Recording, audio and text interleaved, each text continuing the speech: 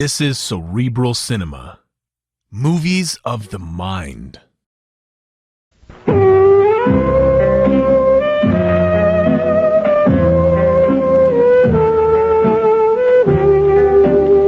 Barrie Craig speaking. I suppose the classic position in which confidential investigators are generally supposed to be found is lurking in a doorway. I was in such a position this particular evening, but I wasn't enjoying it. For one thing, the doorway was drafty. For another, it was raining outside. And for a third, if that's necessary, I hadn't liked the assignment in the first place. All I had to do was wait in the doorway until a man named Sam Jenkins made an appearance. Then go home. The next morning, I'd type up a report to the effect that Sam Jenkins was seen leaving 1012 East 43rd Street at 11:01 p.m. the previous night, and mail it to his business associates. Generally, there's a check in the return mail, all of which is fine, but not especially exciting. Except that sometimes it gets exciting anyway. Am I blocking your view, mister? That would depend on what I was looking at. Let's say the house across the street. It's a large house. I'm a large man. I've noticed that. Well, then why not take a walk down the street? I like it here. Look, mister, why don't you go find yourself a keyhole to peep through and save yourself some trouble? Maybe I like trouble. You figuring on making some for me? Okay. I think I'm going to enjoy this. Enjoy what? Slugs in your stomach? The gun's loaded. I've got a license for it, and I'd be delighted to explain the whole thing to the police. It's your move. You feel pretty brave standing there behind a gun, don't you? Not especially. I just happen to be working, and I don't like interruptions. I'll get in touch with you some other time, wise guy. Please do. Goodbye. The large gentleman moved down the street, turned the corner, and that was the end of it, for the time being. It was a pretty obvious effort to make me stop watching the house opposite, and Jenkins exit therefrom. It hadn't worked, though. At least at the time, I thought it had. By the time a couple of hours had rolled by, I wasn't so sure. The rain had stopped, and the night was getting old. Jenkins was still in the house opposite. He wasn't supposed to know I was following him and reporting to his associates. Up until the time I made my move across the street, I was pretty sure he hadn't known. That didn't explain why he was still in the house. I decided he might just as well find out about me.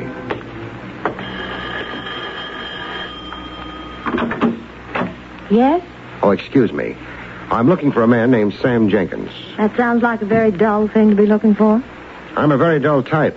Still, in my own dull way, I'd like to speak to Mr. Jenkins. Oh, don't misunderstand me. I've no objection to your speaking to Mr. Jenkins. You're making it a little difficult for me to get at him without running over you. That sounds as if you thought he was in my house. He is. You must have a very good reason for thinking so. I have. The best of all possible reasons.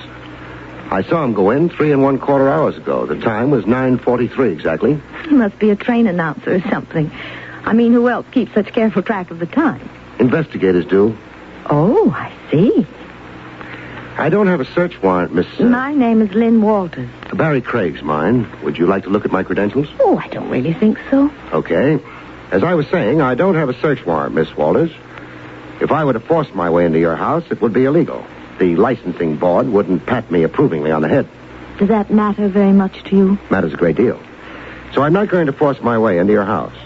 I'm going to figure that you're as bright as you look. I thank you, Mr. Craig. And that therefore you're going to ask me in. Well, at least it's different. What is? Your approach. But it's terribly late. I'm alone in the house. My offer to show you my credentials still holds. I guess you can come in. Thanks. Now, are you going to ransack the house thoroughly, searching in every nook and cranny for, Sam Jenkins, I think you said? I said Sam Jenkins. And, of course, I'm not going to search the house. What? That little routine at the front door could have given half a dozen Sam Jenkinses time to get out through the back door. But I thought you said there was only one Sam Jenkins. All right. Then he could have left 6 times. Mr. Craig, you're losing your temper. You could say that. Also, it happens to be true. Sure, I'm losing my temper. Partially because you're a fool. I am? I can testify on oath that Sam Jenkins entered this house tonight. The fact that I didn't see him leave isn't of any great importance. I would have preferred to include it in my report to my employer, however. That's the only reason I rang your doorbell. You stalled me and gave Jenkins a chance to get out the back way. I don't mind particularly. Then why did you lose your temper? Because I'm a sucker for pretty women. I like to think that their lives are as clean and as clear as their skin and eyes and hair. A very pretty speech, Mr. Craig. Yeah. And the funny part of it is I mean it. Good night, Miss Walters. Wait. I never thought very highly of men in your particular profession, Mr. Craig. That's okay. Neither have I. But I suppose it can be an honest and decent job. I try to make it so. Suppose Sam Jenkins were here, and you reported him. Would that be very bad? For whom? For Sam? According to the story furnished me with my fee when I accepted the job, Sam Jenkins' partners suspected that he was releasing confidential information about the firm's operations, releasing them to people who would then be able to compete unfairly with the firm to which Jenkins belonged. According to further information given me, you were one of those people. Jenkins' associates wanted to be sure, however, that he was in contact with you before proceeding to take whatever steps they would then deem necessary. They can be sure now. Suppose I told you that it wasn't quite that simple, Mr. Craig. I'm afraid I wouldn't believe you. Because you think I'm a liar? Because I always believe a client until I'm forced to think otherwise. I can force you to think otherwise, Mr. Craig, by telling you what's really behind all this. That's up to you. I'm not asking. I understand. Mr. Craig, Sam's partners are two men named Griffiths and Swenson. Sam owns half the firm. They own the other half. They've been trying for years now to force Sam to sell his half of the partnership and leave the business. They haven't been successful. Maybe that's so. But what difference does it make as far as my report goes? The reason they want that report is because Sam Jenkins is married. His wife is a very jealous woman. If you turn that report into them, they'll take it to his wife, or perhaps they'll threaten to unless Sam sells out. I don't handle divorce cases. Well, Griffiths and Swenson must have known that. That's why they told you the story they did. You can prove this? It's true, but how can a thing like that be proved? Good night, Miss Walters. You're going to send the report in? So far tonight, 2 people have tried to stop me from reporting on Jenkins. Yourself and... Myself and who? He didn't give his name, but he was a large man. Maybe 6'2", broad-shouldered, dark-skinned, light eyes, gray maybe, or blue. He wore... Miss Walters. She fainted. It was a genuine faint. She hit the floor solidly. I tried to get her out of it by shaking her a bit, but it didn't work. A little first aid would be necessary. I'd need water. It was a fairly large house. I had a little trouble finding the kitchen. Finally, I found it. I found something else, too, though. Sam Jenkins. But a Sam Jenkins who wouldn't walk through any more doorways because he'd walked through the last one into death.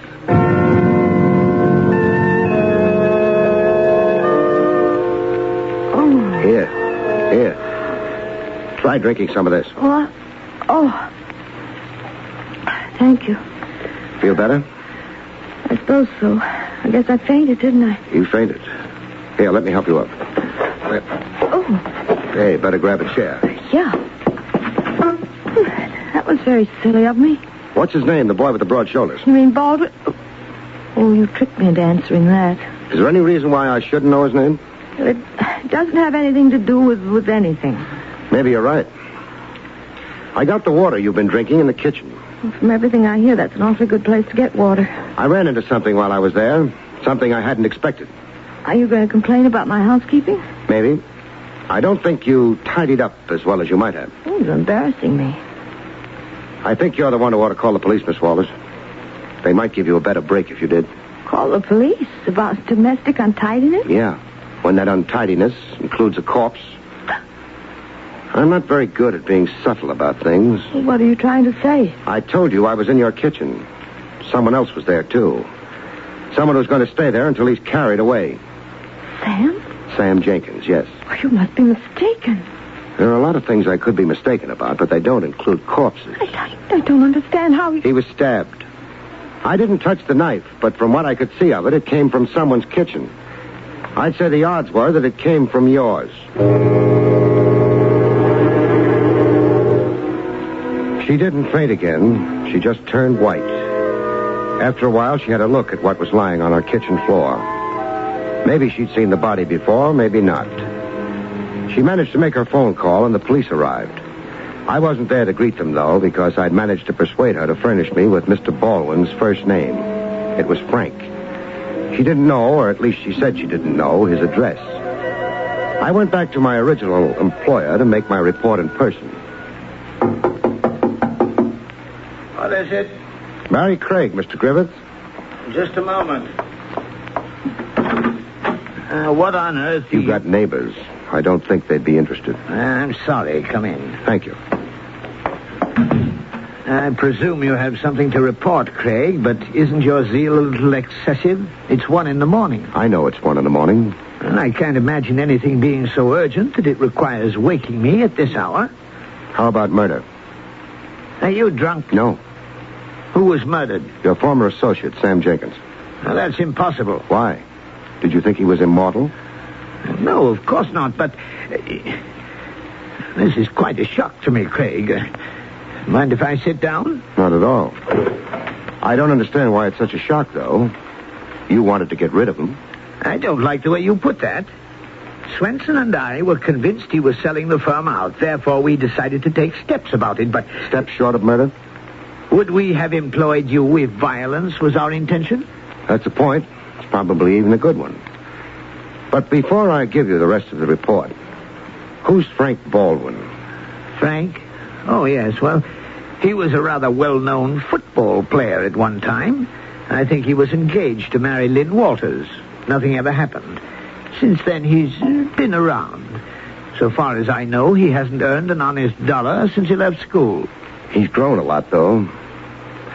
Sam Jenkins was found dead in the kitchen of Lynn Walters' home. Lynn Walters' home?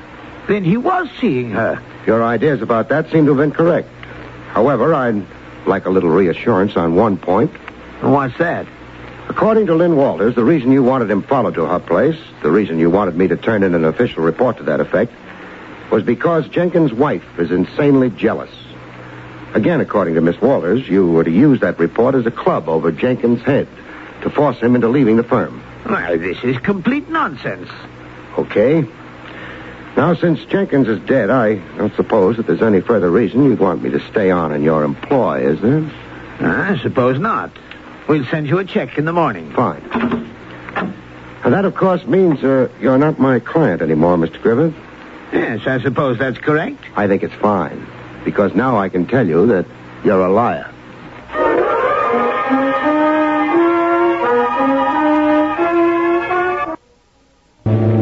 I didn't slam the door behind me, but I left. I didn't report to Swenson either. Griffith would take care of that. I went looking for a man named Frank Baldwin, who hadn't earned an honest dollar for years. A man who at one time had been engaged to Lynn Walters and might still be in love with her. A man who had known that the front door of her house was being watched, and who might have checked on the back door, the one that led to the kitchen. Hello, Baldwin. Oh. Number 6 ball in the side pocket. Hey, that was a nice shot. Thanks. Also proves you've got nerves of steel. Look, run away. You annoy me. I'm just beginning to annoy you, Baldwin. Don't you want to know how I found out your name? I'm not interested. You should be. When old girlfriends start talking about a man... What old girlfriend? Lynn Walters. She told you my name? Lynn wouldn't have done that. Maybe not, under ordinary circumstances. But a girl who suddenly discovers herself to be supplied with a corpse in the kitchen is likely to lose her head. What are you trying to give me? A bad time. How am I doing? You still got that gun? I've got it, but it's in my pocket now. I'm not working, you might say. Let's go for a walk, huh? Sure. Oh, leave your cue stick here, though. I'm terribly absent-minded. Come on. Kind of late, isn't it? Depends on the hours you keep. Listen, I gotta know. You said something about a corpse in Lynn's kitchen. Who was it? Who do you think? I'm not thinking, I'm asking. Okay, don't get excited. It's no secret by this time. Sam Jenkins. You sure of that? I saw him. There's something wrong. Because there was a corpse, you mean? Or because it was the wrong corpse? I don't think we're going to carry this conversation on any further. I gotta go pay a couple of visits. Okay. But, before you do, Baldwin... Yeah? Have you got any reason to worry about a parked car down the block a bit? A parked car? Why should I worry about it? I don't know, but the motor is idling. The lights are off. Could be waiting for somebody. Maybe you, maybe me. You're just wasting time. My time. So long. So long. Baldwin! Baldwin!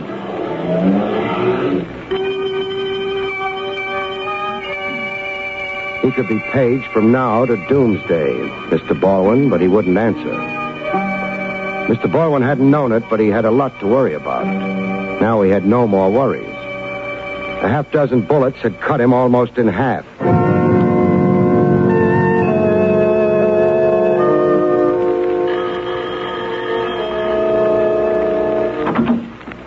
Oh, Mr. Craig. Mr. Craig, mind if I come in? I guess not. After tonight, I very much doubt I'll ever mind anything again. We'll get over it. That is, if you haven't been going around killing people. I didn't kill Sam. Wait, you said people. Does that mean... Yes. It means someone else has been killed, too. I hope it comes as a surprise to you. Well, of course it does. I don't even know who... Who was it? Judging from all indications, Sam Jenkins was a boyfriend of yours. He was a friend. All right, we'll accept that version for the time being. You had another friend at one time. Frank Baldwin? Yes. This doesn't seem to be a very good season for friends of yours. You mean it was Frank who died? Let's not be delicate. I mean it was Frank who was murdered. I suppose I should react more strongly to that. I can't. I'm completely numb. If that's the truth, I think you ought to hire yourself a detective. You're going to need one. Why? Sam Jenkins was killed in your house at a time when you could have been alone with him. Frank Baldwin could have been killed by anyone. Perhaps it's only a coincidence that he died on the same night that Sam Jenkins did. The district attorney is likely to start brooding about that and decide it isn't a coincidence at all. And I can't pretend I don't understand what you're saying. I can't pretend that I care very much either. Were you in love with Jenkins? I've already told you he was a friend, a good friend, but nothing more. In that case, tomorrow morning we'll find you feeling a lot different. Hire me for tomorrow morning, huh? Well, all right. But why are you so insistent? You need the work? No, but I've been used in this thing. I don't like being used. I need the standing that having you as my client would give me. Let's say the fee will be $1 per day, no expenses. That's very cheap. I don't think it's going to take very long. Now tell me that you didn't kill Jenkins and Baldwin again, please. I didn't kill Sam Jenkins. I didn't kill Frank Baldwin. Thanks. You know what the funny part of it is? What? 99 people out of 100 would be sure that you're lying. I think you're telling the truth. I left. I had a couple of calls to make. I didn't think either of them would take very long. At the salary I was working for, I couldn't afford to let them.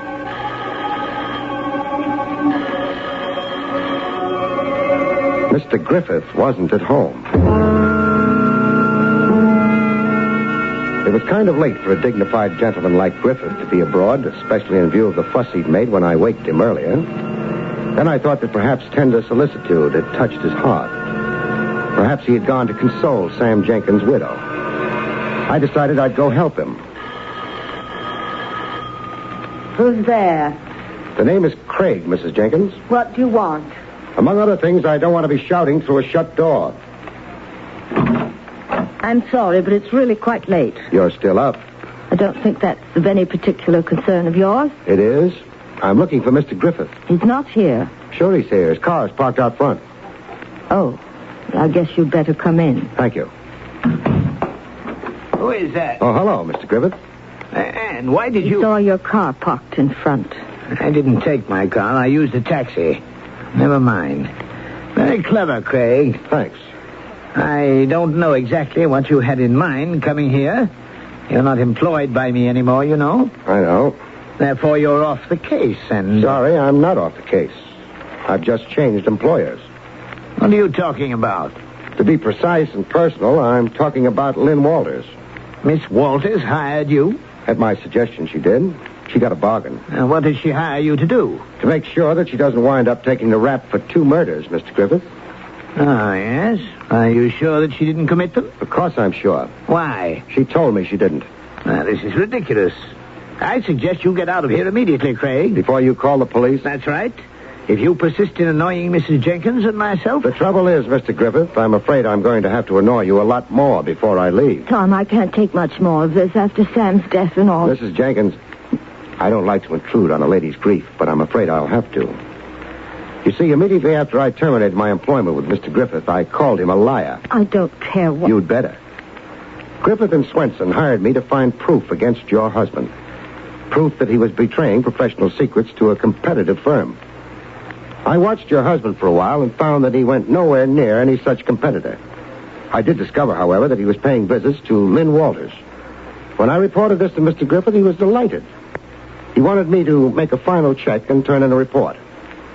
Lynn Walters is not a business firm. Very well, so she isn't. I fail to see why you have to tell us all this. I didn't discover until I was already on the case that this was a matter of domestic relations and possibly divorce. So far as Lynn Walters knew, she thought that my report would be used to blackmail Sam Jenkins into quitting the firm and giving up his interest in it. But since I find Mr. Griffith here, it becomes obvious that that report was to be used in divorce proceedings. Presumably, the idea was to get rid of Jenkins, not only from the firm, but from your life as well. Tom, you do something about this man. Now, look here, Craig. Even if what you say should be true... Thanks for telling me that it is. We come to something else. While I was watching outside Lynn Walters' house, a man named Frank Baldwin came along and made an effort to get me to leave. I didn't budge. Frank Baldwin himself left. Well, that's of no You interest. keep saying that. Why? Because all this is important? I fail to see what can be important about it. Just this. His effort to make me move was intentionally weak. He didn't intend to succeed. Furthermore, he knew who I was, which meant that he had been hired to annoy me, but not to move me from my position.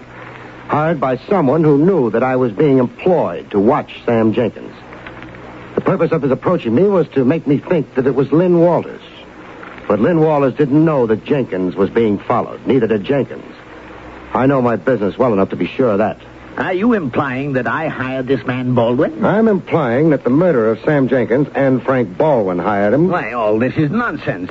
If Baldwin had been hired by the murderer of Sam Jenkins, why did that murderer kill Baldwin, too? For a simple reason, safety. Whoever did the murders was someone who wanted to be very sure of things. Someone who didn't trust legal processes and divorce courts. Someone who didn't trust the hired allegiance of a thug like Baldwin. I thought you were an honest fool, Craig. I'm beginning to think now that you're not a fool, and perhaps not honest. That's why you're waving that gun at me? Yes, I just want to be sure. The murderer wanted to be sure, too. But how sure is she? How sure can she ever be? You mean Lynn Walters did kill Sam? Lynn Walters isn't the only woman in the case. Tom, did you hear what he said? Why, the man's raving. When Baldwin was gunned down, I was within 100 feet of him. He didn't die immediately. Before he did, he had a chance to tell me who had hired him to serve as a red herring. Who had hired him to keep me pinned out in front of the house while she was killing her husband and back. No man could have lived to tell you that with half a dozen bullets in him. How did you know how many bullets he had in him, Mrs. Jenkins, unless you'd shot him yourself? Mr. Griffith, I suggest that you have just captured a dangerous murderer. Keep that revolver on her until the police get here, and, my congratulations. I wasn't particularly happy about the case. I never am when it's a question of murder. No matter how well justice may be served, people have died. Sometimes unnecessarily and always violently. I felt depressed. I wondered if Lynn Walters felt depressed, too. I decided to go visit her and match depressions. Funny thing, as soon as I decided to do that, I began to feel a lot less depressed.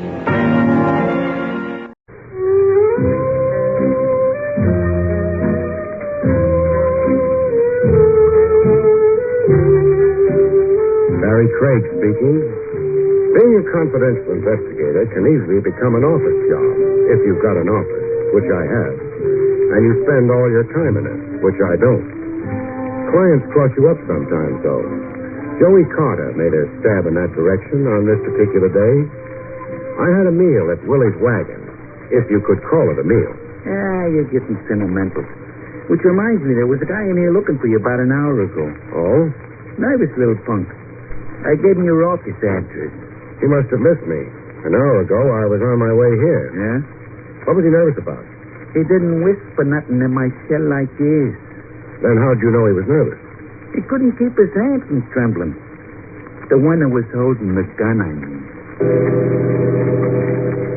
Willie had nothing more to offer except the coffee I'd already turned down, so I got out. After Willie explained that my prospective client hadn't exactly been waving his gun around. He'd just been clutching it in his side pocket.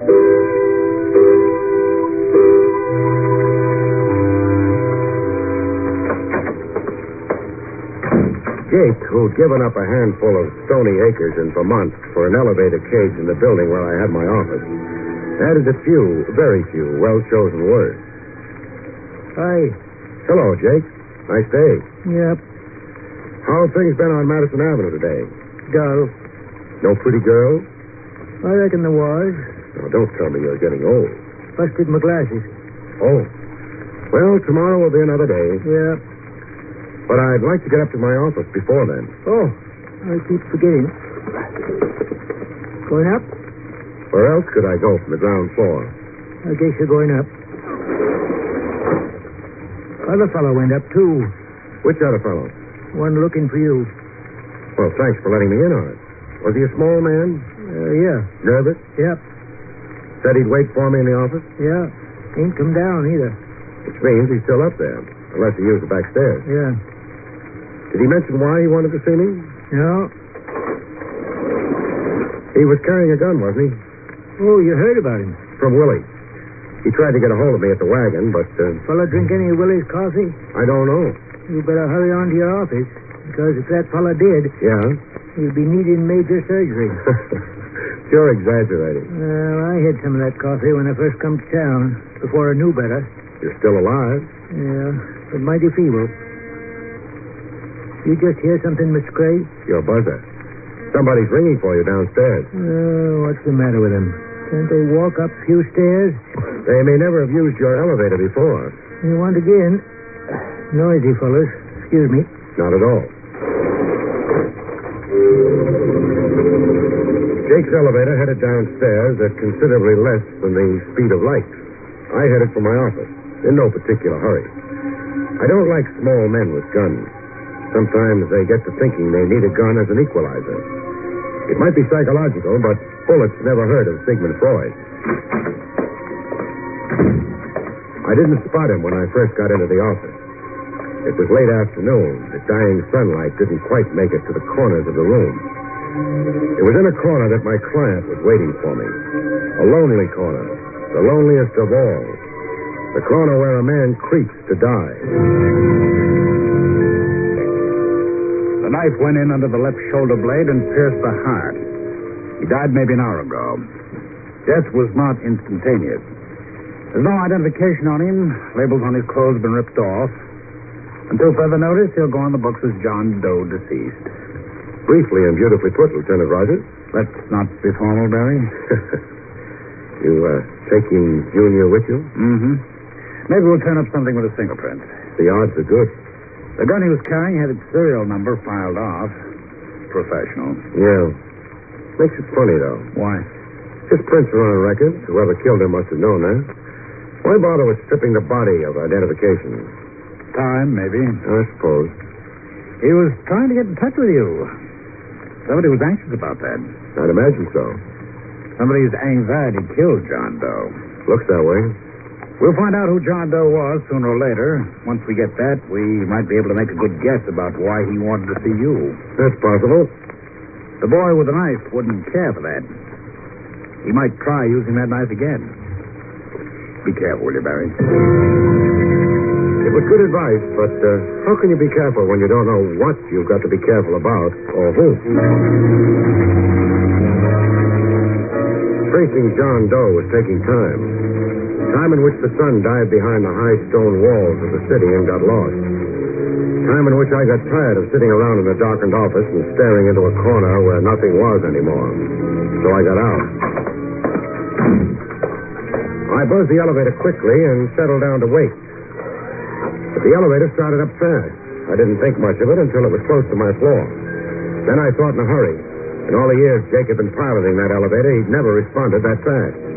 I moved back, pulling at the gun in my pocket.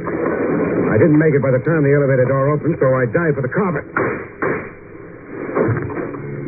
I made a mental note to speak to the management. That carpet hadn't been swept in months.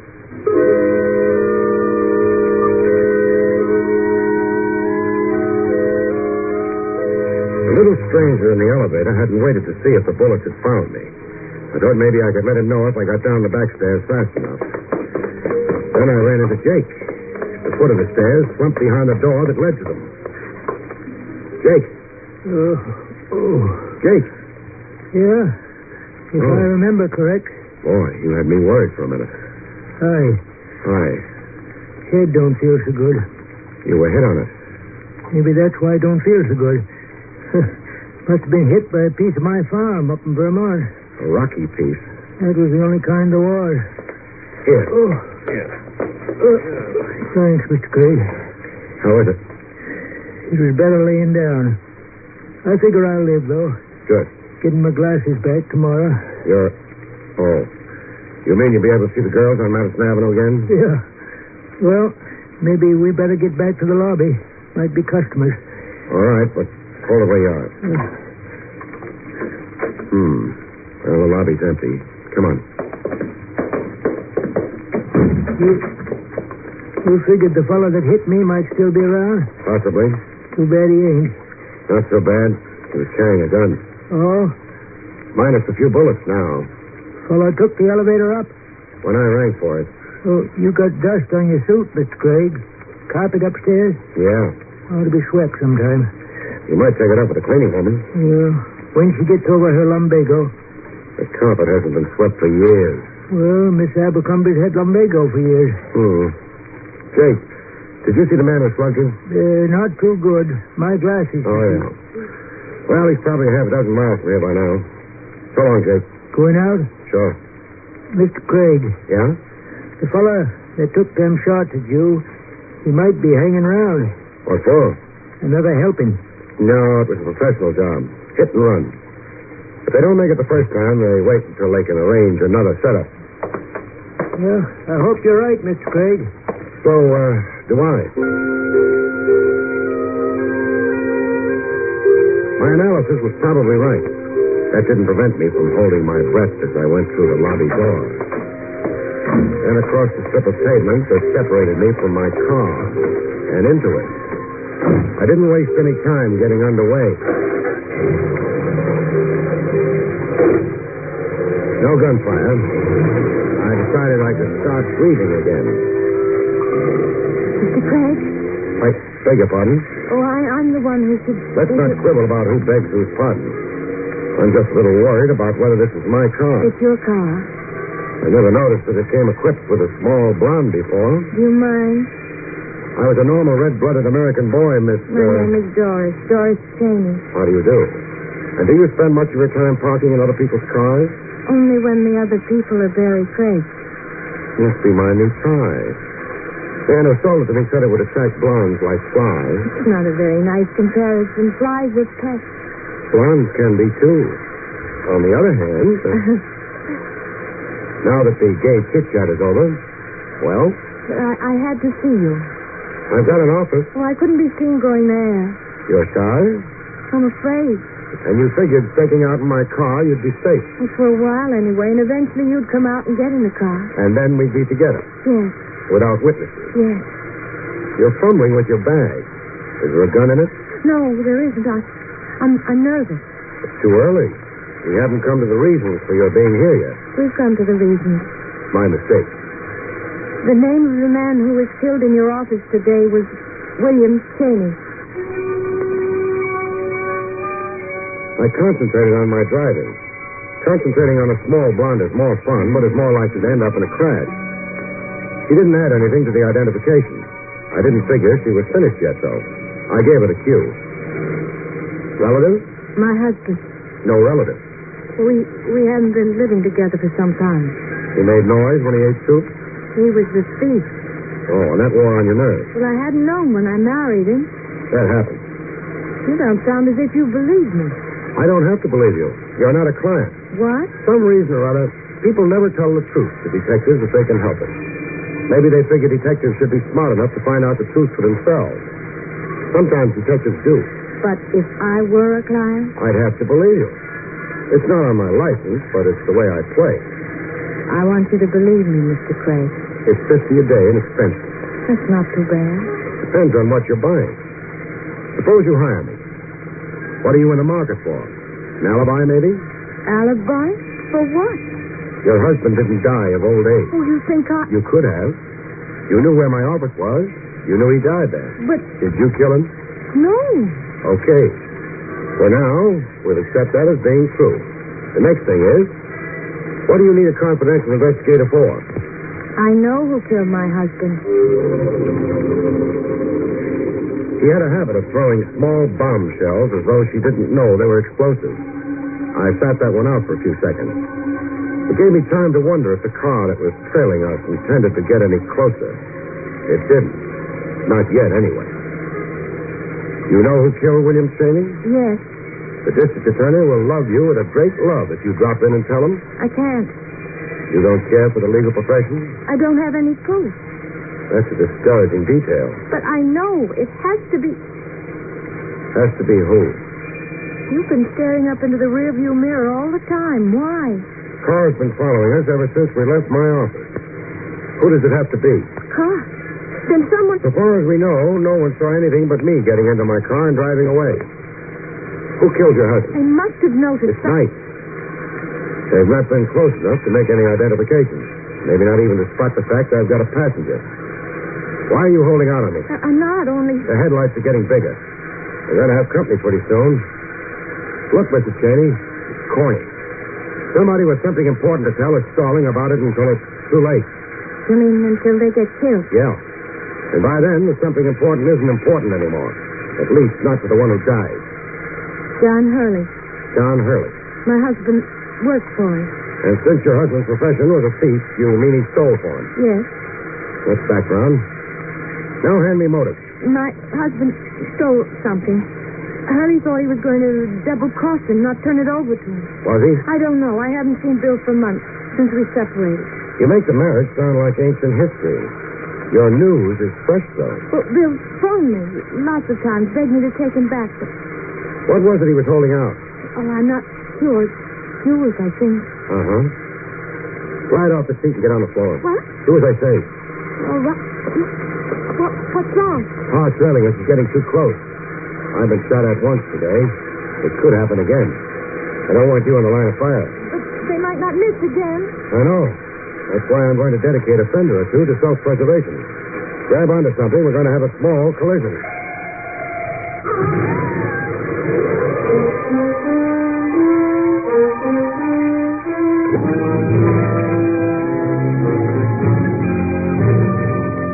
Well, what happened immediately after I'd cut my car in front of the one coming up behind, you'll have to consult somebody else. Obviously, both cars spun, slid across the street, and wound up attacking a lamppost. I was among those present, sure, but I wasn't sitting up and taking notice. I was lying down and being unconscious. Oh. Barrie. Oh. For a little while, I thought maybe my sins had been overlooked, and I was in a better place. But what would the voice of Lieutenant Rogers be doing in a better place? I guess you're alive. Thanks. Oh, ouch. I could have told you this is no time to brush your hair back. It's my older brother who has two heads. Maybe I'm my older brother. That lump you're fondling isn't another head. Oh. Fred. Yeah? News. You and another car had a collision with each other and the lamppost. That I remember. Partially, anyway. Except the collision was intentional. Oh? I'll explain later. You keep going. Well, a crowd collected immediately, but despite that, or maybe because of that, whoever was in the other car disappeared. Too bad. However, that crowd probably saved my skin. The car was trailing mine, Trav. Outran me. I figured it would probably outgun me, too, so I had an accident. For a man with a thick skull, that was probably the brightest thing to do. Thank you, Lieutenant. I don't feel very much like making sudden movements with my head. That's why I haven't looked around, but, Trav, does there happen to be a small blonde on the premises? I've looked around. Not even a big blonde. Uh-huh. Means the crowd gave her an opportunity to duck out, too. Trav. Yes?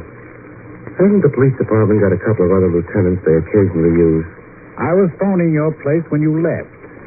I got Jake. Oh. And the news from Vermont was? You'd left. With another car on your trail. So you sent out an alarm? Yep. Thanks. What were you phoning me about? The identity of the corpse in your office? William Cheney? Yes. Hey, wait a minute. How did you know who he was? The small blonde. She must have been a very knowledgeable small blonde. Maybe. She'd also been married to William Cheney. And wanted you to do what? Find his killer. Trev, what's the department got on Cheney? Thief of sundry and movable items, notably jewels. Big job recently? Suspected the Horsham deal. Well, I was on my way to Cheney's house when you interrupted. Would you like to come along? very much. If I can arrange to have my head brought with me.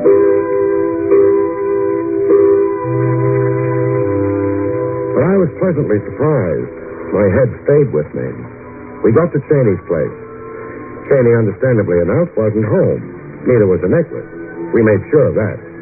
Well, wherever he hid it, it wasn't here. No. Funny thing. You can see his wife left him. Not a dress in the place or a pair of women's shoes, but he's kept her furniture around. Yeah. He wanted her to come back. I guess he didn't disturb anything. No. Her cosmetics all over the place. Perfume stuff. Yeah. Nice perfume. Hey. What? Newspaper. So I see. What was the idea of fishing it out from under all the used face tissues? Front page article was sold at you. 11. Oh. Paper's 3 days old. Horsham story broke 3 days ago. Which means Cheney was on the run for 3 days before they got to him in my office. Maybe he had the necklace on him? Then they'd have lost interest in me. But they didn't. No. Then the necklace is still among the missing. So far as Horsham, who owns it, is concerned, and so far as, who else? So far as John Hurley is concerned, I think. The small blonde gave you Hurley's name? Yeah. It might be a lead. Why not try it? John Hurley's been a bad boy for some time now. The department's got lots of warrants out for him. Trouble's been, nobody's found him to serve them on him. He must be around. Oh, I'm sure he is. Not half as sure as I am. I'm the one he's been spraying bullets at. We can always issue another warrant. I don't doubt it. The only thing is, I'd like to be around when it happened. Around and alive. That, for the time being, was that. Trav returned to wherever lieutenants of police return in the middle of the night, and I got some work done. Not finding Hurley. No private detective can come even close to the police when it comes to tracing people. The thing is, I didn't waste time looking for Hurley. I concentrated on a small blonde.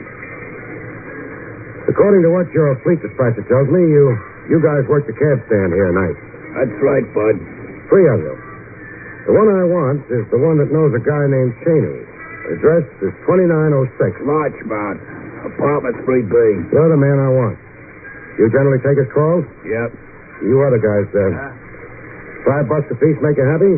Sure, okay. Okay. Now, this Cheney was married, wasn't he? You digging up stuff for a divorce? No. Matter of fact, you won't be called upon to testify to anything. You know what his wife looks like? Yeah. Blonde. Small. Fine. Now, maybe she did this during the daytime. If she did, I'm stuck.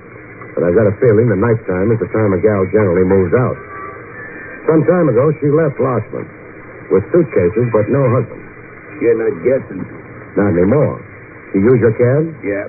Where'd you take her? The other guys rated 5 apiece. You rate 25.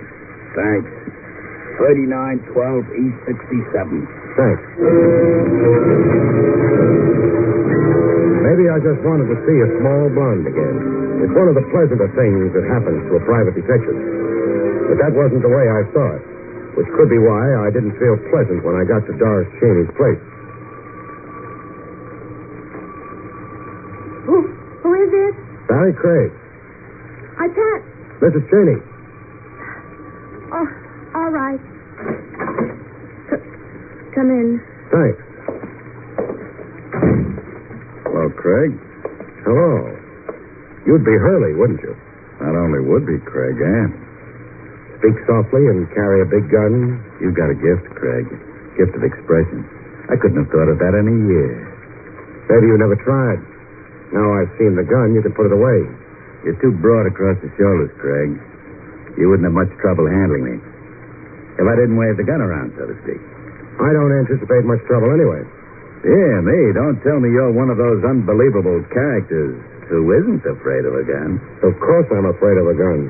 Well, then, I can't see any reason for you to use it on me, that's all. let's hope so, however skeptical we are. Hope I didn't damage your car too badly. Doesn't matter. Wasn't mine to start with. Doris, You were unconscious, Barry. I saw Hurley get out of his car. I ran. I had to. sure. How long's Hurley been here? Just a couple of minutes. In that case, he hasn't found the necklace yet, has he? Craig, now I'm really surprised. Fancy your admitting that. Or was it a slip of the tongue? Pretty obvious, isn't it? Maybe. But it takes a rare man to recognize the obvious. Now, congratulations, Craig. Now, if you don't mind, Doris, my dear. I don't have the necklace. Now, you see, Craig? She won't admit the obvious. Maybe she's frightened. Hurley, if she turns the necklace over to you, what then? You mean when I've been asked to kill people? Why should I? Police are after me anyway. All right. The necklace is in her bag. Barry. Bag? Oh, here it is. She kept plucking at it when she came to consult me. I thought there might be a gun in it, but... Not a gun at all. The necklace. Yeah. Well, Craig, you were quite right. There's no need for me to bother you at all. Oh. Please drop your gun, Mr. Hurley. I'm terribly nervous. I might... I dropped it. Comes of having eyes for only the mercenary. When I should have kept them on you. Please, Barry, call the police. Yeah. No question about Hurley's being the man who trailed us in that car. The man responsible for the jewel robbery. The phone? Oh, yeah. Not to mention murdering my husband. Let's not mention it. What? Because he didn't. Sorry. Telephone wires do get tangled around people's arms, don't they? I'll take the gun. Neatly done. Sorry, I can't stay to admire. You're staying. We're all staying till the police come. And then a thief will go to jail and a murderess to her punishment.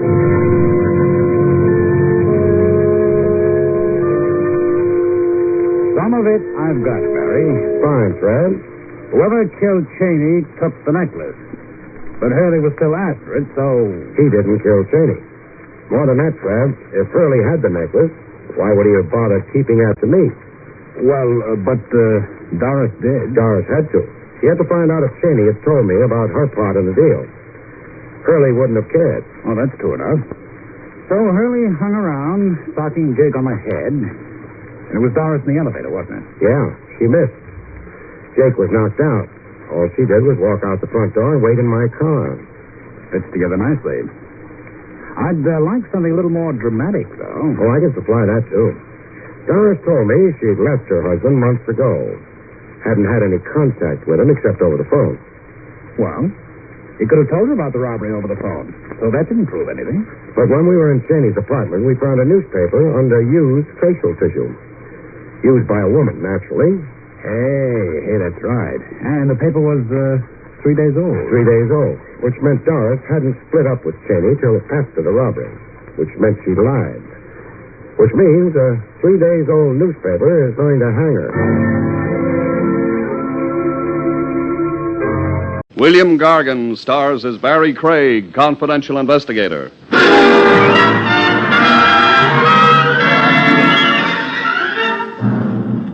What's in a name, a poet once said, and he was so right.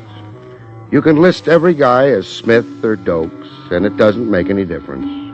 The stiff down below positively doesn't care what the tombstone reads.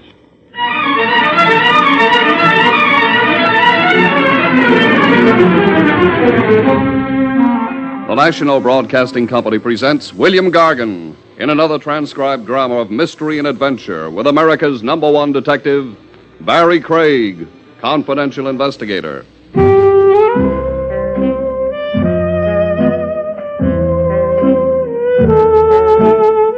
Barrie Craig speaking. A case sometimes comes at you all the way from left field. It's out of the ordinary, and the familiar ingredients, familiar to a confidential cop, seem to be missing. At first glance, that is. Said familiar ingredients, of course, being theft, homicide, and blackmail. The nice, homey, everyday stuff of crime that keeps a cop in love with his work. In this case, even the kickoff was unfamiliar. The chap setting up the deal for me was a mind doctor, a skinny guy with horn-rimmed glasses and a high forehead, who looked like he got all his nourishment from pills. This is an unusual thing for me, Mr. Craig, to consult with a detective. This is an unusual joint for me to be in, so we're even. Now, this patient that I will discuss with you, I've worked with him for months with encouraging results. I'll start off with his name. His name is, temporarily, Clark Smith. Temporarily? A symptom of his ailment is an amnesia. He resists his own true identity. Doesn't want to remember who he is, huh? Yes, in a manner of speaking. That's bad. Well, why do you say that? From a cop's point of view, disregarding the medicine, a guy only tries to lose his identity for a pretty grim reason. Some crime he doesn't want to answer to. Oh, there is such a possibility, yes. Still think you want to make a police case out of this Clark Smith? Well, there is the risk you suggest. I have thought of that. Restore this man to his own identity, but with an unhappy result. He faces the consequences of a crime. Capture, trial, and sentence. But if this risk is not taken, it's equally critical for Clark Smith.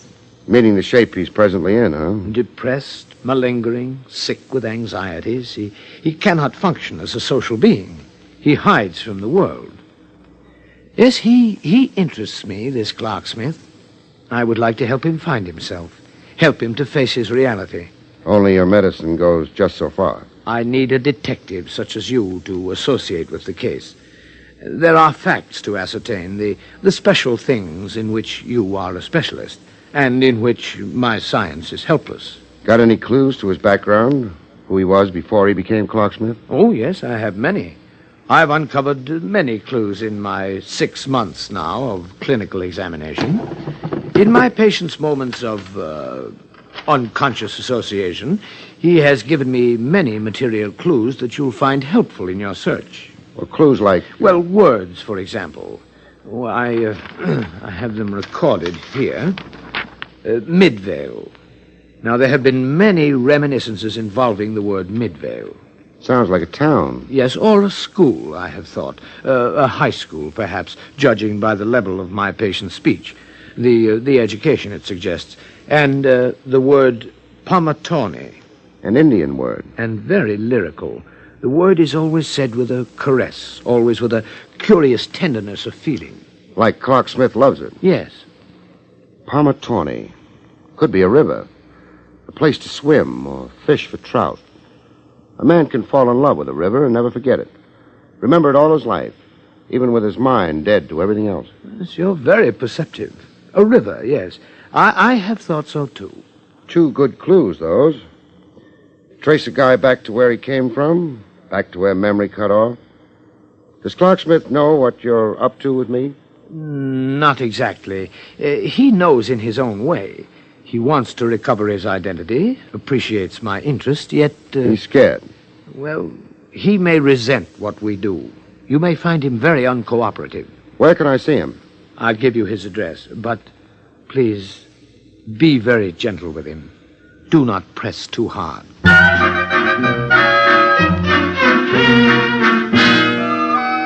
I found Clark Smith at home. Home was a beach shack out on Long Island.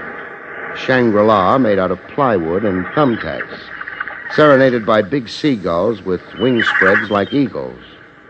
Smith looked the part of a beachcomber. He wore faded blue jeans slit at the sides, and a fish knife in his belt with a mean-looking blade.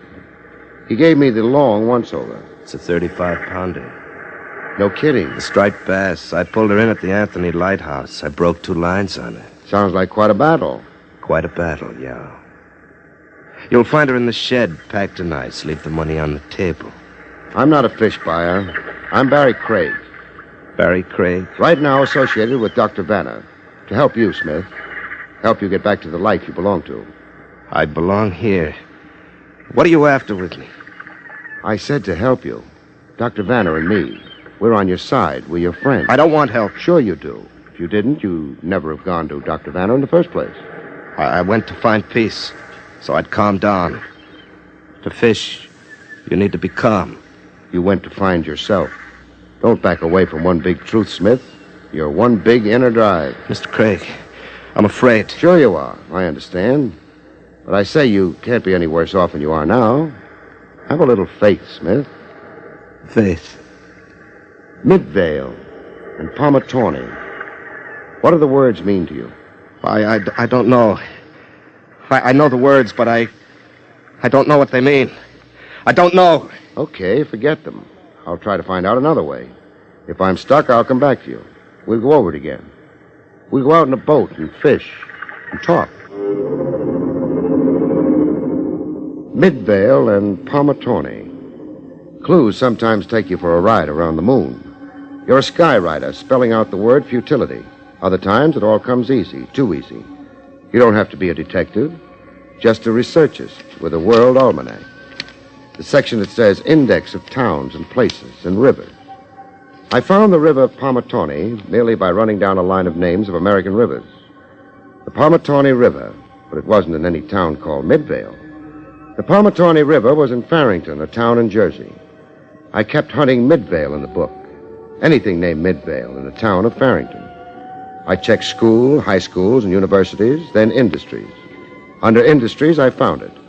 The Midvale Bottling Works, located in Farrington. I had reason to hop a train to Jersey. One Horse Farrington had a sheriff. It also had a barber, both rolled into one. The sheriff and the barber were one and the same guy. Came a shortage of lawbreakers, at least there was always hair to cut. I phoned you in advance of coming, Sheriff. You know why I'm here. Yes, I know. But just a minute, till I get out of this coat. Can't sheriff in a barber's coat. Why not? Just not right, that's all. Now can we get down to it? Not yet. Can't sheriff without my badge. Here it is. Now, about this missing feller. I took this snapshot. I sneaked the picture. The guy's sensitive to attention, so don't expect too much. Well, ever seen him before? Yeah, picture's kind of blurry. My $2 camera, I'm sorry. No, can't say I ever seen this one. For what there's to see. But you don't need to be showing me pictures. Only one man's disappeared from Farrington in the years I've been barber. How about in the years you've been sheriff? Same answer. Lloyd Beamer. He's the only one who's disappeared and ain't never turned up. It's 7 years now. Maybe 8, coming right down to it. Fill me in on Lloyd Beamer. Oh, ain't much filling I can do. Just that Beamer ran the Midvale Bottling Works. That's right on the county line. Owned it, Beamer did, till he went. Went where? Can't say. Nobody can say. Bit flighty, that Lloyd Beamer. His head was always in books. Lived in the town, but you wouldn't know it. Kept to himself. Even on election day, never showed up to vote. Imagine. Who runs the bottling works now? Mrs. Beamer. That's Lloyd's wife, Polly. She's there now, minding things. If you'll be wanting to talk to her... I'll be wanting to.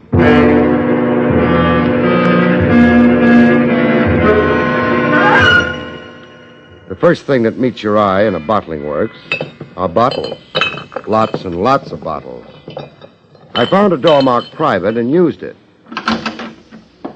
On the inside of the door was somebody who looked like privacy was wasted on her. Too many good looks to keep them all to herself. A face you'd expect to find in Tahiti, never in a bottling works. Yes? Am I intruding? You've already intruded.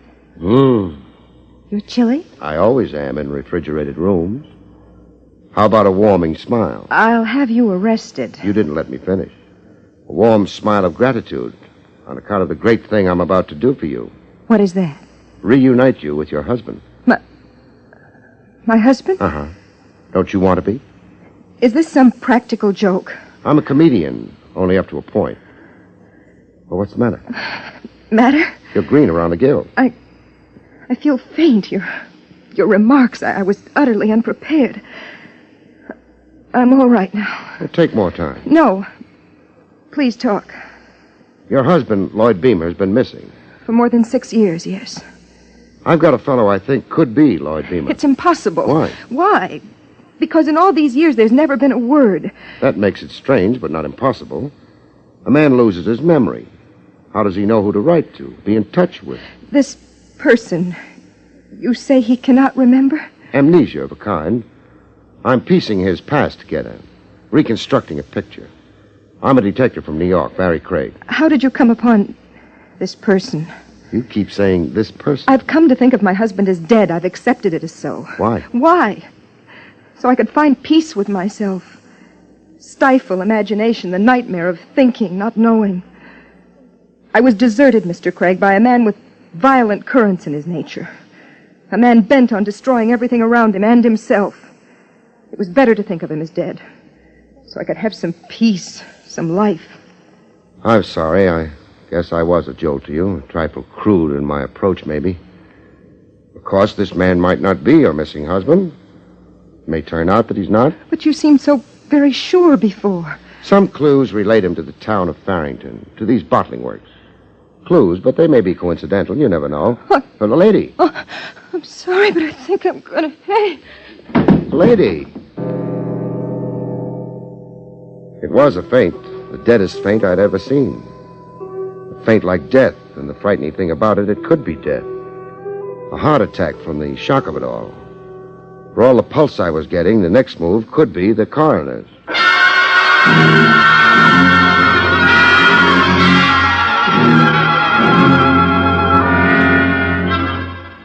You know that someone apparently dead isn't when she flutters her eyes at you. A corpse generally can't. Polly Beamer fluttered her eyes at me. I was close enough to admire their color. Oh, what happened? You passed out, a dead faint, and no pulse like your heart had stopped pumping blood. I'm sorry if I unnerved you. I've got a few gray hairs as a memento. I hate to say hello to a girl and have her promptly drop dead. The news you brought me, it was so overwhelming. Apart from the news itself, what else gave you conniptions? What else? The prospect of a return of Lloyd Beamer, your missing husband. I don't think you fancy the idea as a woman. No, I don't. We were never so much of a couple. Besides, I've built a whole new life for myself since... A new life meaning a new guy? New interests, a new independence and outlook. You're glossing over the new guy? There are men in my life, of course. Men or a man? I'm young. I have a right. No question of it. All right, then, the way it stacks, if my party is the missing Lloyd Beamer, reassuming his proper station can create complications. Complications? He isn't wanted. No welcome home. Rough on a guy, kind of. A return to identity at long last, only to find himself on the scrap heap. I don't think this person you talk about is my husband. You mean you hope he isn't. But we'll soon know. I've got a couple of more questions. Yes? Assuming my party is Lloyd Beamer, I've given you an idea of the condition he's in. Loss of memory, you said. Yes, an acute case. He's been under medical care. Now I ask you, why would Lloyd Beamer suffer a loss of memory? I don't understand the question. The medic handling Beamer hinted that this patient maybe helped induce his own condition. Blanked out so as not to remember something too painful. Blanked out to escape being Lloyd Beamer, if you get me. Yes, I do understand you. Again, assuming this is your husband. So what was he running from? What was he running from? Trouble, a crime maybe, something he was guilty of, and the fear of discovery? There was nothing like that in my husband's affairs. Okay for that. I'm glad to hear it. Then the escape was for, let's say, strictly personal reasons. Personal problems of non-criminal character. Lloyd was an eccentric, secretive. He never could quite fit into the group. He found this business, intolerable. He found marriage too commonplace. I see. Call him a pathological personality. One last question. Yes? Whoever listens in on talk in your office, does he do it with your approval or on his own? Well, what do you mean? I'm looking straight ahead. Into that mirror on your wall. There where the safe is. Twice so far I've seen a face in the mirror. A face not my own.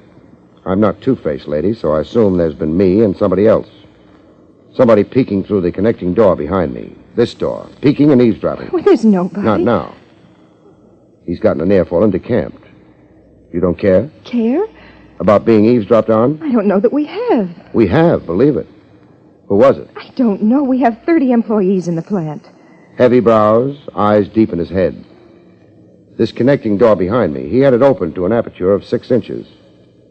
Where does the door lead to? Well? It leads to the office of the plant manager. Namely? Howie. Roy Howie. I'll go introduce myself. Oh, by the way, pictures. Got any around of your missing husband? Why, yes, at home somewhere, packed away. I'd appreciate one, a good one, to take back to New York with me. No, I won't give you any pictures. Why not? I'll do nothing to facilitate the return of this person you say may be Lloyd Beamer. The man's sick. I'm asking you to help restore a man's memory. I'll do nothing to facilitate that either. Pretty shoddy attitude. I don't care. I feel selfishly about this. We were through. I've let freedom grow around me, freedom from the nightmare of Lloyd Beamer. Why can't you let me alone? Why did you have to come here at all? Roy Howie. Do I need a pass to get in to see him? The plant manager, Howie, had the perfect explanation. Yes, I did over here. The fact is, I had some memoranda for Polly's signature. These forms. But I found her engaged with you. You stood glued to that crack in the door. Thinking that she'd be finished with you momentarily. I don't mind confessing that I was fascinated by what I heard, became absorbed in it. Why? Other people's business? A morsel of gossip? This is Farrington Township, Mr. Craig. Very little happens in Farrington. We're hungry here for something eventful. The sensational attracts us like moths to the flame. We're all of us talented eavesdroppers and busybodies.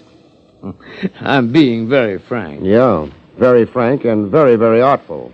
I've read about New York private eyes, the unusual breed you are, your obsession with motives. Suspect everybody. Isn't that your daily religion? You talk a glib line for a Jerkwater Town bottling plant manager. Snarl, curse, and break heads. That, too, is the classic cliché of the New York private eye. Well, why aren't you breaking my head, Mr. Craig? An important thing to know about one-horse towns is how to get out alive. I'd called a local taxi to take me to the railroad depot, a mile run on a big ditch they called a road. Oh, the bumps I took, my insides were in a heap. At a bend in the road where spruce trees lining it made a perfect ambush, somebody tried to drop the rest of me in a heap. Oh. I got it in the right hand, check writing hand. The local hack driver kept going, like he hadn't heard a thing. I got first aid at a shack that had a decalcomania emblem of mercy pasted on a window. The guy cauterizing my wound was a familiar face. I'd seen him before. He was the barber. Or did I mean the sheriff? Regular doc's 14 miles over the hill. Oh, yeah. Switch to your painless method, why don't you? Ain't much of a nick in that hand of yours. I'm treating it right. Short of amputation. Yeah, I'll bandage it up now, and you're as good as new. What do I owe you? 50 cents. Same as for a haircut. A bargain. Who shot me? Can't say. I ain't investigated it yet. But you've got a pretty good idea. All right, I'll tell you. That Roy Howie's been shining up to Polly Beamer. Takes her on corn-husking parties and quilting bees. He's wild for her and infernally jealous, that fella. I wasn't making a play for Polly. You come in here with news about Lloyd Beamer. Now with Polly asking the judge to free her from a man who's been away so long, Roy Howie wasn't taking kindly to that. Howie figures he's going to marry her, huh? When her divorce, or annulment, as it comes through? Howie's figuring that. That bottling works is the biggest thing in Farrington. It's a good marriage Howie's after.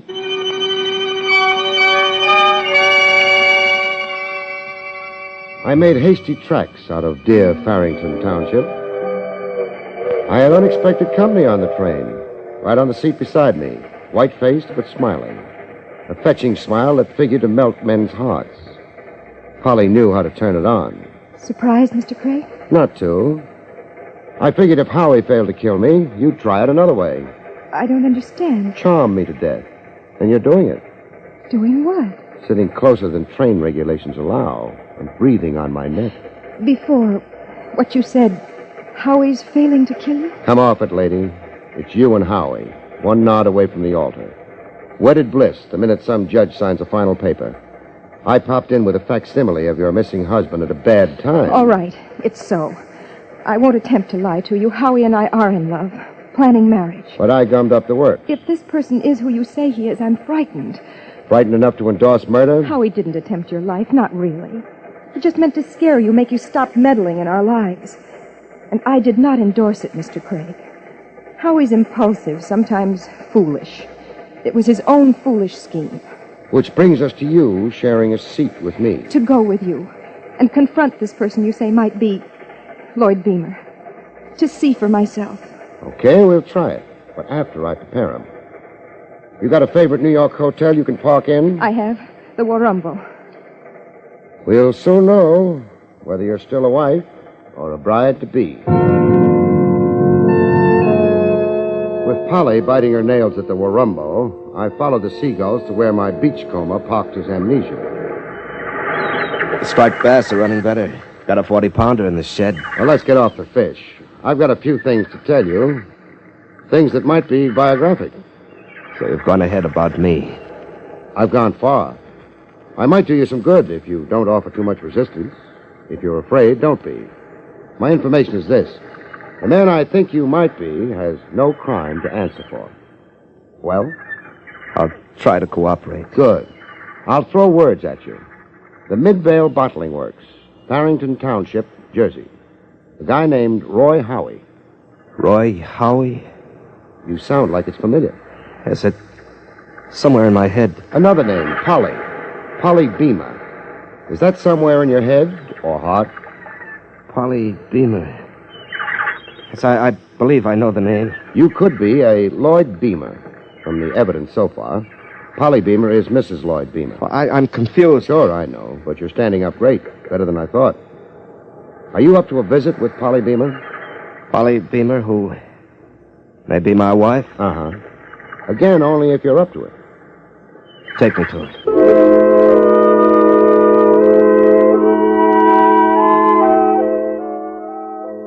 I brought Smith to the Warumbo Hotel. Polly made an odd request of me. May I talk to this person alone? If you're going to insist. Please, Mr. Craig. I don't relish being emotional in front of third parties. Meaning me. Okay. I'll wait in the hall. Call me when you're ready.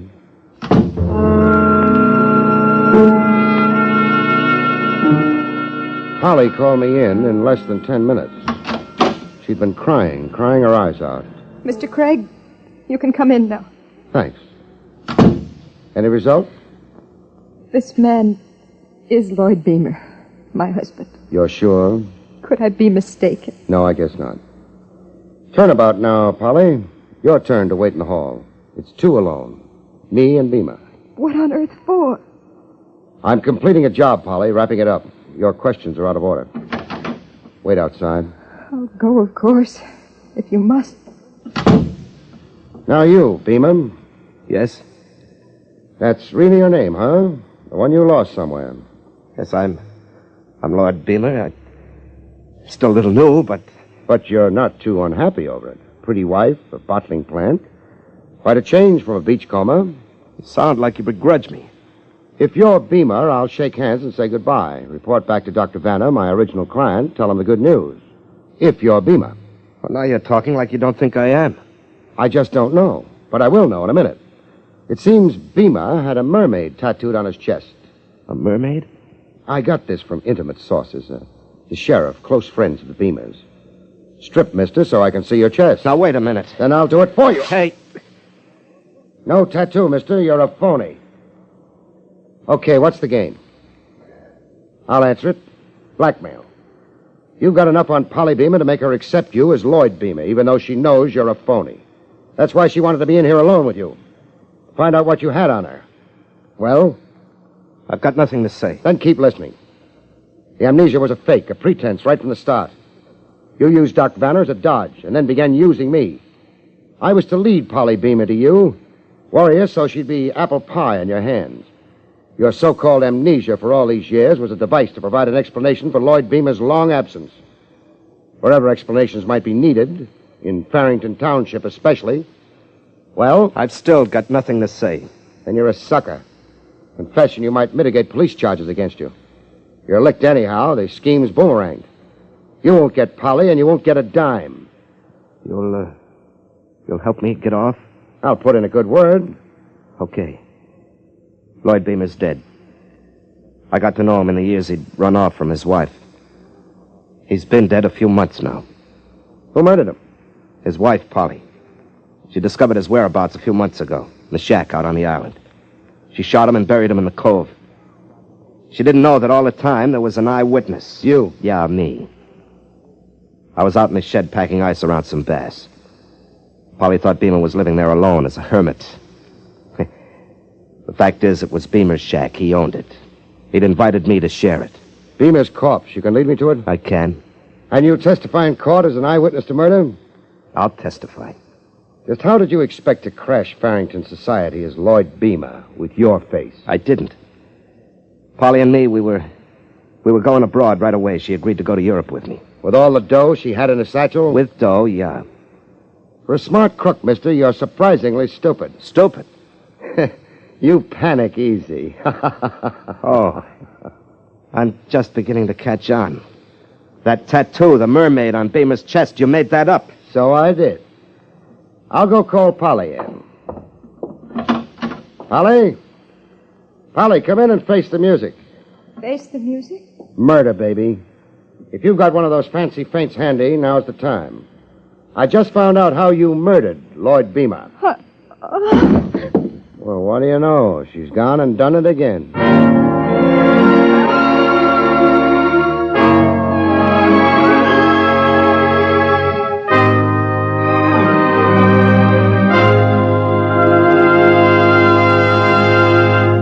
You have been listening to William Gargan in another exciting transcribed mystery drama from the adventures of Barrie Craig, confidential investigator. Tonight's story, Fog Over Murder, was written by John Robert. Next week, it's the strange story titled The Hunted Husband, about which Barrie Craig has this to say. Next week, I'm hired to hunt a husband. I catch him finally, but by that time, it's become good hunting for something else. Murder. Good night, folks. See you next week.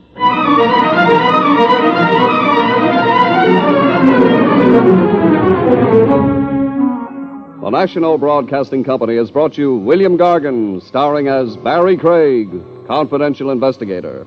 Featured in the role of Polly was Terry Keane. Don Pardo speaking.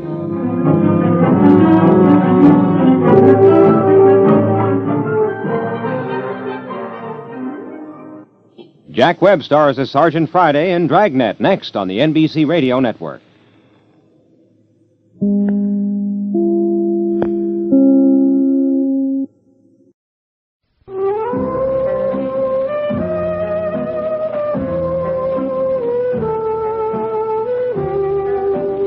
Barrie Craig speaking. Case number 216. The number sticks in my mind, as does everything pertaining to the rhubarb. Because it was off the beaten track. Nothing like the general run of stuff a confidential investigator tackles. Even the way it began was unusual. Very hush-hush, with elaborate secrecy safeguards. The kickoff was on a train. I'd gotten on in New York, the 1110 Express, as requested, and found myself a seat in the observation car, also as requested. Leaving Baltimore, someone was to spot me and join me, confidentially. A man named Dexter Dean. Leaving Baltimore, my client did join me, as promised. A short fellow, impeccably dressed, with worry wrinkles that made his face look like a spider web. He flopped beside me. You're Barrie Craig, of course. How can you be sure? Sure? Oh, no, I guess I can't be sure. So? You will please show me identification. Now we're getting smart. These credentials okay? Yes, fine. You were teasing. Teaching. You go to the trouble to set up a top-secret meeting like this with an operative you only talk to on the phone. Be sure you're spilling to the right guy. Oh, well, I'm very often absurd. This sort of thing is new for me. Well, what's up? Well, if you listen, I own and operate a chemical plant in Greensville, Ohio. A small plant, but we do important work. Important meaning? A considerable portion of our product is sold to the government. Oh. In recent months, there have been a series of mishaps. Like? Fires, principally. 4, Mr. Craig, since last September. 4 fires of undetermined origin. Meaning possibly of incendiary origin? Yes. Or putting it baldly, sabotage? Mind you, I don't actually know. Of course, the monetary loss to me and to stockholders has been considerable. But covered by insurance? Yes, there has been insurance, but only enough to compensate for a portion of the loss. Well, what do the insurance people think of 4 fires in half a year? That's a good question. And the nub of my problem. There's been the devil to pay. I'm threatened with a total revocation of insurance if the outbreak of fires continues. Now, without proper insurance, Mr. Craig, we must close the plant. I imagine. You're a small plant, you say? Yes. How small? Oh, less than a dozen employees. And most of them are clerical, manual, and outside workers like carriers and truckers without access to our restricted area of the plant. The area where the fires have occurred. How many work in the restricted area where they can do mischief? 3 men. And myself, of course. But your front office? No, we're not that kind of a formalized plant. I supervise and oversee actively. I spend my day in work clothes. I am professionally a chemist, like my father was before me. My father founded the plant. I see. Now tell me, why did you set up our meeting this way? Me on a train and you joining me 200 miles out. Why all the cloak and dagger? Because I somehow have an unshakable suspicion that I'm being watched. Somebody watching to see what I do about the fires. I want nobody to know I'm engaging an undercover operative. Undercover operative? Explain that. I want you to come to work in our plant. Computing formulae, say. Well, I don't know the first thing about it. Well, I'll prepare advanced charts. You can pretend to be testing and rationalizing them. You'll be able to fake it nicely under my tutelage. But I'll actually be getting a line on your key workers. Eyes and ears open. Yes. Prove or disprove sabotage. Prove the fires were merely accidental, matters of negligence only, so I can rest easy.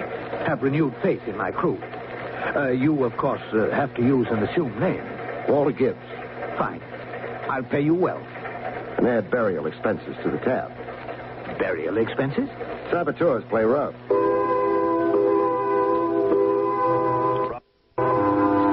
Greensville was a community of neat clapboard homes and postage stamp lawns. A population that would get lost in the bleachers of the Yankee Stadium. One main street with the usual complement of stores, a shoe factory that employed most of the town's breadwinners, and right at the edge of town, the Dexter Dean Chemical Company, my new place of employment. In the bright and early a.m., I showed up for work, looking wise and very scientific over a sheet of formulas that were Greek to me. 20 feet from me, down the restricted room, a few key people were filling compressed tanks with liquid chemicals. A wholly mechanized bit, with a gadget wall of instruments and meter pressure readings that looked like something out of space fiction. Like any minute, the whole joint would take off for the planet Mars. Hi. Gibbs, is it? Uh-huh. Gibbs. Walter Gibbs. I'm Ben Marlowe. Welcome to Dexter Dean Chemical. Thanks. Where are you from? East, Baltimore. The Haley Wilcox? Haley Wilcox? Chemical company in Baltimore. Oh, no, never worked for them. As a matter of fact, I'm back at a trade I gave up 8 years ago. Oh? Had to try my own business for a while. Even had a government contract while it lasted. Well, I can't blame you for trying it solo. On your own, you can get rich. This way, never. Here you get a box of candy Christmas and a company diploma when you're 80. You sound bitter. I've been giving my all to good old Dexter Dean 10 years now. No headway? A raise, $5 at a time, spaced 5 years apart. Well, then quit. Pick up and try somewhere else. I like Greensville. I was born there. Well, there's the whistle. It's lunch. I'm alone. I'm not. A date every lunch, every day. Oh, she must have something. Mister, she has everything.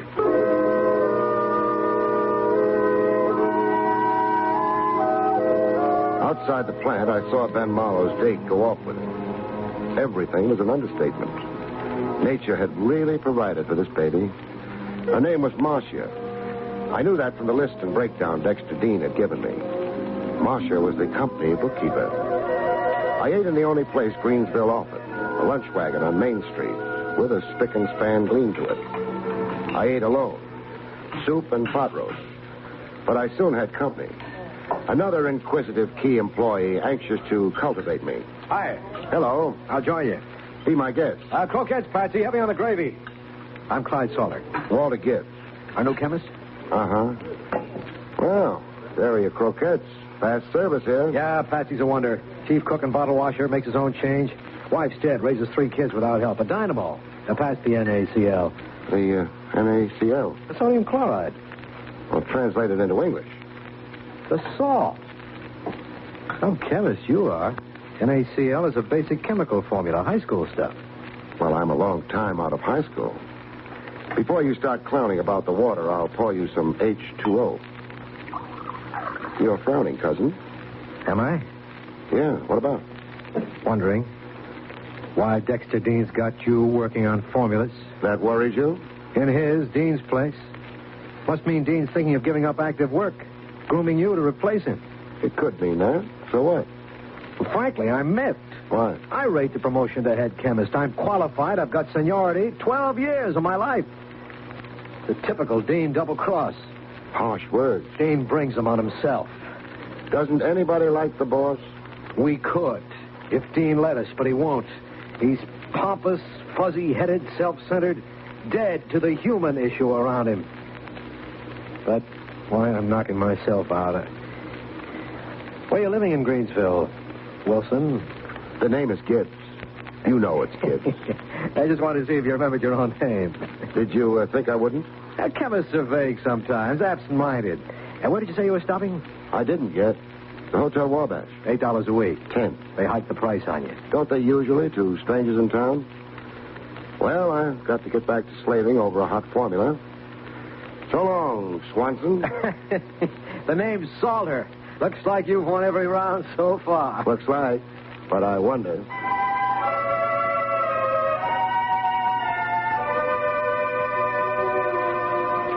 I didn't quit the diner. I stood to a side of the door to watch a scene play out. My recent lunch companion, Clyde Salter, he'd floated over to the booth where Ben Marlowe sat with the girl Marcia.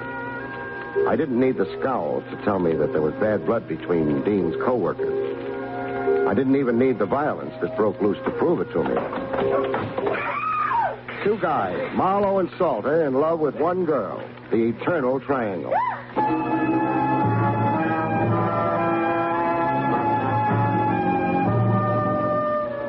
My first day undercover in Greensville.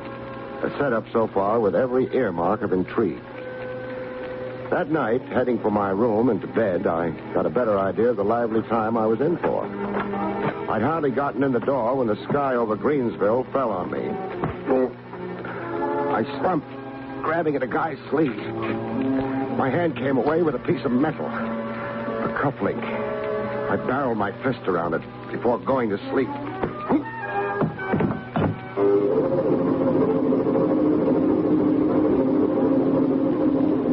Come back to consciousness after a blackout, things look distorted.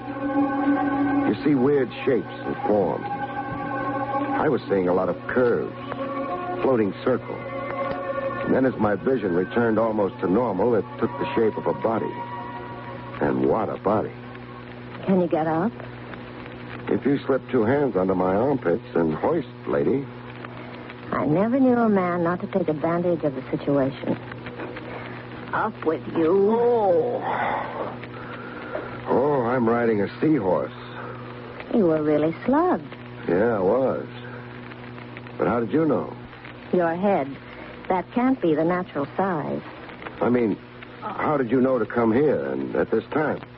The thud of a body. Huh? I thought the roof had collapsed. I'm in the room downstairs, directly below you. Oh. Am I acquitted? Of what? Being your invisible attacker. How did you know my attacker was invisible? Aren't attackers always? You're glib, baby. You're suspicious, mister. Pardon me while I check my pockets. I thought so. What? My wallet. It's been lifted. Motive, then, robbery. Maybe. And maybe another reason. Now, what other reason could there be for theft of a wallet? Well, there's stuff in it besides money. Identification. You said it. I didn't. You know something, Marcia? Yes? If I had $1, I'd bet it. Bet what? That I'm not undercover to you.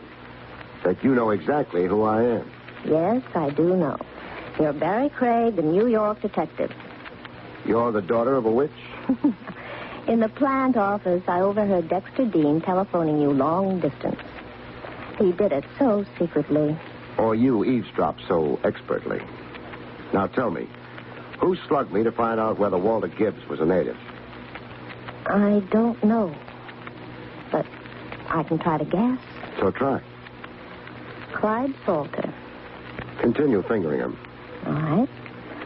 I believe it was Clyde Salter who started all those fires. Motive? I'm not sure. For one thing, hatred for Dexter Dean. Dean's reneged on a promotion promised Salter. And another thing? Hatred for my fiancé, Ben Marlowe. I used to go with Clyde. I dropped Clyde for Ben. I believe Clyde planned to involve Ben. Have Ben blamed for those fires. But he hasn't in all this time? He tried. I frustrated him. How? Well, two of the fires, there are certain things belonging to Ben left at the scene. A hat once. Another time, Ben's fountain pen. I found them before anybody else did. Both articles stolen from Ben. Maybe not. Maybe your fiancé Ben did drop those things at the scene of the fire and nobody tried to frame him. Oh, that's ridiculous. Your Ben has no more love for Dexter Dean than Clyde Salter has. Ben's gripe? No adequate raise in pay in 10 years. You can spin circumstantial theories around all kinds of people, Marcia. But back to the guy who slugged me. I've got a clue to him. Clue? This cufflink. I grabbed at it when I got hit. An initial cufflink. Solid gold, looks like. Here, look it over. H.T. Harry Tyler. And who is he? A former employee of Dexter Dean. He's here in Greensville. On a bum. He was once plant engineer. Until? He had a violent row with Dexter Dean and was fired. A rankling ex-employee. With time and purpose enough to come crawling on me with a lead pipe. Looks to me like I've really got a suspect.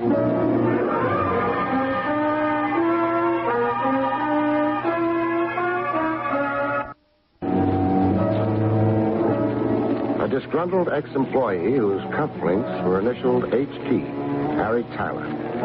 An ex-plant engineer now on the bum, as Marcia had put it. In a town the size of Greensville, there weren't many places a guy could be on the bum in. I tried the Odeon Dance Hall. Beer served on the premises.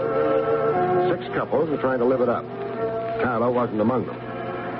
I next tried the one other place called the Sports Emporium. Pool and gentlemen's billiards. And in the back corner, a friendly dice table. The guy shooting answered the description Marcia had given me of Tyler. I waited until he'd lost his point. Then I pulled him to a side. Come here, Tyler. What do you want? Someone wants to see you outside. Outside? Who does? Me. What's the joke? If you don't come outside quietly, I'll have to embarrass you in front of your friends. Embarrass? By dragging you out bodily. What's this about? I'll tell you outside. Are we going? Outside, we found a quiet back street. That's all Greensville had, was quiet back streets. Empty your pockets. What are you, a stick-up artist? You know who I am. I do. You read my identification. You've got my wallet. Mister, you're crazy. I hate doing this. That evens up one phase of our situation. Now on your feet and hand over my wallet. Here's your wallet. You didn't have it, huh? Here. What's this? Your cufflink. The cause of your downfall. Look, I didn't mean to pinch your wallet. The money in it, I mean. $80. It's all there to the penny. I just wanted to know who you really were. I knew you'd blown into town. I was pretty sure you were here as an undercover investigator for Dexter Dean. And if I was, why did that bother you? Are you kidding? I'm asking. Those fires. Dexter Dean would love seeing them pinned on me. He'd love manipulating you so he could pin them on me. Just what bruised between you and Dexter Dean? I used to work for him. I know. You were fired. I had the nerve to talk back to Dean. Call him a few names. The one thing Dean never forgives is not giving him his dignity, the pompous stuffed shirt. And for that, a solid citizen like Dean, plus being a plant owner, would retaliate against you even with a big lie? Blame you for something someone else did? Yes, Dean would. What else does Dexter Dean dislike you for? The politics in this town. I don't mean political parties, mind you. I mean the honorary titles to this and that, being parade marshal on Memorial Day, stuff like that. What about it? Well, Dean's hipped on being top functionary in Greensville. He thinks it's his right by fact of wealth and social position. And you competed with him? I made that mistake. I got more votes than Dean did. Twice. Votes for what? I was elected chairman of the community chest over Dean, and I replaced Dean as honorary fire marshal of the Greensville Fire Department. Well, that did it. Playing fire chief was dear to Dean's heart. So Dean canned you? He fired me, hoping I'd go broke from being jobless and leave town, so he could sneak back as fire chief, be the big all-around functionary again. It's quite a yarn. I've heard of crazy feuds, but this one, mister... You going to arrest me? No, just stick around Greensville. Be on tap. I'll be right here. Came quitting time, there was a whistle. Loud enough to buckle your knees and send waves up your spine. When the plant was emptied, I huddled with Dexter Dean in his office. Oh, then you made no progress? No, except to find out that the plant isn't exactly one happy family. What do you mean? Nobody likes the boss, for one thing. You're harboring vipers, Dean. I'm unpopular with my employees? You're the plague. Oh, well, what do you recommend? I recommend you make good on promises. Like the promotion Salter's been expecting, and the raise Marlowe's been expecting. A raise hefty enough for him to get married on. Remember, you asked me. Yes, I'll make a note of your suggestions. Don't make notes. Do it. And now's the time to tell you that I'm about as undercover around here as a wrapper on a store cigar. Your real identity is known? Like all Greenville were godparents at my christening. Well, good heavens, then it's fruitless to expect you to find the culprit. It's at least tougher, but we'll hope. Oh, you mind if I smoke? Why, no. Well, I've got cigarettes, but no matches. I have some here. Some matches? You've got 1 million of them. What? Oh, well, they seem to accumulate. A habit of boyhood, I suppose. I used to collect the covers of book matches. As boys will. Yes. May I light it for you? Please. Thanks. Hey, blow it out. Unless you hate your fingers. You said? The match. Blow it out. Oh, I'm absent-minded and uncoordinated. It's the unresolved problem here. My mind dwells on it. Well, I may come up with an answer. I'm still punching.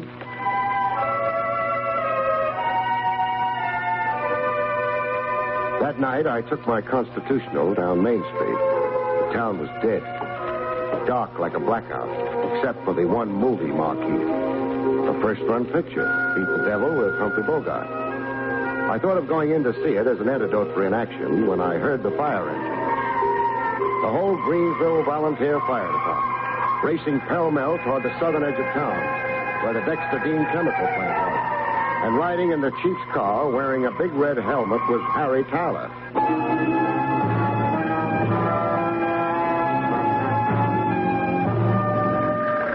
I was at the scene personally after a 5-minute sprint. Fire localized in the so-called restricted area of the plant. And a bunch of volunteer comedians making like mighty firemen. Oh, more water hoses than people, it seemed, looking at the sight. Everybody splashing everybody else, and in between time, wetting down the plant. Some. They were like kids squirting water pistols. And having more fun than anybody was my client himself, Dexter Dean.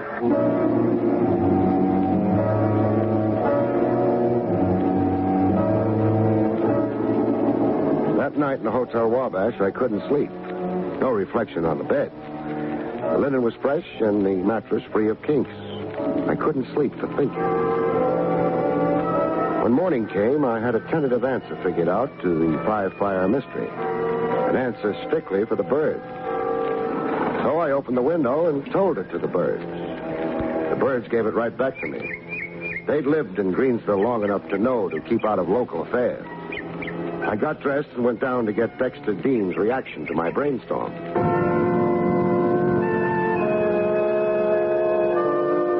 Dean was sitting in his chair looking shattered, but positively. Oh, last night's fire. My insurance will be revoked and never reinstated. I'm ruined, Craig. Sad. But I'll have one consolation. What? The Dexter Dean Chemical Company will close its doors. Every ingrate in my employ will be unemployed. Paupers applying to the community chest. That pleases you? One of them is a despicable arsonist. Maybe not an arsonist. Not? An arsonist sets fires consciously. He has a motive, profit or revenge. He knows what he's doing. Now, on the other hand, there's a type firebug classified as a pyromaniac. Pyromaniac? A psychiatric classification for a guy who enjoys starting fires, for the kicks in it. He starts them, then even hangs around to watch the blaze. This fellow isn't always conscious of his urge. Well, that's difficult to understand. I know, but it's so. He has an irresistible urge to set fires. It's something off in his head, say, and maybe in his psyche. I'll leave the clinical accuracies to a doctor. Anyhow, about this character, think of him as a Jekyll and Hyde. As Jekyll, he doesn't know what Hyde is doing, and vice versa. Well, it's much too confused for me to follow. I'll think of another way to get my thought across. Mind if I smoke meanwhile? Why, no. Well, as usual, I've got smokes in every pocket, but nary a match. I haven't. My fantastic accumulation of matches. You're not kidding. Fantastic. May I light it for you? Don't bother. Give me the book. This time, on a borrowed match, I watched Dean's eyes react to the burning match. He stayed with the flame as if hypnotized by it. I let the match burn out. Then I lit another. Still hypnotized, staring as if he read some mysterious secret lost to mankind in the flame. I lit my cigarette this time and threw the lighted match into Dean's wastebasket. A wastebasket crammed with papers. An immediate bonfire started, with Dean now really in a trance. Dean. Yes? Your wastebasket's on fire. Yes, it is. Pyromaniac. The type guy who enjoys fires. They thrill him, Dean. Yes. The thrill of beauty. Beauty. Our pyromaniac, Dean. As a kid, he played with matches, rode on the fire engines. And when he grew up, he liked wearing a fire chief's hat and officiating at fires. Fires he often started himself. Dean, come out of it.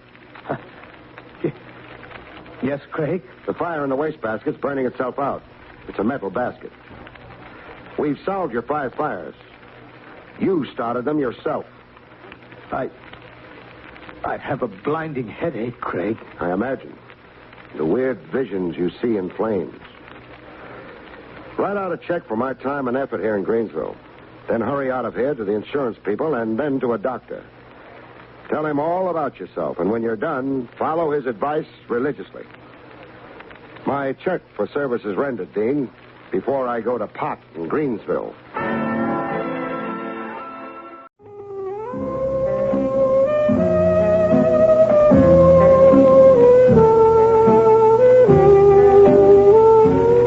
Barrie Craig speaking. Winter and snow do one of 2 things to a cliff dweller. He either packs his swimming trunks and suntan oil and mushes overland to a Florida beach, or he climbs into his mink-lined parka, throws his skis over his shoulders, and hops a ski train to Stowe, Vermont. I did the last mentioned. I sat on a train wedged in with a bunch of ski lovers and trained for the cold country. Not because of any yen to be an Eskimo, but for a much less noble reason.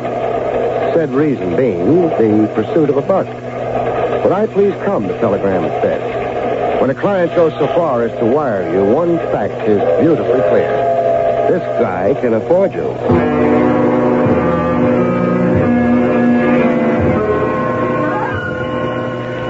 In Stowe, Vermont, at the lodge, I baked the rheumatism out of my separate parts and joints in front of a roaring log fire the hotel provided. When the ice thawed out of my good ear, I got wind of what my client, an intense-looking chap named Parker, was trying to get across to me. The tragedy happened 2 years ago. 2 years ago this week. Your wife, Jean, fell 400 feet and suffered an injury to her spine. Yes, someone had tampered with her ski straps, and on an especially steep and icy slope, they broke. Jane was badly injured. She recovered, but is a hopeless paralytic. 100%? No, just the lower limbs, starting at the waist. She's confined to a wheelchair. 2 years now? Yes. Jean's been abroad all this time, undoubtedly consulting medical specialists, seeing if anything can be done to restore her. But, to the best of my knowledge, it's hopeless. To the best of your knowledge? You're obviously not close to the situation. No, I'm not. Since the accident, we've been estranged, Jean and I. A nice time to cool off towards your wife. It was not my wish. Jean excluded me from her problem. She turned me away. Why? Well, the answer to that is why I'm engaging you. Jean has never acquitted me in her thinking. She suspects you? Yes, me among others. Oh, there are others who might have tried to do her in? Yes, 3 others. Name them. My wife's brother, Tom Cooper, a man named Alan Loomis, and a lady magazine writer named Wilma West. Well, what did they have against your wife 2 years ago? Well, I'd rather not influence you with prejudices of my own. It'd be better if you found out for yourself. I see. Oh, answer me this. Why are you ordering an investigation now, 2 years after the mishap? Well, it happened up here in 1952, this anniversary weekend. And strange as it may seem, Tom Cooper, Alan Loomis, Wilma West, and myself, the 4 suspects, we're all here right now. Grand reunion. Skiers come to ski country. Criminals come back to the scene of the crime. Where is the victim right now? Your estranged wife, Jean. Don't tell me she's also in the lodge. No, in the village, in a rented cottage. Well, why is she in her condition? I don't know. I've wondered about it, but I don't know. What do you hope to gain from my investigation, Parker? Vindication. Jean's goodwill. So I can live with myself. Reinvestigate a 2-year-old accident. 2 years. Be plowing through a lot of cobwebs. Getting unpacked in my room, somebody went out of his way to make me feel unwelcome. Come in. A guy with one blue eye and a black patch where his other eye figured to be. A tough look to him, like the world was too populated for his liking. Am I intruding? You not. I said come in. You're Barrie Craig. That's how I registered. A New York detective. That's not on the register. It's written all over you. Which suspect are you? Suspect? Now, look here. Relax. Well, which is it? Tom Cooper or an Alan Loomis? I'm Tom Cooper. Mrs. Jean Parker's brother. Jean's my sister, yes. And you're here to threaten me? To talk sense at you. That's polite for threaten. So go ahead, worry me. All right. I did come to say I don't relish being hounded and harassed by a detective. I'm here for fun and skiing. Well, how do you know my intentions toward you? I saw you closeted with my moron brother-in-law, Parker. Guessing Parker's scheme wasn't hard.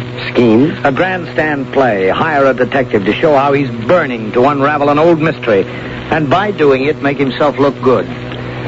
Is that a hint you think Parker's responsible for his wife's condition? Not only a hint, it's my opinion. Accusation? Accusation. Slander. You can be sued by Parker. Parker tries it, I'll brain him. Craig, go home. Sure, in good time. You'll just make a nuisance of yourself to everybody here. It's what I'm paid for.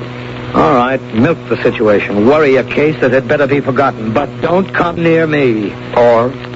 Are you deliberately baiting me? A guy looks and barks like he's Little Caesar. I'm always curious about the size of his bite. How do you want to leave, Cooper? How do I? Walking or crawling?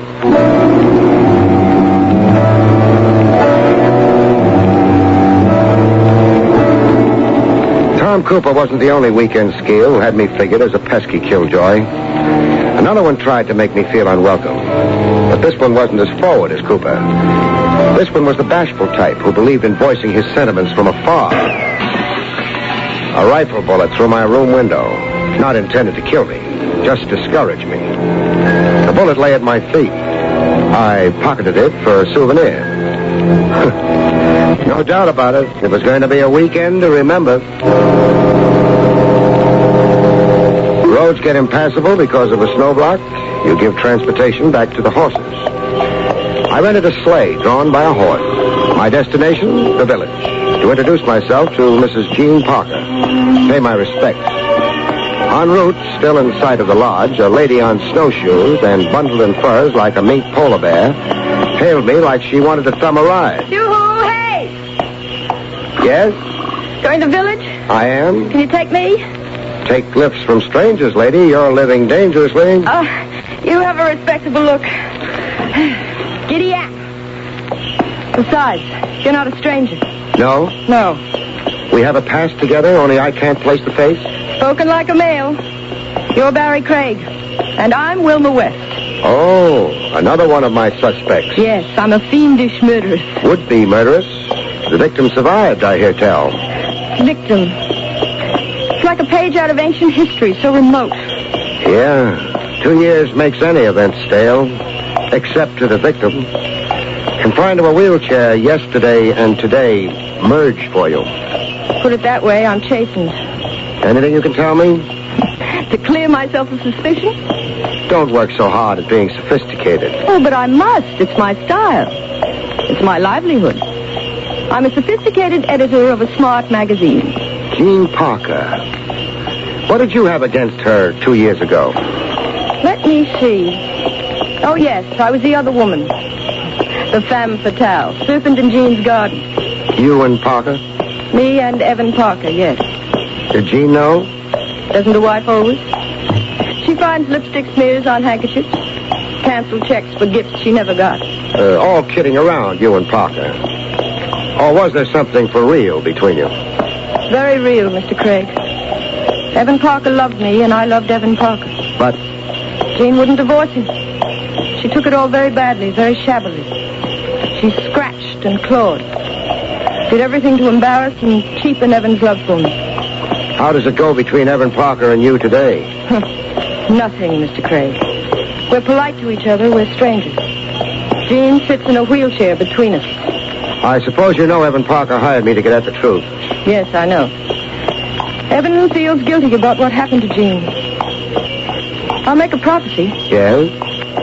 You'll get nowhere at all with your investigation. You'll fail, as other investigations have failed before. You'll just renew misery for a lot of people, but accomplish nothing. I'll spoil everybody's weekend. I keep hearing that. Well, here's the village. Where can I drop you? Right here. You're, going to pay a call on Jean Parker? You said magazine editor, but I think you're a mind reader.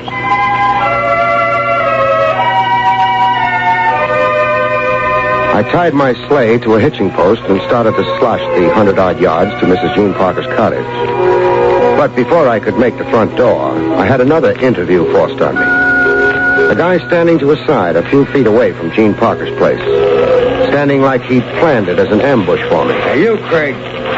More people know my name up here. And pedigree. You're a meddler. Rough talk. You'd crucify people for a few pieces of silver. Now, look, stop stirring old ghosts. Stop reopening old wounds.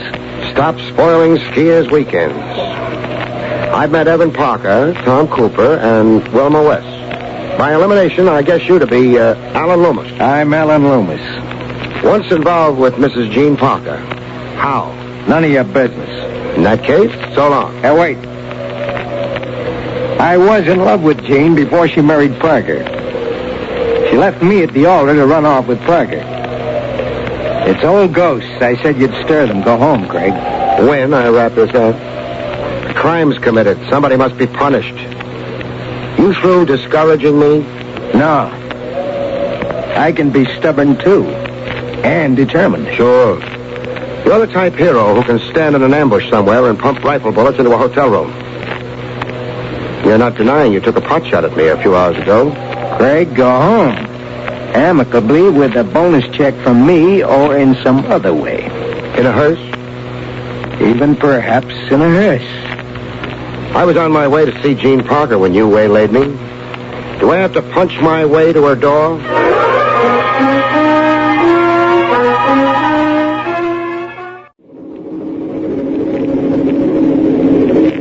Finally, at long last, I got to sit with Mrs. Jean Parker.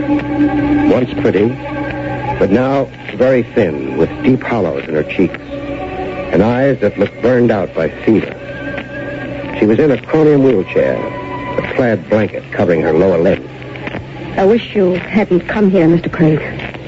Evan Parker engaging you, it can serve no good now. You want to forget it? Yes, I do. Parker's my client.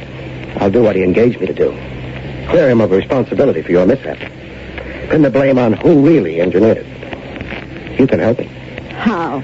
Information and stuff. Anybody could have tampered with my skis so that I'd plunged to my death. Anybody meaning your husband, because you wouldn't divorce him? Wilma West, a rival who hated you? Alan Loomis, a suitor you left waiting at the altar when you married Parker? And your brother, Tom Cooper? And my brother, Tom. What cooked between you and your brother? A paltry sum of money. Our father died. The will left everything to me. Less than $10,000. Tom was resentful. Money was always his creed and his god. Tom accused me of exercising undue influence over our father, of poisoning father against him. Why are you up here in Stowe? Sentiment, I suppose. Paradoxical as that may seem. I'm half a woman, but my feelings are whole. All of my youth, I came here for the winter snows, the winter fun. I see. Oh, you shouldn't have called on me, Mr. Craig.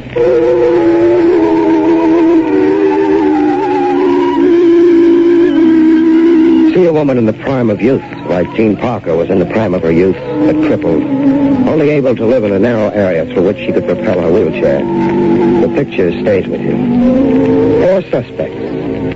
If one of them had actually schemed the accident, I kept wondering how the guilty party could live with himself. Or herself, if it was Wilma West. The last mentioned party joined me at lunch in the big hotel dining room. Uninvited, she just plopped down.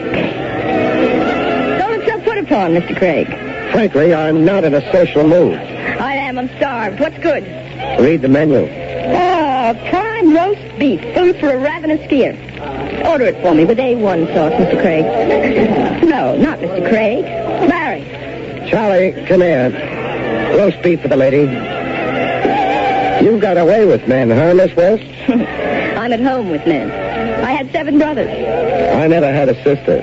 That makes me a woman hater. Oh, I wouldn't be discouraged. You'll accept me, or I'll force myself on you. It won't help your case, baby, if you're the guilty party. I wonder will you be so blasé about my charms tonight? What's tonight? The weekend dance, and I'll be wearing a Parisian import. Meaning I'll go for the dress, if not the woman? I don't look to advantage in these ski clothes. I'm overdressed, romantically speaking. Well, I've finished eating. So long. Barrie, don't make me eat alone. Barrie!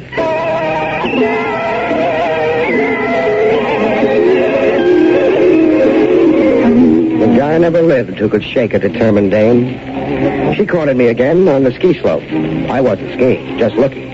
I couldn't afford to break a leg, not while I was working. Barrie? Breakfast over me? Yes and no. Climb up the slope, I'm winded. I've got something to show you. What? This note. Threat against my life. Wilma, enjoy the short weekend. Your last. Where did you receive this? From Tom Cooper. Tom Cooper? By hand. It had been slipped under his door, he said. By mistake, it seemed, since it was addressed to me. That's a funny note. Where's Tom now? Taking a high jump. Show me the way.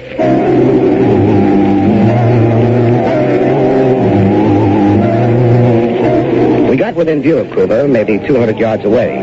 Cooper poised like an Olympic skier on the most dangerous jump in the area. That's Tom Cooper up there on the peak. Yeah. Let's get down to the base. He'll jump, and we'll meet him below. All right.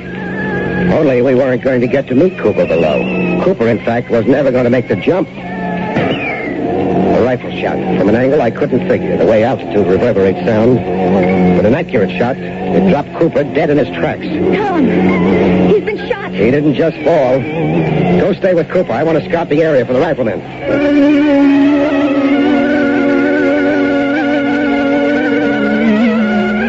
Murder. Tom Cooper, Mrs. Jean Parker's brother. We brought the body into the village on a horse-drawn sleigh. Wilma went the whole morbid route with me. She was afraid not to. Afraid to be on her own, out of my sight. After a formal report on how Cooper came to get shot, the local sheriff did some theorizing. An accident. Some bad shot in those woods who has no right to own a gun. It wasn't an accident, Sheriff. Oh, come now, Craig. Don't pump this up to more than it is. Cooper was shot from a distance by a high-powered rifle with modern range sights. Shot by a top marksman. It took only one bullet. I call that very skillful murder. Now, why would anyone want to murder this Tom Cooper? Well, that's a long story. And even if I don't know the half of it yet, but it's murder, bet on it. It was murder, Sheriff. Look here. This note. It's a threat to murder me. A threat? Let me see. Wilma. That you, ma'am? Yes, I'm Wilma. Enjoy the short weekend. Your last. Now, how is that a threat, like you say? Can't you read? You obviously can't. Oh, now you're getting steam heated, you two. I read the paper, and I say it might mean anything. I'm marking Tom Cooper down as an accidental shooting. We left the sheriff muttering to himself and started back to the hotel. It was growing dark, and the temperature had dropped enough to make us human icicles in the front seat of the rig. Wilma sat as close as she could get, warmth being at a premium like it was. Halfway between the town and the lodge, Wilma lost the little warmth I could give her. She went from cold to ice cold. Barrie! You're shot. How did I... It's an ambush. From anywhere in the south woods flanking the road. Where do you feel it? Here in my chest. It hurts, Barrie. There's a hotel, doctor. I've got to get you there. Barrie? Yes, Wilma. I won't make it. I won't make it. She wouldn't make it. I knew, looking at her. Watching life flicker, then go. The second murder in a matter of hours. I turned the sleigh around. I had another corpse to turn over to the village authorities.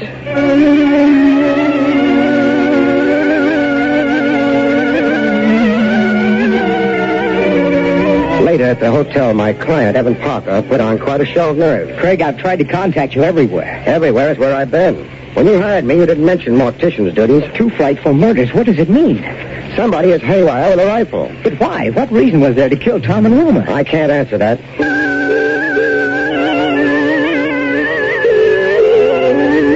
I went looking for Loomis. I called his room, then checked the desk. It began to look as if Parker was right about Loomis. Loomis had skipped in a hurry. Hello? Operator, get me the sheriff's office. Hello, Sheriff. Barrie Craig. A suspected murderer is trying to leave town. Alan Loomis, about 35, tall, over 6 feet, brown hair. Grab him and don't let go till I get there. Loomis turned up somewhere else right after you telephoned me. You've got him? I have. Where is he? In the undertaking parlor with the other two. And 1 bullet in him. Clean, like the other 2. Where did you find Loomis like that? Right in the village. Sitting on a sleigh without a stir to him. Not 50 feet away from Peck's hardware store. 4 suspects and 3 of them dead. That left Parker guilty by elimination. Only thing, if multiple murder was Parker's reason for weekending in Stowe, why had he hired me to play spectator to murder? Me snooping around. I could only mean trouble for him. I went back to see Parker, tell him the sad news about Loomis. He wasn't in his room. I called the main desk. Hello? This is Barrie Craig. I'm up in Evan Parker's room. He's not in. Will you page him for me? What? Oh, Mount Mansfield. Thanks. Mount Mansfield. I went to get into my snowshoes. I spied Parker from a distance of 100 yards, toiling upgrade where the slope began to rise. He had his skis perpendicular to his back, and something that looked like a rod or stick wrapped in burlap slung under his arm. I got within hailing distance. Parker! Hey, Parker! He looked like he wanted to run, but how could he, ankle deep in the snow? Then as I got close, he looked like he wanted to melt in the snow and die. I didn't waste any time on protocol. What are you lugging, Parker? Thought I'd practice the jump, so I strapped my skis. I'm not talking about skis. Wrapped in burlap. What is it? A pole for balance. It's too short for that. It's only about as long as a rifle. Do I have to wrestle you for it? No. It's a rifle. High-powered with a modern rangefinder? Yes. And evidence in it of 3 shots fired, maybe? Evidence of 3 shots fired. Cooper, Wilmer, and Loomis. Cooper, Wilmer, and Loomis. You sound like you're confessing. I came up here to dispose of the rifle. I did, but now... But now? I don't care to save myself. 3 murders. Why? One of them paralyzed Jean. All of them could have for the grudge they bore her. I meted out punishment equally. You crazy or pretending? I'm your prisoner. Get the burlap off that rifle and demonstrate for me. Demonstrate? How good a marksman you are.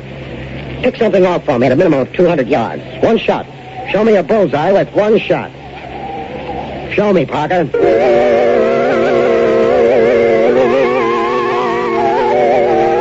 After Parker demonstrated what a marksman he was, I went to see Mrs. Jean Parker. An informal visit this time, around the back of the house. I didn't announce myself right away. I just stood in the yard and aimed the rifle at a rear window. My second shot was aimed at a window on the side of the cottage. With that, I hurried around to the front of the house and went in with a crash through the door. Fear does remarkable things to people. It gives them a strength and frenzy. It even helps paralytics to rediscover their legs. There was Jean Parker, out of her wheelchair, standing flat against the wall, to be where the bullets weren't. Mr. Craig. Yeah, Craig. Fancy seeing you out of your wheelchair. You were the one firing. I was the crazy assassin. I figured you'd hate being a sitting duck in a wheelchair, like being precious, even to a murder. You're very clever. Yeah. I began being clever when your husband couldn't hit a tree at 200 yards, or even 50, yet was confessing to 3 murders. You planted the murder rifle in this room. This rifle I'm holding. Did I, Mr. Craig? Parker guessed your secret just before I did. But the paralysis was a fraud. A blind you could operate behind. A fraud altogether, or that a temporary condition had been remedied abroad. In the 2 years you were away. I underwent 27 operations. Parker was ready to shoulder the blame. To save you. He didn't yet. He tried confessing to the murder. Noble of Evan, I'm touched. 3 murders and your husband the patsy. You wanted them all dead. I wanted them all to get what they deserved. Yeah. 27 operations. The suffering you've been put to for 2 years. Well, I guess the mind does crack under a weight like that. I guess you don't stop to think that only one of them was responsible for the accident. Nobody was ever able to detect the one. So you convicted all 4 of them and planned their execution. I'm not sorry, Mr. Craig. I'm not a bit sorry. I am. Right now, I'm sorry for you. Rich to give to the poor. Like a certain bank embezzler, I had the misfortune to be handed as an assignment one day. A small bank in a town with an under 20,000 population. The bank manager, a shriveled-up little guy named Woolsey, explained why he had reached way into New York for an investigator. Well, my hope is that you can prevent a terrible scandal, Mr. Craig. By catching this absconding teller. Yes, Kirk Dennis. Scandal, you said, in a tone of voice like the Banshees were after you. The Banshees are. You don't know Echo Corners. Tell me about your quaint little town. Well, you've heard of mountaineer feudists. The bloody Hatfields and McCoys. Here in Echo Corners, we have that precise situation. Barbarism and hatred that divides the town. This side against that side. On election day, we have the state militia to prevent feelings boiling over. Civil disorder. If news of the embezzlement gets out, I'll be crucified. But a theft happens in the best of towns. Yes, but the blame is mine for Dennis' flight with bank money. How come? Dennis is a sort of protege of mine. I've sponsored the man. I met with severe criticism and I gave him a job in the bank. Criticism? Why? Dennis had been involved in some scrape prior to the bank job. Scrape like? An automobile accident and property damage. Well, that's only a civil case. No, criminal. Dennis was accused of hitting and running from the scene. Sentence was suspended, however. One half of the town had a gimmick for reading Dennis out of organized society. Yes, and then I foolishly hired him in the face of such criticism. Find him, Mr. Craig, and recover the money before our next regular audit period. Well, if I do, what will you do? I'm not sure. I think merely restore the money to our safe wash my hands of the affair. You're thinking unlawfully. I'm confused and frankly terrified. My life is in this bank. I came to it as a youth. And then my sensitive status in Echo Corners, I'm a town committeeman. And to my family, my boy in college. Okay, let's just say you're right now confused. If I catch Dennis and recover the loot, you can then take a calmer view of your plans, your responsibility. Yes, you're an understanding man, Mr. Craig. Well, give me the facts on Dennis. His background, cronies, family here in Echo Corners, if any. How much was stolen, his habits, stuff I can work with.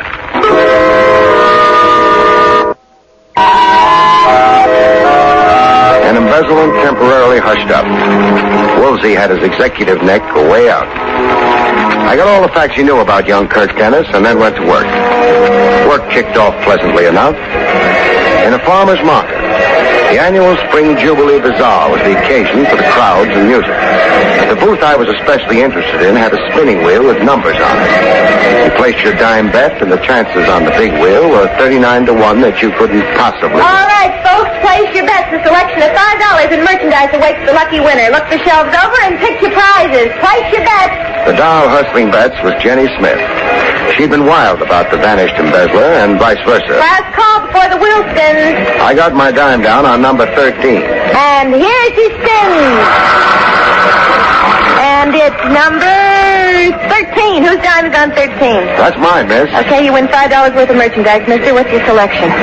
Anything on the shelves, this is? The lower shelf. Oh. All right, I'll take that gooseberry pie. That's $1 worth. What else? $4 worth of your time. Oh, a fresh guy. Hmm? No, an investigator. Lean close. I'll whisper something in your shell-like ear. Kirk Dennis. Kirk? Keep it a whisper if you still care about the guy. Meet you where? My car's parked on the north lot. It has a fare banner attached to the aerial. You'll recognize it. We can talk sitting in my car. Talk and eat. I've been years pining for a homemade gooseberry pie.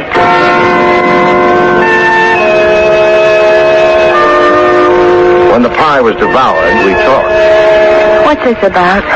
10 to 20 years. 10 to 20 years?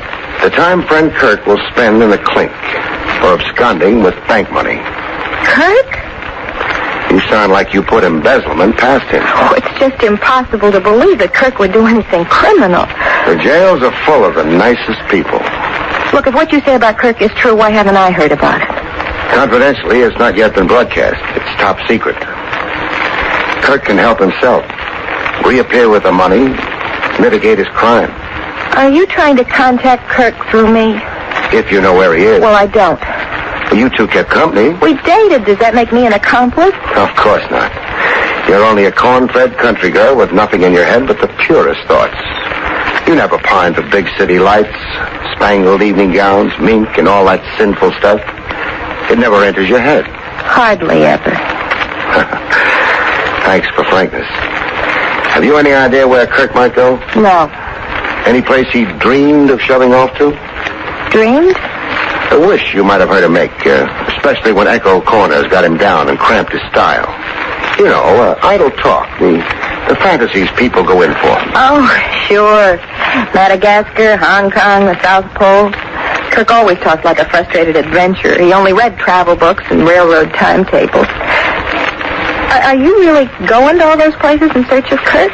Detectives sometimes make tracks, but I'll try it right here in Echo Corners before renewing my visa. Now, if Kirk Dennis gets in touch with you, will you contact me at once? For Kirk's sake, Jenny. Where are you staying? The Blue Moon Inn. I still find it incredible that Kirk stole bank money. Local boy makes good.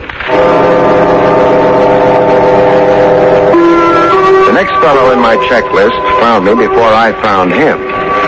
On South Main Street as I was strolling by. He came tearing out of a barber shop with lather still caked on one cheek. Hold on there, stranger. You're just the man I want to see. My hunch is you're just the man I want to see.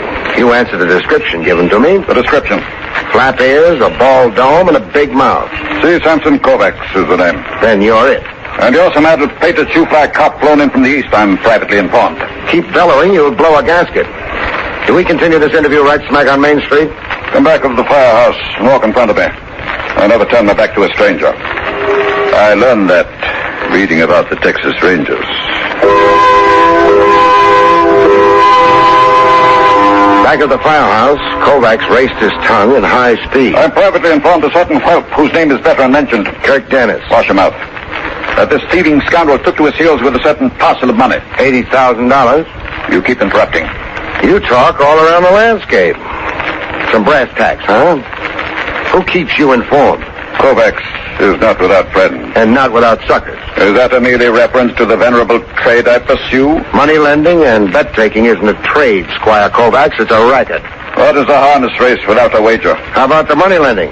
And at a rate of interest that begins at 20%, I'm reliably told. You've been listening to my yellow-livered detractors. How much did Kirk Dennis owe you? I held his paper for, $5,000. Plus 20%? That makes the debt $6,000. It is an infamous lie. What is? That I put Dennis up to violating his trust as a bank teller. That Dennis stole money at my behest. Now, who said that? There have been whisperings. When did you last see Kirk Dennis? Not for a moon. If he skipped to Echo Corners in the county, you're stuck with $6,000 worth of uncollectible paper. How about that? A man dishonors his debt to me. I'd follow him to the ends of the earth. Then start traveling after Dennis. No such emergency. Dennis has performed with commendable regard for me. Meaning? An envelope left under my door. 2 nights ago, was it? Yes. The night of the Mad Hatter's ball. In the envelope is debt paid in full. Dennis left an envelope containing $6,000 under your door. You did? Stolen bank money. I dispute and deny that. You'll have to give it back. Not without a legal struggle.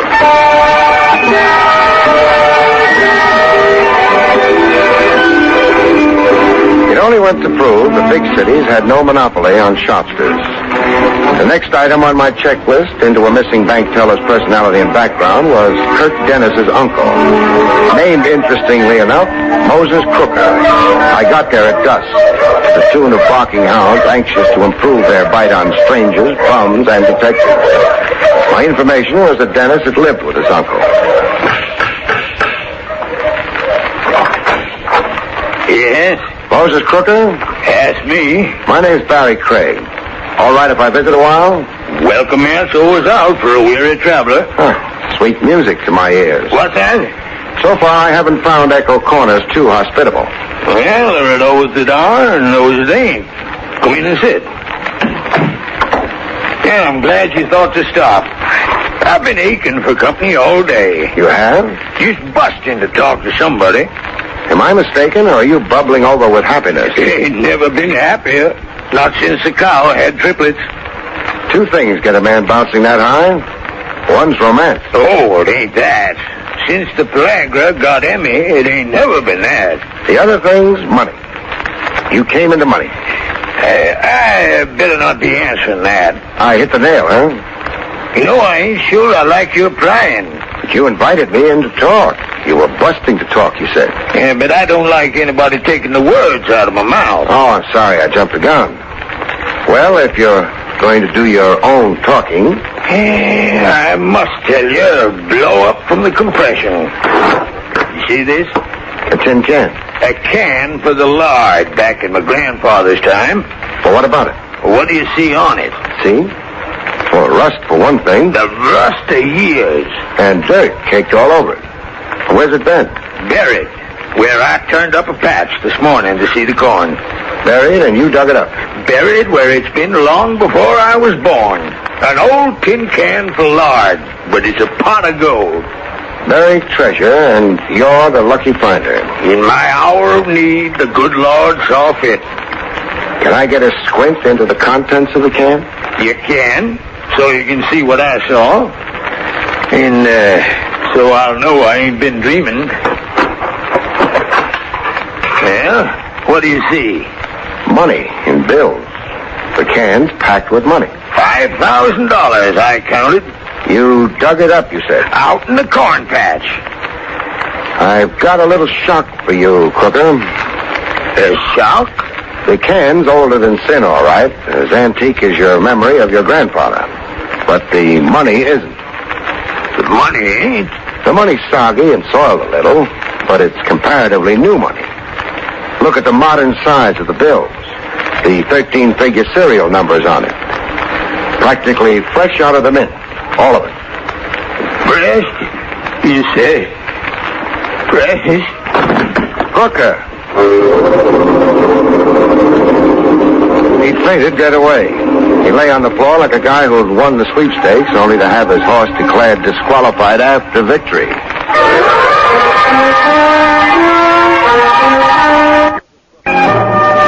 When old Moses Crooker came out of his faint, he tried to make an argument of it. My grandfather lived right here on this same farm. A miser, people said him to be. Rich and miserly. And when he died, he left only a few pennies in this house. Now, he had his fortune somewhere. But you haven't found it. Face up to it, Crooker. Banknotes like these in the can just weren't in circulation in Grandfather's time. Well, then it's a mystifying thing. Not so mystifying.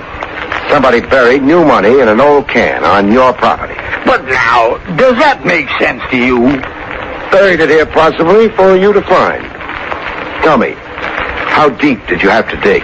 Oh, maybe 18 inches. Shallow. In ground you probably turned over every spring, huh? Yeah, to seed the corn. Then you were meant to find the 5,000. Somebody who knew planting and farming procedure around here buried that can. Or did I mention coming in that I was a detective? No, he didn't say. A detective looking for a bank teller who took off with $80,000 in cash. Your nephew, this is. You're looking for Kirk. I am. And I'm yanking the welcome mat from under you. Get. Sure. That rifle loaded? You'll be feeling the buckshot as you go. I said Echo Corners was downright inhospitable. With the baying hounds back in my ears, I tried quitting the area fast. Uncle wished me Godspeed. Being half blind, he aimed right at me. First ditch I found, I jumped in. Nothing like a foxhole during battle.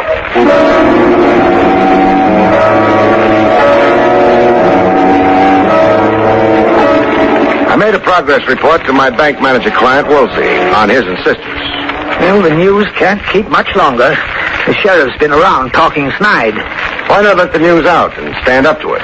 I'm afraid. I'll be blackened and shamed. I'll lose the bank. You mean your job in the bank? I'll be voted out. Well, some of the loot's been distributed. 6,000 to Kovacs to buy up Dennis's IOUs. 5,000 left for Uncle Crooker to feather his old age. To lift the mortgage, my bank holds a $5,000 mortgage on the Crooker place. Oh, a touch of Robin Hood in your missing teller. Pay the bank back with its own money? Well, that's double thievery. And the cream of the jest. Have you any news of Dennis? Something you maybe picked up on the Echo Corners grapevine? Well, it's said he was seen camping in Whitehead Park last night, boiling a kettle over a campfire and settling for the night. Who saw him? Clem Hobie. A reliable witness? No, Hobie's the town drunk.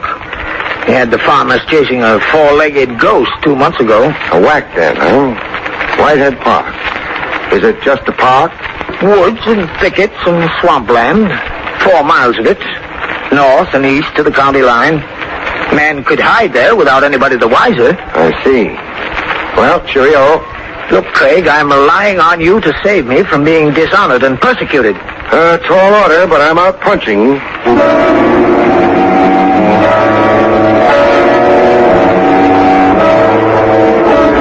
I took to the woods just to familiarize myself with the terrain in case I did have to flush a fugitive out of it. Whitehead Park looked like African bush country. Very dense, very restful. A good spot for a long sleep, voluntary or otherwise. Mine happened otherwise, by will of the above. Oh, wait, up from the stars. Face up, flat on the ground, I got a look at the mighty sleep giver. A man up in the trees with another rock in his hand, the size of the one he'd already crowned me with. I couldn't make out the man's face. My eyes weren't that good.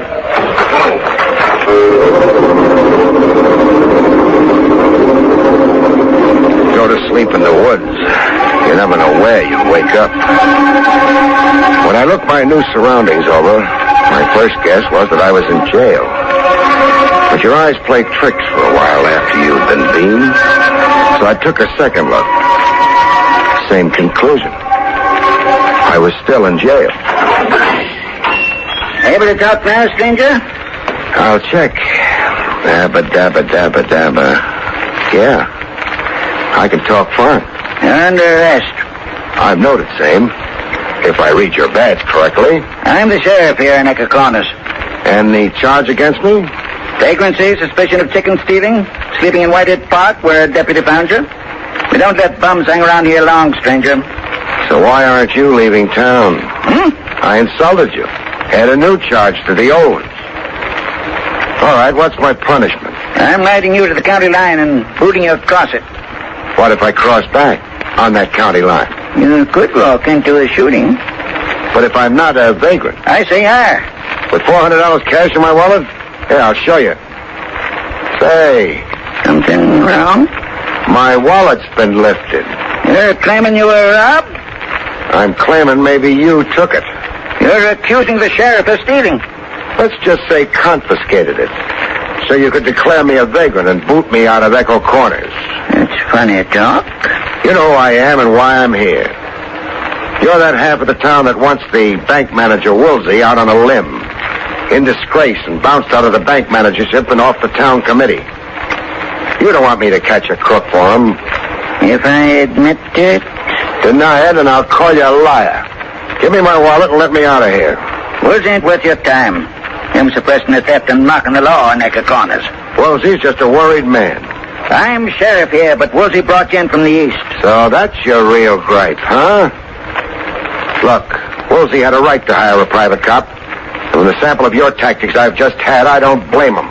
I'm advising you to go home. And I'm advising you to go... Well, go find out who beamed me in Whitehead Park this afternoon. My wallet. It's in my desk. I'll give it to you on your way out.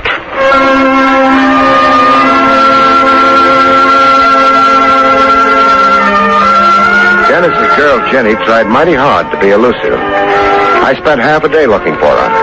And I found her where you'd never expect a corn-fed doll with a big city glare in her eyes to be. Home, washing dishes yet. My brother Will had a birthday party. How much did Kurt get to you?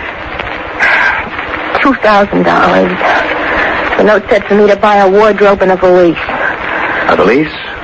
To travel where with? The note didn't say. I was to wait for another note. How was the note and the money gotten to you?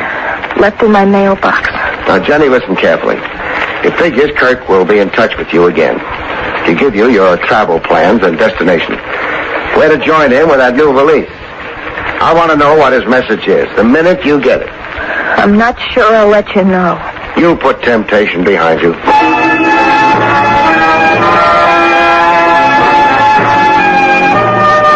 Jenny wrestled the devil and won. She put temptation behind her. She told me so in a phone call to where I was staying, the Blue Moon Hotel. Barrie Craig, a stranger in paradise. Hello. This is Jenny. Dear Jenny. Don't jump in the lake. Only in a sweetheart dive. Meet you in a bathing suit. Now, finger Kirk for me. I'll hate myself. There was another note in my mailbox this morning. Instructions on where you were to join him? Yeah. Where? Tomorrow noon in Boston. I'm to be standing outside a hotel, just standing until Kirk comes by in a car. What's the name of the Boston hotel? It's a French name I can't pronounce. Well, try pronouncing it. Chateau Paraquet. Chateau Paraquet. Misplaced hotel. Why isn't it in Paris? It blew over to Boston in a high wind. Bless you, Jenny. You're a bulwark of justice. I'm a dope. No, I'll never get out of Echo Corners. You will. How? Nobody lives forever. Ring off, doll. I've got work to do.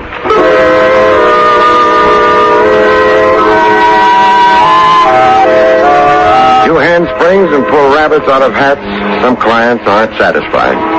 They insist it's a lousy show, as my client did. Why, you let Kirk Dennis escape Echo Corners. Did you expect me to police the whole county? But your methods have been self-defeating. Just how, Woolsey? Your liaison with Jenny. The one real contact to Kirk. You handled it abominably. You're being? Only Jenny could have led you to Kirk, given enough rope, lulled into a sense of false security. But you were concerned with the girl's morals. You should have kept Jenny under surveillance, but never approached her. Meaning I should have let her go meet Kirk in Boston and then nab the pair of them? Yes, at the point of their rendezvous. Now Dennis will disappear into the world. We'll have no clue at all to his whereabouts. Would you be very surprised if I said I do have a clue to Dennis's whereabouts? You have? If I said I don't think Dennis is in Boston or anywhere but right here in Echo Corners? But I don't... Would a fugitive thief be stupid enough to expose his whereabouts to a girl he knows must be under police control here in Echo Corners? Well, a man in love might. Not in my book. Anyhow, not this soon after the theft. Not with the case red hot and blazing. And I've got more ideas, Woolsey. Yes? About Dennis's lavish handing out of money. $6,000 and $5,000 and $2,000 to Jenny. That's $13,000 out of $80,000 stolen. But all strictly percentage philanthropy. The crook still has $67,000 all to himself. What did you do with that dough, Woolsey? I do with the money? Don't let's drag this out. Your crime is showing like Casey's red flannel nightshirt. You slipped notes in letterboxes. You handed dough around like Robin Hood, only to support your baloney claim that Kirk Dennis stole the money. But the net you kept is a very tidy sum. Now, Craig, think. Kirk Dennis fled. Yeah, no. And that little disappearance gimmick is what ties the noose around your scrawny neck. When did Echo Corners have their last hanging? Oh, Craig, you're insane. Wise to you. Theft and murder, you did both. Okay, if you're going to make it tough to find the corpse of Kirk Dennis. Who are you telephoning? The sheriff. He feels left out of it. I'm inviting him, deputies and all, to turn the town and county inside out, looking for the remains of the late Kirk Dennis.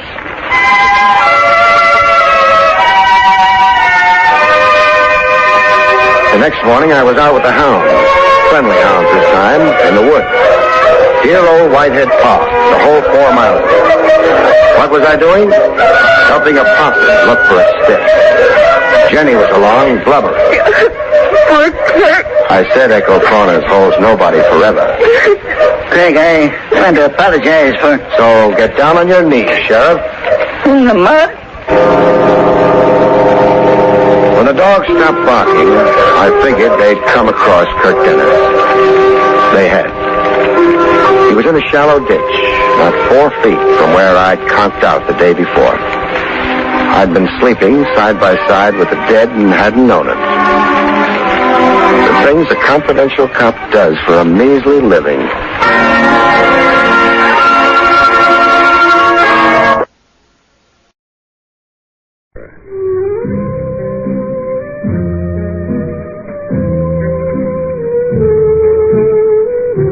Barrie Craig speaking.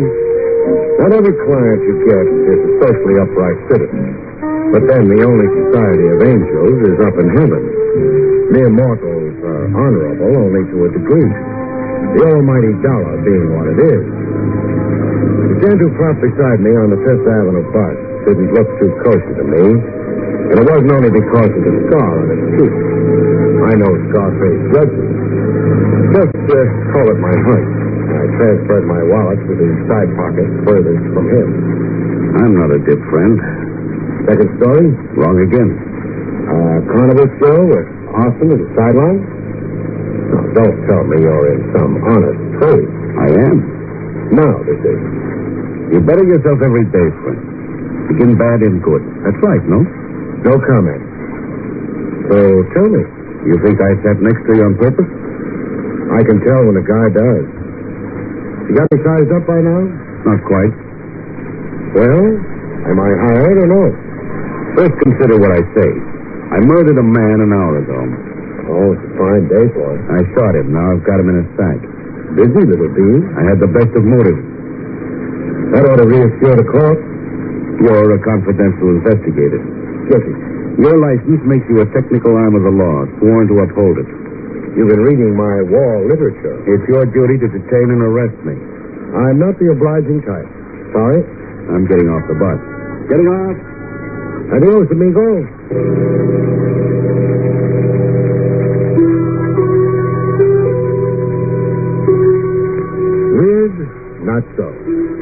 got my anonymous friend's feeler right off.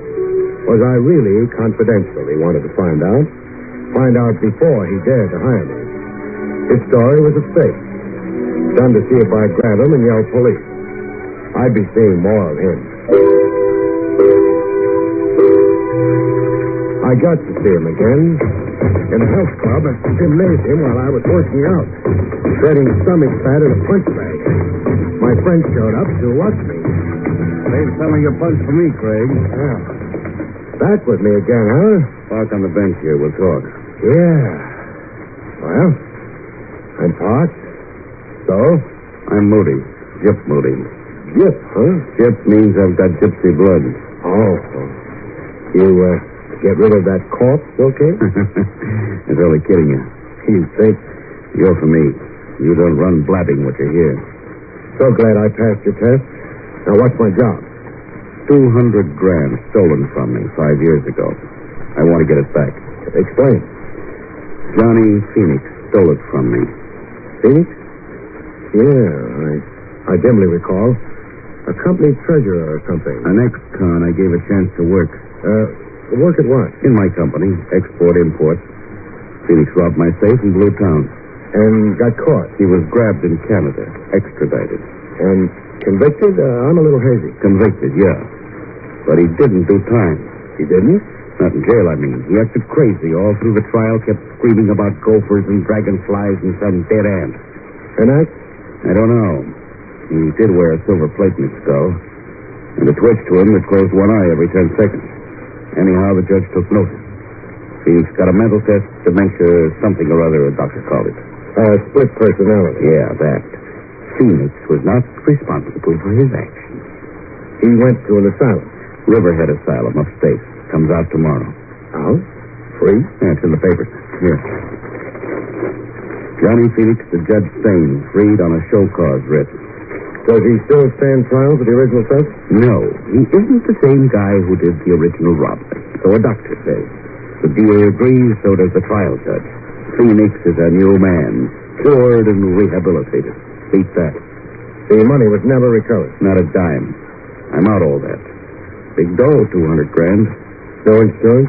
I only had a fraction of it insured. Be there at Riverhead when Phoenix gets out. Stay with him. He's got the dough salted away. When he goes for it, you go for him.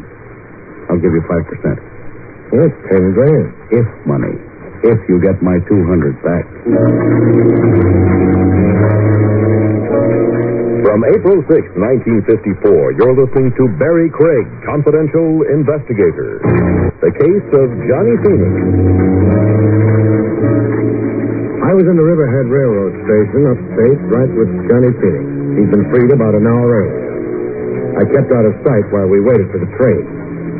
A good-looking guy, Phoenix. Bushy hair with nature's own Marcellus. Bare, broad shoulders. A good clothes horse when he could get properly cogged out. No pallor to his skin. You'd never know he'd been confined. Well, the train rolled in, and I watched Phoenix climb aboard. When I tried to do likewise, I found opposition. One moment, sir. Hey, let go of my arm. My authority. A badge. I'm Sims of the state police. In cities? I'm off duty. However, you're under arrest. For what? Molestation. A woman complained. Molestation, meaning mashing? That's right. Her description of the man fits you. Well, I'd laugh, but right now I haven't got a sense of humor. Getting tough won't help. I'm a policeman myself. I'll show you credentials. Yeah, you do all that. At the station house. Are we going through with this part? I have authority to shoot a resistor. Put your gun away. I've missed my train anyhow. Well, there's a train every 2 hours. This train was special. Let's go see your complainant.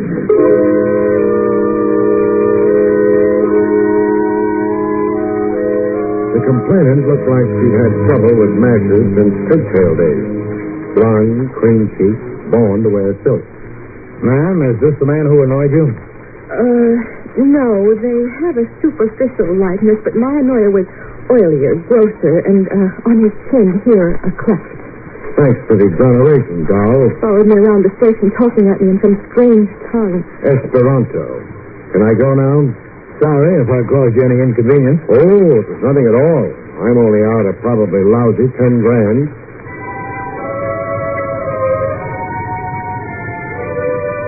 Back at the Riverhead station, again waiting for a train out. I stumbled to a master mistaken identity routine I'd been caught up in. I watched the Golden Girl to come back to the station. When she did, I really molested her. Hello, doll. Doll, are you out of your mind? I'm mad over you. Mad? Oh, you really mean mad. I'd like to apologize. Don't bother. Just explain it. My arm, please, you're bruising it. All right, talk. Well, the circumstances are plain. Here in the station before, a man... An oily fellow. My size, shape, wearing my clothes, as you told State Trooper Sims. Only oily, your guy. Therefore, not me. An honest mistake. Dishonest, baby.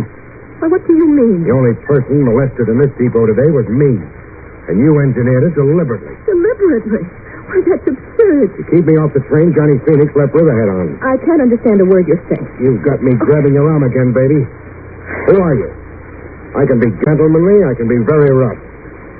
Well, do we wrestle? All right. I'm Rita Phoenix. Sister or wife? Wife. Our train. We'll travel together, baby. Closer than Siamese twins. You made me lose Phoenix, but you're going to help me find him again. You're going to lead me back to him. Come on. Trains don't wait.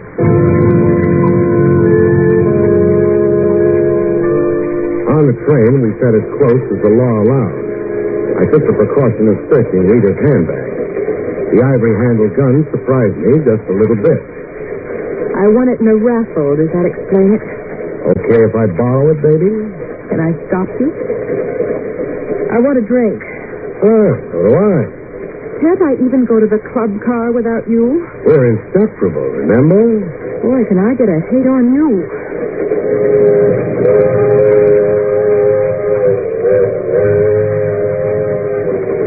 Inseparable. Only thing I was wishing aloud. We were going to be separated. By no choice of mine.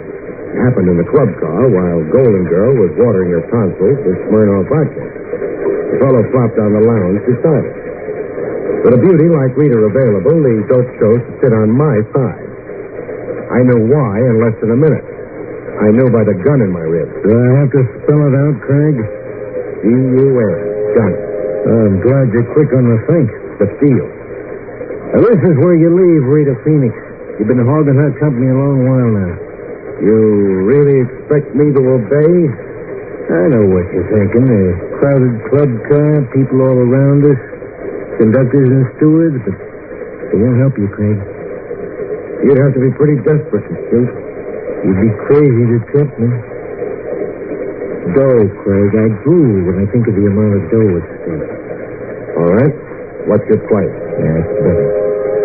The station up ahead, Sooner Falls. We roll into it exactly 3:47 after 4 minutes. You're getting off the train. Alone?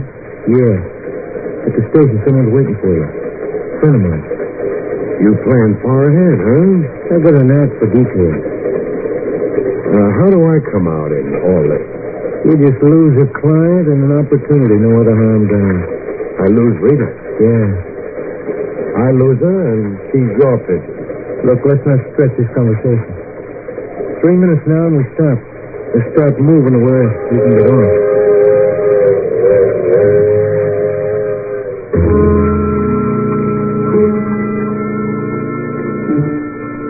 In Sooner Falls, I watched the train continue on to New York.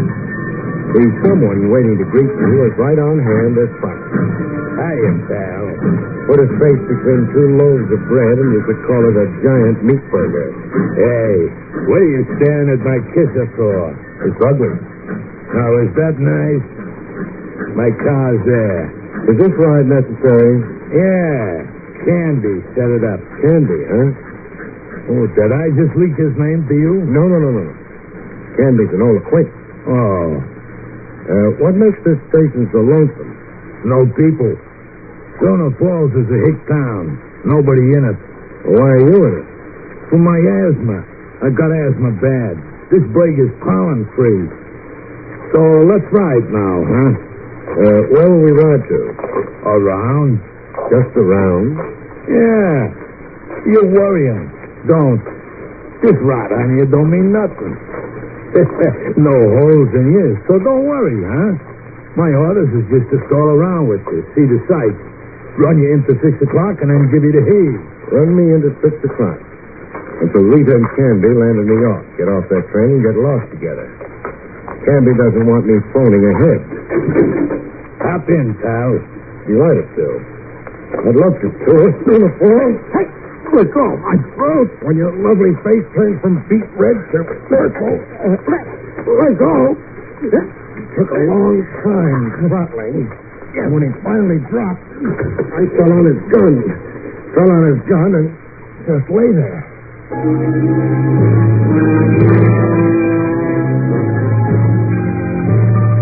I left my meat-faced friend in a semi-conscious stupor and hurried into a pay station telephone.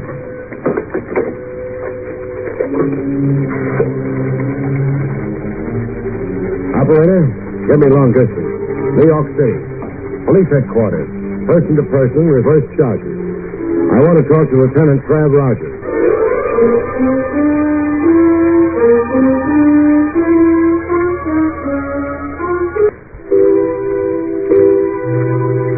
Finally, at long last, I arrived in New York. I'd sure missed a lot of trains. Trav Rogers had come through for me at his end.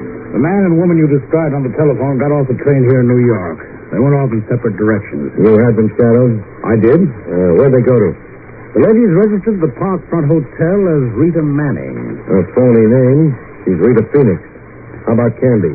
He checked in at the Kilgore Hotel. Kilgore? New name to me. Over in Brooklyn Heights. Oh, Rita, the Parkfront Hotel. Candy, the Kilgore. Anything else you can enlighten me on? I think so. That story of Johnny Phoenix he told me over the long-distance phone. The original stuff from your client, Jip Moody. The subsequent trial of Phoenix, his insane behavior in court, and the resultant confinement in an asylum. Etc. and so forth. What can you add to it? I found a discrepancy in your tale. What? The alleged $200,000 Phoenix stole. Alleged? In my review of the record of the case, no such sum. Phoenix was booked and tried for the theft of exactly $50,000. For a fact. I have a duplicate of the district attorney's file, if you'd care to see it. I'll take your word. Quite a gap between $200,000 and $50,000. A gap that can buy Boku cherries for the wine. Your client magnified the figure to fire your zeal as a retriever? No, Moody's queer, but not like that. His $200,000 figure has some other significance. What? I can't know until I put the question to Moody. Phoenix never disgorged any of the loot? Not a kopeck. What did the police do about it? About trying to recover the money from Phoenix, I mean. Oh, the usual devices and pressures. All we accomplished was a show put on by Phoenix. He acted nuts. Climbed the wall, screaming he was a chimpanzee in a jungle. After Phoenix's asylum confinement, what police activity about the money was there? The obvious.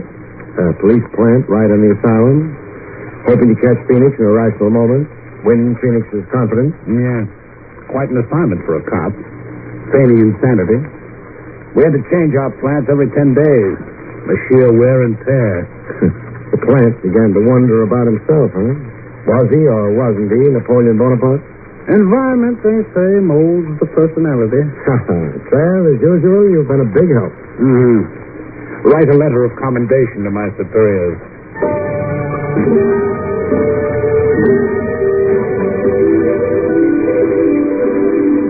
My client, Moody, didn't exactly like explaining a discrepancy between $50,000 and $200,000. $200,000 was stolen from me. You're still avoiding my question. Moody, I want to know. Why did you only charge Phoenix with stealing a measly $50,000 in your original police complaint? I had private reasons. Now, if I'm to come through for you, I can't be in the dark. Well, the bulk of the money was a sum I couldn't afford to broadcast publicly. Whatever that means. You're in export-import, huh? Yeah, export-import. Export-import is a pretty broad heading. It could cover a lot of operations. Above board and underhanded. Legitimate goods and contraband of some kind. Let it go at that. Cash deals in the dark. No record of it on the books. Stop making out a case. Fraud against the government. Tax evasion. Keep it up, we'll have a parting of the ways. I'm not on trial with you, Craig. I like to know the character of my client. I'm honest and dishonest. What's so unusual about that? Every second guy you meet. Yeah. The buck for its own sake. No wonder the old world's in a spin. Phoenix took advantage of my sensitive situation. He knew in advance you could never prosecute him for the whole sum of money he stole. If you couldn't come into the courts with clean hands. Yeah, that was Phoenix's gimmick. You going to use any of this against me? Ask me that when we're counting your $200,000. Now, what answer? Oh, I get it. When you're counting your 5% fee, you mean? Sure. You like money like everybody else. Now, tell me something. Who is Candy? I don't know. Never heard the name. An alias, maybe. You recognize this description? Well built, little on the short side, 5'7", say. Brown hair, brown eyes, natty dresses. The description means absolutely nothing to me. That's funny. There's a guy who knows you well enough to be scrambling for your money. Yeah, it's a mystery to me. Leave a side of beef exposed and the jackals come around. Jackals and jackasses? Okay, I'll circulate around. Craig. What? The way you cross-examined me before, like a cop, not a confidential operator on my payroll. So? Don't double-cross me. Or? I'm not stupid. And I'm not helpless. Put it on the line, Moody. Be a cop with me after all? I'll kill you. I'm sure you could. Well? Well, what? Reassure me that you're still confidential. I did that, I'd only be lying. Meaning? I'm not working for you anymore. You're off the case? I didn't say that. Then it is a double cross. Clean hands. I only like clients with clean hands. So long, Moody. Craig, stay out of my business. Your kind of business, Moody, is public business.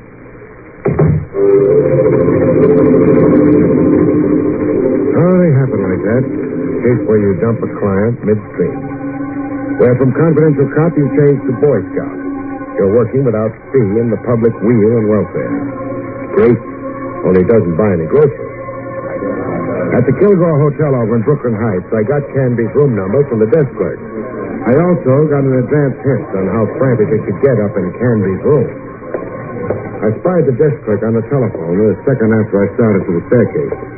The desk clerk tipping Canby off to my visit. There'd be a gun upstairs waiting to greet me. What kind of a hotel was it? It was that kind of a hotel.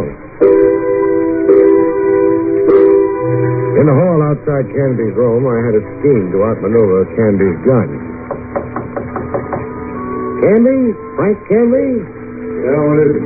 Linen service. I got your fresh linen. Yes, sir. I flattened against the side wall of the hall, out of line of fire, and waited for Canby to open the door. Come right in. Hey, my turn to shoot now. Oh.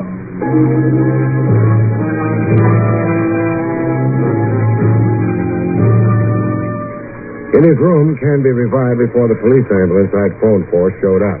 You think fast, Craig. I'd have to keep alive. How bad? Thigh wound. I only shot to immobilize it. Very considerate. You'll live for newer and bigger swindles. When you're free again, that is. You've got no charge against me. The son-in-law, that gun you carry. And armed assault on me. Going to pour it on, huh? Depends, maybe, on how you cooperate. Cooperate how? Frank talk. Ask me. Where do you come in on Moody's missing $200,000? I forced myself in. Meaning? Well, I'm out of left field. I don't know Moody and I don't know Phoenix. But I do know about the dough, you understand me? I think so. You freelance in crime. You're a fly. Honey anywhere draws you. That's it, yeah.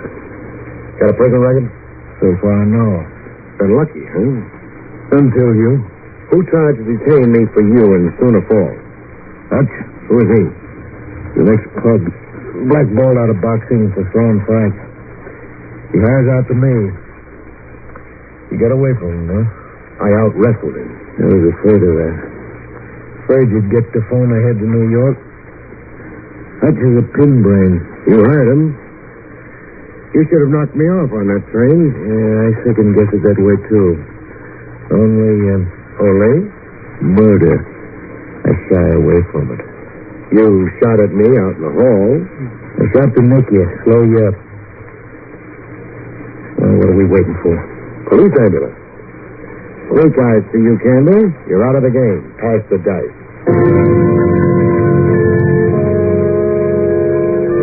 With Canby out of the game, I set out to eliminate another player. Rita. I found her in the dining room of the Parkfront Hotel. She didn't bat an eyelash when I joined her at the table, like she was immune to surprise. You, Me? Oh, what's good? Chicken fricassee. What's new? Candy's in the clink. Thanks. For what? Removing Candy. He's been giving me a bad time. Asking you where he can find Johnny Phoenix? Asking me? Where can I find Johnny Phoenix? I'm deaf. Stupid. Maybe. You're crazy if you keep dreaming of that money. I've stopped dreaming. Meaning?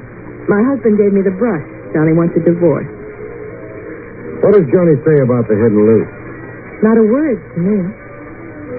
What do you say about the loot? Meaning? Huh? No deal. I get the money, I kiss it once. Then? Hand it over to the authorities to be held in escrow for Jip Moody. Now, where do I find Johnny Phoenix? Expect me to tell you? You might, seeing Johnny's read you out of his life. 742 Bond Street, a rooming house. Johnny's holed up there. When you surprise him, tell him you're there by courtesy of Rita. Rita without love. 742 Bond Street, I finally got back with Johnny Phoenix. Funny thing, though, Phoenix didn't seem to care a bit. The money, Craig, I don't want it. Because keeping it is too hard? No, the fellow who stole it. I'm no longer him. I've had therapy. I've got a different focus now. Whole new plan for living. You sound like a walking testimonial for prison psychiatry. I feel lighter. I don't walk, I bounce. You know what I've done these 2 days I've been free? What? Read books, gone to church, looked through the one ad. Hooray for the new man. So where's the dough hidden? Buried in an empty lot in Long Island. Town named Fullerton, where I grew up as a kid. I'll drive you there. Let's go.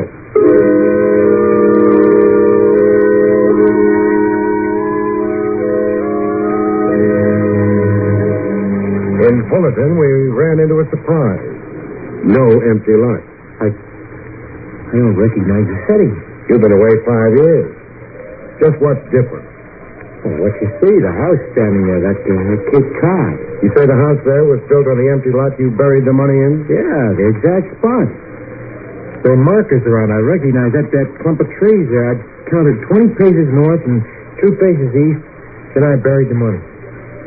That would put the money smack in the middle of the foundation of the house. What do we do now? How deep did you dig 5 years ago? 6 feet. In building the house, an excavation of at least 12 feet was made. Meaning the money was exposed to their builder. Meaning. You wait here. I'm going to make some inquiries inside the house. Yeah, but what possible good? Inquiries inside the house. Inquiries around Fullerton, generally. Then some research into police files. I'm curious as to why a house was built on that exact spot. Badly chosen location in a lowland where rains create a swampland. And with the nearest town neighbor east, west, north, and south at least 200 yards away. Wait here, Phoenix.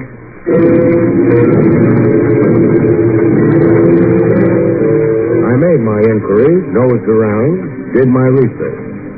The following day, I dropped in to see Trev Rogers to tell him who to go arrest. I'm to arrest a homeowner in a town on Long Island called Fullerton. That's right. A homeowner named Cy Kennedy. Cy Kennedy, alias Joe Callis. The name falls on deaf ears, huh? Should I know it? A cop should. I could send you pouring through police files on Johnny Phoenix. Spare me the toil. Police headquarters assigned stool pigeons and plants to the asylum Phoenix was confined in. Yeah? I had the names of the miscellaneous and sundry plants and stoolies here. Abrams, Tyler, Wilson, McKenzie, Callis. Is it beginning to dawn? Yes. Callis. Joe Callis. A professional stool pigeon the department employed years ago. A stool pigeon who spent time in a prison asylum with Johnny Phoenix. Time enough to pump Phoenix and get himself a road map to a bonanza. Double-crossed the police department. You always take that chance when you engage still pigeons. It's a calculated risk. Killers dug up the money in Fullerton, then had a contractor build him a house right over the exact spot for him. A weird device, kind of? The house? Killers calculated risk. To make the quest for the money look hopeless. The money was lost to the ironies in a housing excavation. He never thought anybody would be shrewd enough to look behind his alias of Kennedy, respectable homeowner and family man, at this late date. But you did. I might not have. All the time I was making inquiries, I was sure I was wasting time. Cases, Trav, sometimes hang on, that's Plymouth Red. So, make the arrest.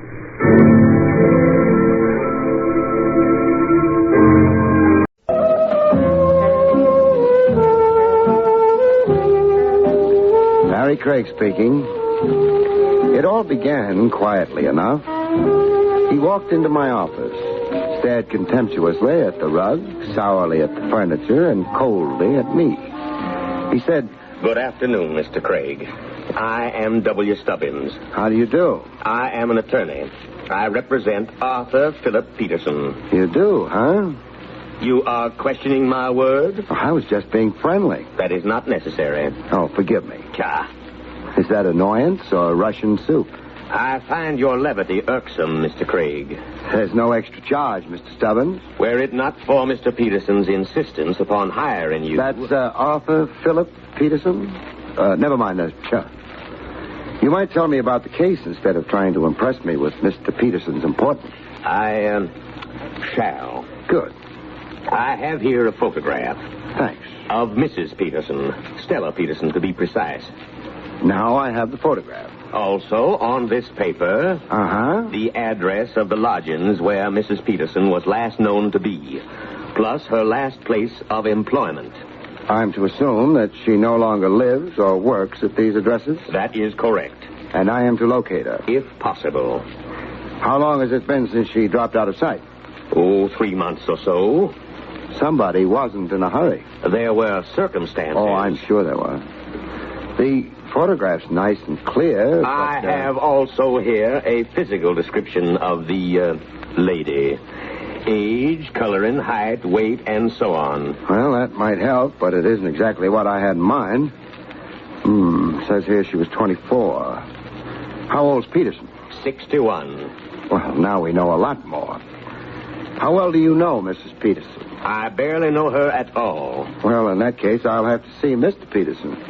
Descriptions are fine, but in a missing persons case like this, you need more. Habits, tastes, so on. They all help. Seeing Mr. Peterson would do you no good. Well, why? Is he bashful? No. He's dead. With which remark, W. Stubbins decided I had enough information, rose, deposited a check for $500 on my desk, and left. I wondered what the W stood for.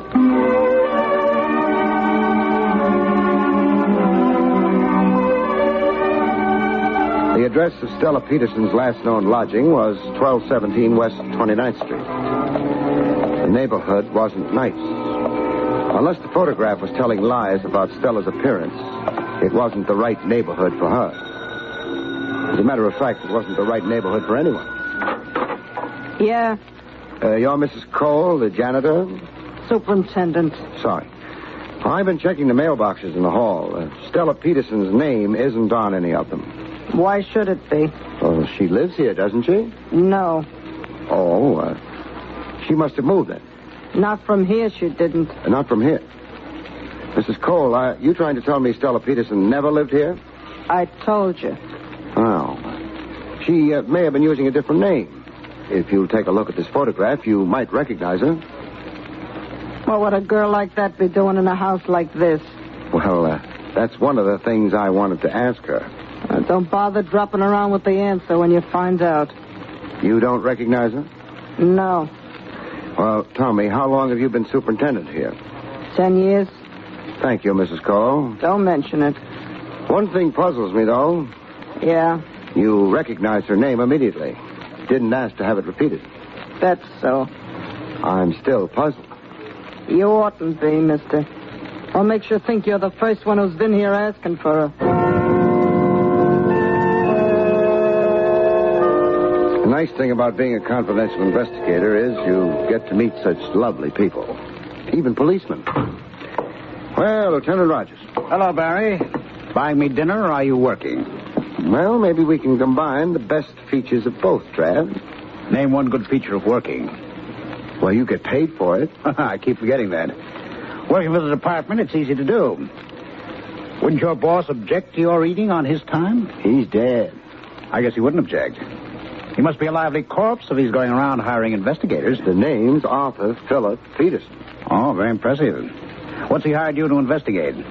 Well, I've got a picture here. See? Didn't anyone ever tell him he couldn't take that with him? He's not really trying. He died sometime last week. Heart. That's his wife. She left him more than 3 months ago. Uh-huh. What information do you want stolen from the department? Anything the department has on her, if it has anything. We'll see. What's the front name? Stella. I'll feed her to the gallery, boys. What else? A green car keeps driving around behind me. License number 1W17660. You want us to discourage him? No, I'd feel lonely without him. I'd like his name, though, in case we ever meet socially.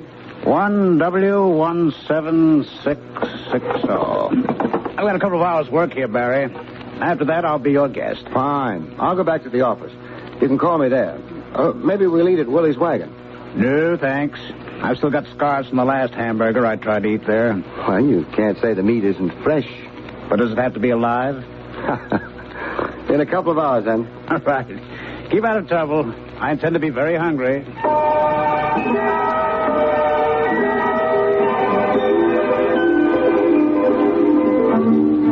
I headed back to the office. The green car was still behind me. I couldn't make up my mind whether or not to worry about it. I decided to postpone the decision. But I didn't use the front entrance to the building. The back door and the stairs up would be smarter under the circumstances. Every once in a while, I do the smart thing. It always leads to trouble.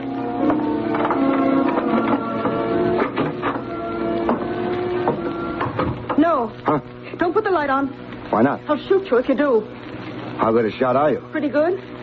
You're a big man. I'm not very far away from you. Meaning anybody who could hit the side of a barn door? All right. I'm willing to discuss the matter. We're not going to discuss the matter. Get away from the light switch. Want me to leave? No. Go to your desk. What am I supposed to use instead of vision? Radar? Your eyes must be getting accustomed to the dark. Just walk straight forward. Straight forward. Women and cats are much better at this kind of thing. Look out! Oh. That was a chair you ran into. Thanks for telling me. I tried to warn you. If you really cared, you'd let me put the light on. No. Sit down. You mean I happen to be directly above a chair right now? The one you knocked over. Pick it up. Oh, okay. If I knew exactly where you were, I could throw this chair at you. That wouldn't be nice. It might be. The only trouble is I don't know you well enough yet to decide whether you deserve being thrown chairs at. Well, thanks for asking me to sit. Mr. Craig. Yeah? Why are you looking for Stella Peterson? What makes you think I am? But you are, aren't you? One of the things you want to look for if you ever hire a confidential investigator is whether he knows how to keep his mouth shut. About confidential things. Well, yes. Your looking for Stella Peterson isn't a secret. It hasn't made the front page of the Times either. You've been asking people about her? When I went down to lunch today, I asked the boy at the newsstand who won the 6th at Jamaica. I'm not investigating a racehorse. That's not the same. No, it isn't. But there's nothing you can do about it. Look, Why not try telling me why you're so interested in anyone looking for Stella Peterson? I'm interested because... Yeah?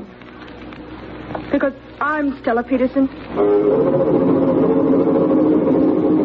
By this time, my eyes had adjusted a little better to the absence of light. I could see her, but not well enough to tell whether or not she was lying.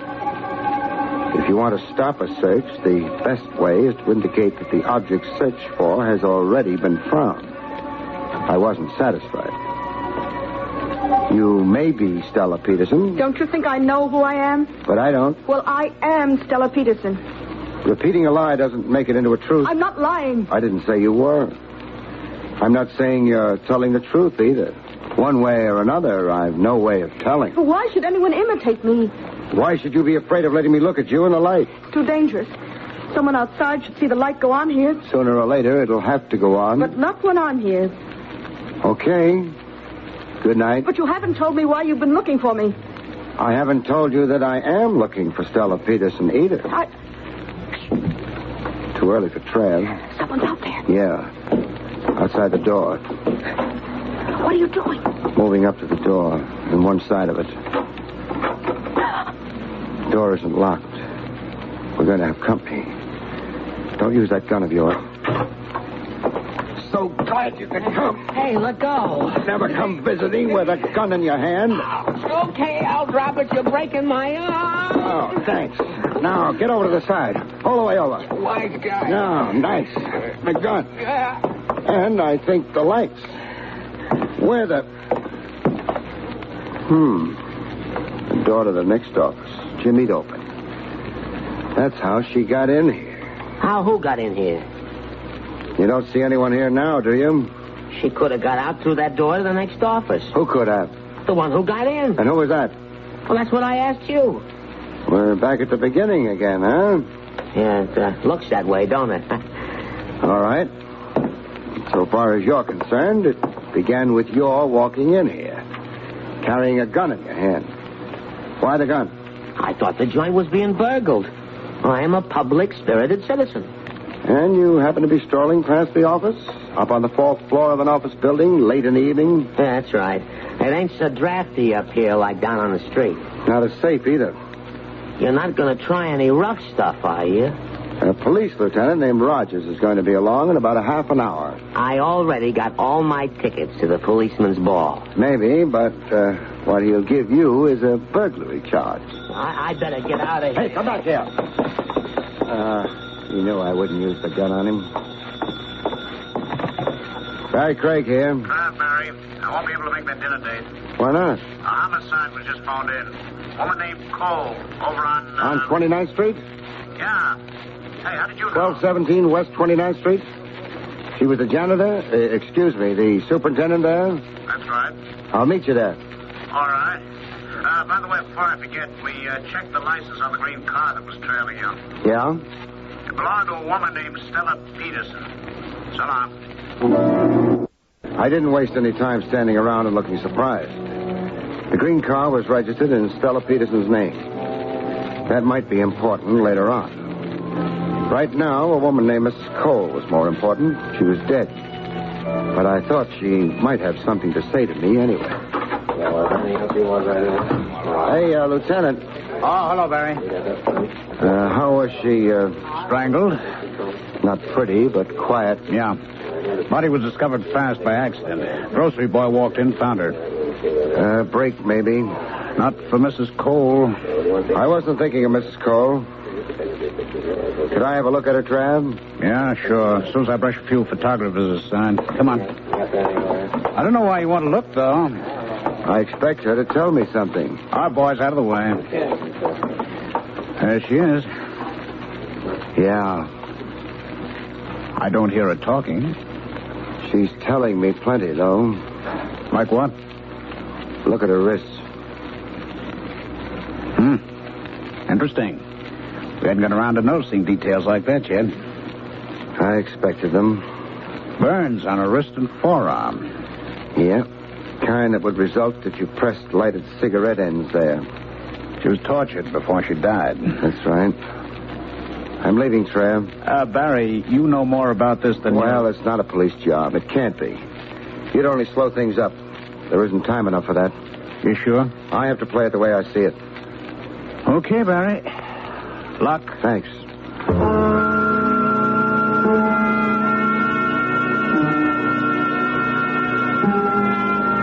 The thing was forming into a pattern. I didn't feel bright realizing it because the pattern was backwards. And I was a step behind, as I've been since the beginning of the case. Maybe a fatal step.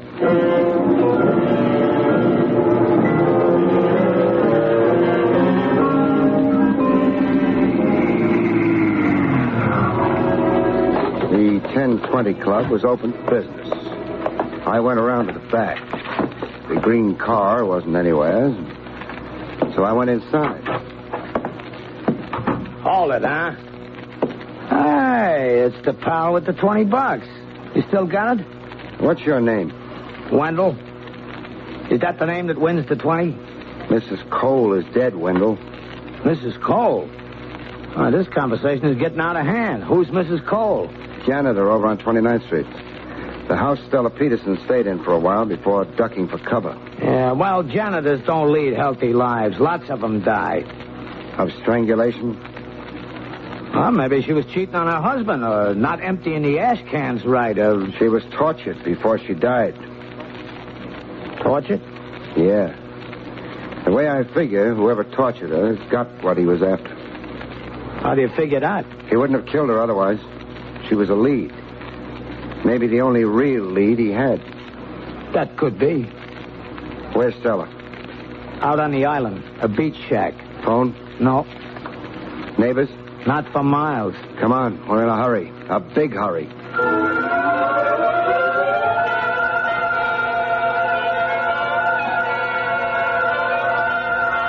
We made time. I didn't break too many traffic laws. Only one. The one that keeps your speed down. We were lucky. We didn't pick up any traffic cops on the way.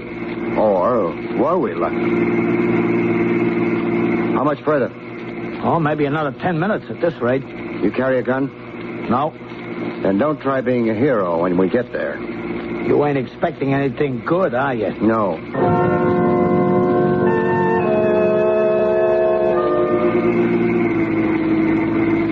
Who does the shack belong to? Mrs. Cole. That's why... Anybody besides you and Mrs. Cole know Stella is staying there? I don't think so. But that was before they got to work on Mrs. Forget it. For now. Stella dropped in at my office. Huh? She had some idea of forcing me to tell her who'd hired me and why. Once she found out I was looking for her. I know. Sure.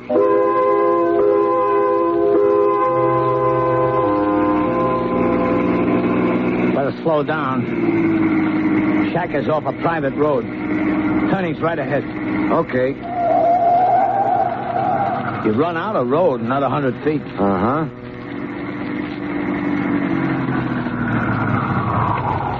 All right, now. Come on. This time of year, the beach is deserted. That's why Stella figured it was safe. It was for a while. That the shack?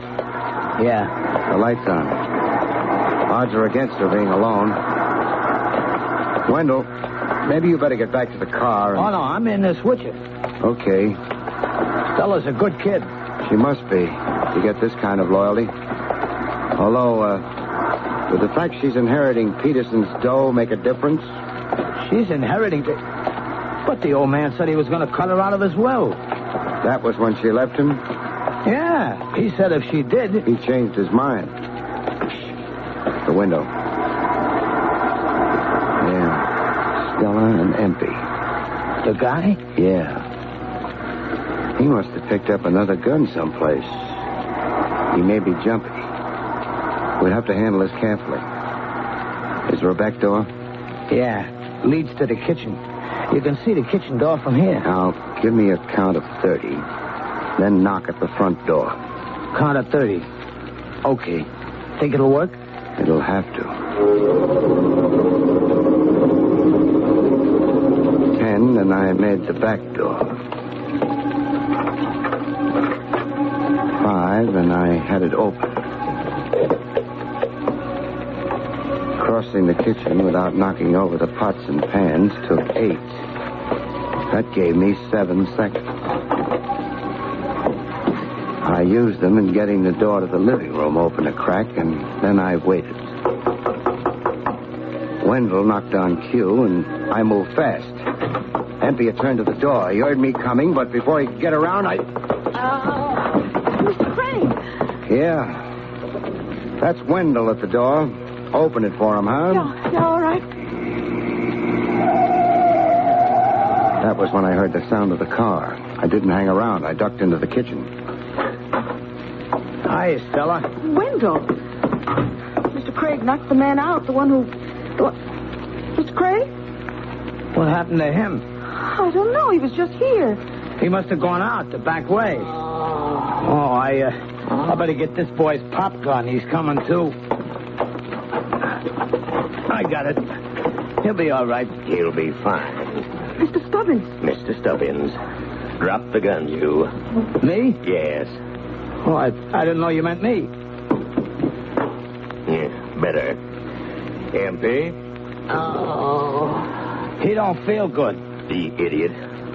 How he ever let you get the best of him, well, never mind. Mr. Stubbins, what are you going to do? What do you think? But why? What have I done to you? It wasn't you, my dear. It was that blithering husband of yours. I don't understand. You left him justifiably enough. He was turning into a senile idiot. You left him, and he threatened to disinherit you. You ignored his threat, for which my compliments. Thanks, but I... Of course, he tried to get you back. We did discover your address, the place you worked, but I made no great effort. I was waiting for Peterson to carry out his threat. But why did you care? He planned to leave his money to various charities, of which I would be sole administrator. I counted on that. As a matter of fact, I rather anticipated the event. I borrowed some of the money. And then the idiot decided he admired you for your courage in leaving him. Oh, and then... And he did not disinherit you after all. I faced jail, my dear. I kept hoping until the last moment, but then he died, leaving you his money. And if I die too? The money will revert to the estate. I can arrange matters to my satisfaction there. That is why I persuaded Mrs. Cole to give me this address, why I sent Empey on ahead to hold you, and why I shall now... Oh, no! Sorry, my dear, but it's oh, yes. Wonderful kitchen you've got back there. Mr. Stubbins is all right. He'll live to die. William Gargan stars as Barrie Craig, confidential investigator.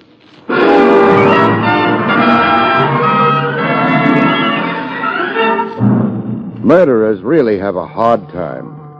In other fields, if a man's work is properly appreciated, he gets higher pay. All a murderer gets is higher voltage.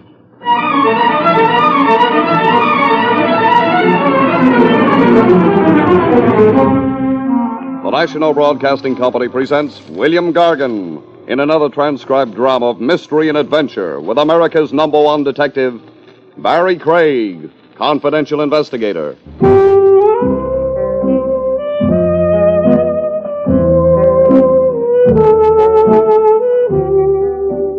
Barrie Craig speaking. It all began quietly enough. He walked into my office, stared contemptuously at the rug, sourly at the furniture, and coldly at me. He said, Good afternoon, Mr. Craig. I am W. Stubbins. How do you do? I am an attorney. I represent Arthur Philip Peterson. You do, huh? You are questioning my word? I was just being friendly. That is not necessary. Oh, forgive me. Cha. Is that annoyance or Russian soup? I find your levity irksome, Mr. Craig. There's no extra charge, Mr. Stubbins. Were it not for Mr. Peterson's insistence upon hiring you... That's Arthur Philip Peterson? Never mind that. You might tell me about the case instead of trying to impress me with Mr. Peterson's importance. I shall. Good. I have here a photograph. Thanks. Of Mrs. Peterson. Stella Peterson, to be precise. Now I have the photograph. Also, on this paper... Uh-huh. The address of the lodgings where Mrs. Peterson was last known to be, plus her last place of employment. I'm to assume that she no longer lives or works at these addresses? That is correct. And I am to locate her? If possible. How long has it been since she dropped out of sight? Oh, 3 months or so. Somebody wasn't in a hurry. There were circumstances. Oh, I'm sure there were. The photograph's nice and clear, but... I have also here a physical description of the lady. Age, coloring, height, weight, and so on. Well, that might help, but it isn't exactly what I had in mind.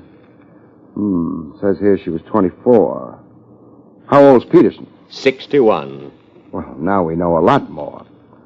How well do you know Mrs. Peterson? I barely know her at all. Well, in that case, I'll have to see Mr. Peterson. Descriptions are fine, but in a missing persons case like this, you need more. Habits, tastes, so on. They all help. Seeing Mr. Peterson would do you no good. Well, why? Is he bashful? No. He's dead. With which remark, W. Stubbins decided I had enough information, rose, deposited a check for $500 on my desk, and left. I wondered what the W stood for.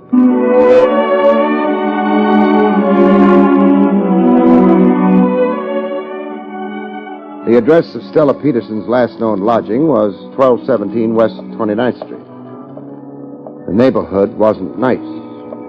Unless the photograph was telling lies about Stella's appearance, it wasn't the right neighborhood for her. As a matter of fact, it wasn't the right neighborhood for anyone. Yeah, You're Mrs. Cole, the janitor?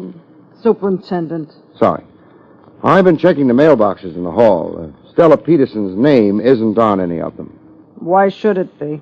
Well, she lives here, doesn't she? No, Oh, she must have moved then. not from here she didn't. Not from here. Mrs. Cole, you trying to tell me Stella Peterson never lived here? I told you. Oh. She may have been using a different name. If you take a look at this photograph, you might recognize her. What would a girl like that be doing in a house like this? Well, that's one of the things I wanted to ask her. Don't bother dropping around with the answer when you find out. You don't recognize her? No. Well, tell me, how long have you been superintendent here? 10 years? Thank you, Mrs. Cole. Don't mention it. One thing puzzles me, though. Yeah, You recognized her name immediately. Didn't ask to have it repeated. that's so. I'm still puzzled. You oughtn't be, mister. What makes you think you're the first one who's been here asking for her? The interview was definitely at an end. Mrs. Cole shut the door in my face. I had no regrets about leaving that house. It was a process that only the dead wouldn't have enjoyed. I climbed into my car and went away. I wondered how big a liar Mrs. Cole was.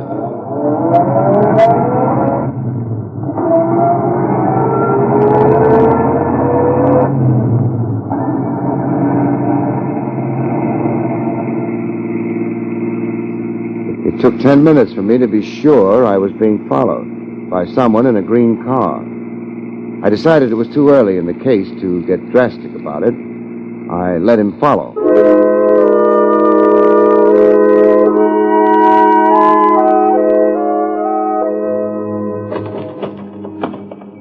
Stella Peterson's last known place of employment was in the low 50s.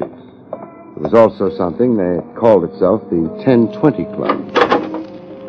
I had the feeling that the only qualifications for joining consisted of being alive and foolish. Hey, you're a little early, pal. If you was a bird, you'd get the worm. And if I were a worm, the bird would get me. I'm looking for Stella Peterson.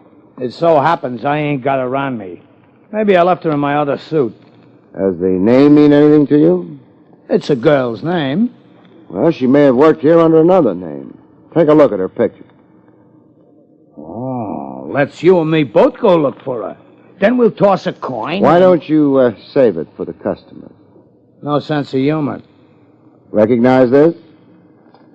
That there is a beautiful shade of green.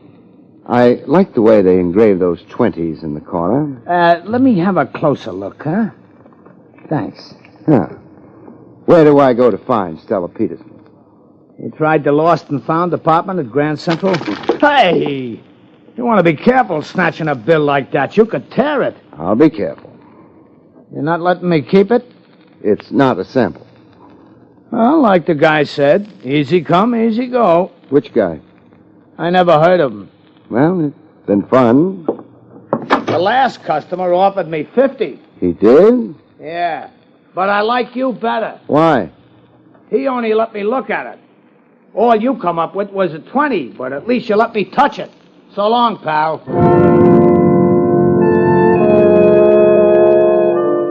The nice thing about being a confidential investigator is you get to meet such lovely people. Even policemen. Well, Lieutenant Rogers. Hello, Barrie. Buying me dinner, or are you working? Well, maybe we can combine the best features of both, Trav. Name one good feature of working. Well, you get paid for it. I keep forgetting that. Working for the department, it's easy to do.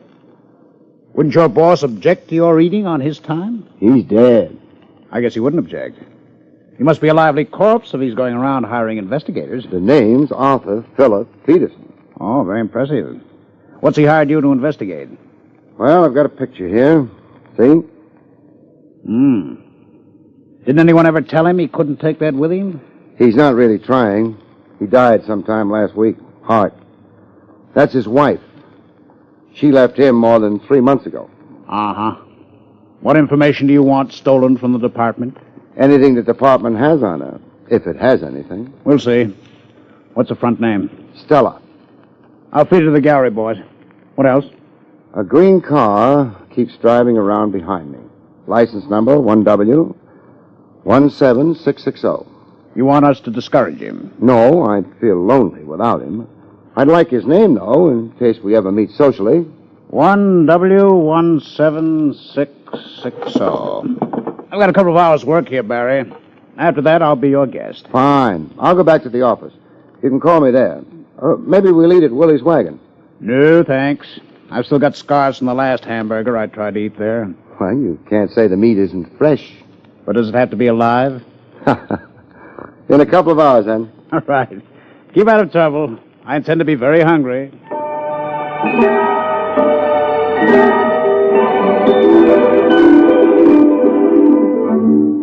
I headed back for the office. The green car was still behind me. I couldn't make up my mind whether or not to worry about it. I decided to postpone the decision.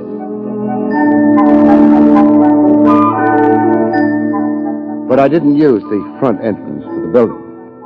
The back door and the stairs up would be smarter under the circumstances.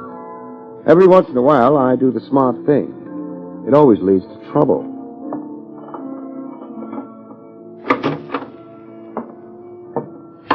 No. Huh? Don't put the light on. Why not? I'll shoot you if you do. How good a shot are you? Pretty good. You're a big man. I'm not very far away from you. Meaning anybody who could hit the side of a barn door? All right. I'm willing to discuss the matter. We're not going to discuss the matter. Get away from the light switch. Want me to leave? No. Go to your desk. What am I supposed to use instead of vision? Radar? Your eyes must be getting accustomed to the dark. Just walk straight forward. Straightforward. Women and cats are much better at this kind of thing. Look out! Oh! That was a chair you ran into. Thanks for telling me. I tried to warn you. If you really cared, you'd let me put the light on. No. Sit down. You mean I happen to be directly above a chair right now? The one you knocked over. Pick it up. Oh, okay. If I knew exactly where you were, I could throw this chair at you. That wouldn't be nice. It might be. The only trouble is I don't know you well enough yet to decide whether you deserve being thrown chairs at. Well, thanks for asking me to sit. Mr. Craig. Yeah? Why are you looking for Stella Peterson?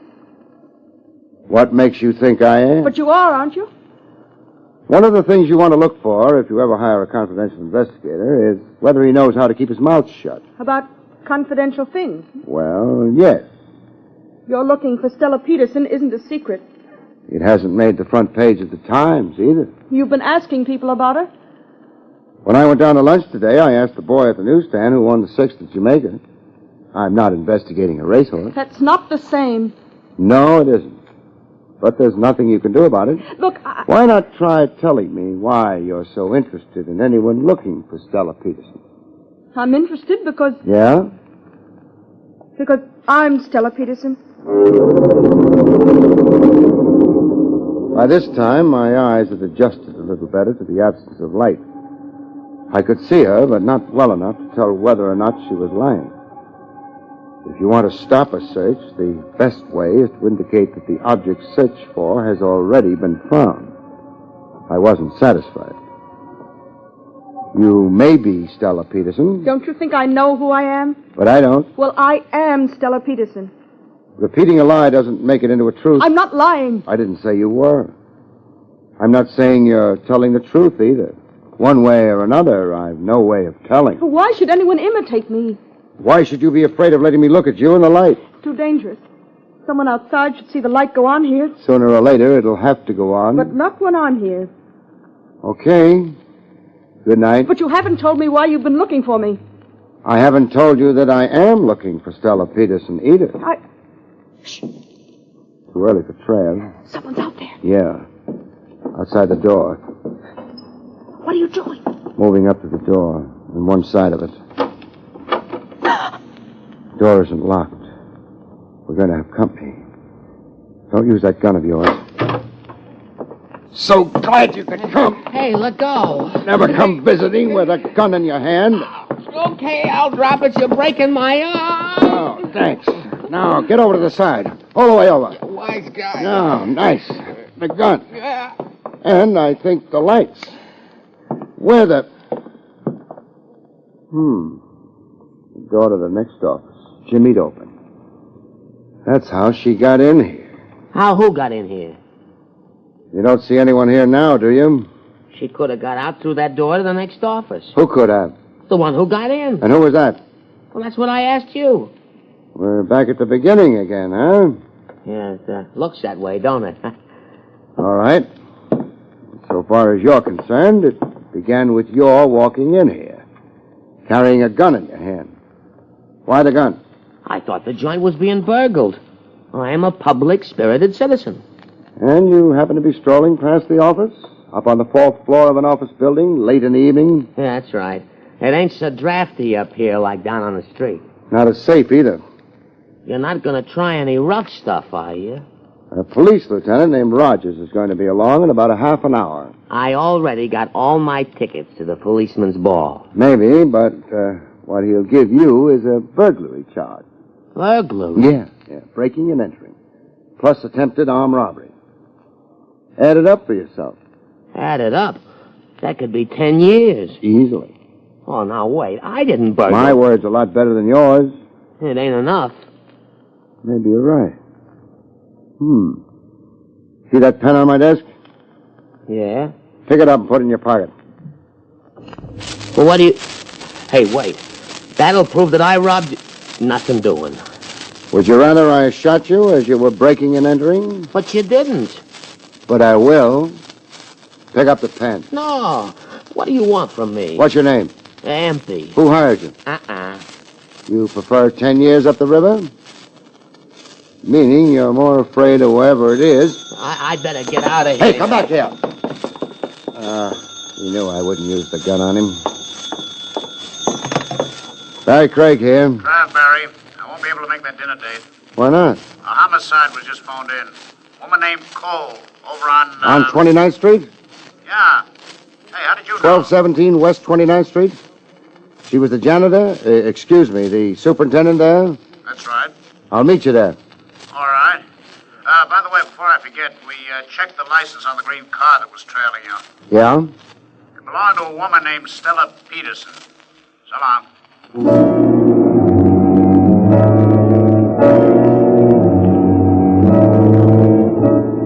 I didn't waste any time standing around and looking surprised.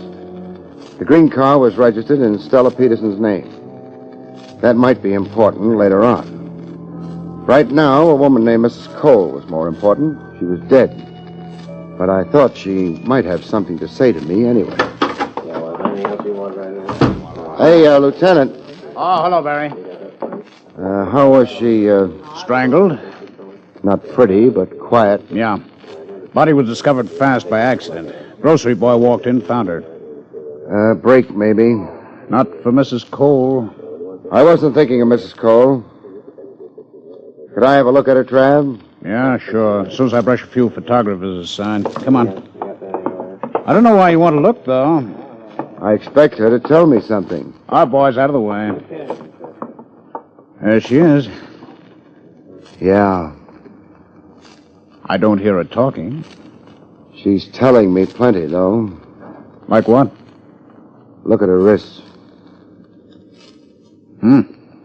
Interesting. We hadn't got around to noticing details like that yet. I expected them. Burns on her wrist and forearm. Yeah. Kind that would result if you pressed lighted cigarette ends there. She was tortured before she died. That's right. I'm leaving, Trev. Barry, you know more about this than Well, it's not a police job. It can't be. You'd only slow things up. There isn't time enough for that. You sure? I have to play it the way I see it. Okay, Barry. Luck. Thanks.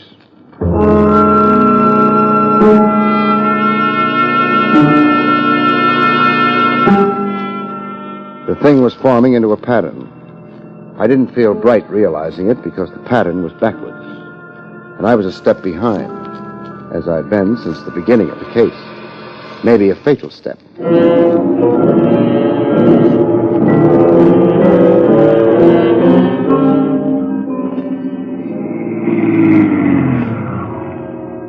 The 1020 Club was open for business. I went around to the back. The green car wasn't anywhere, so I went inside. Hold it, huh? Hey, it's the pal with the $20. You still got it? What's your name? Wendell. Is that the name that wins the 20?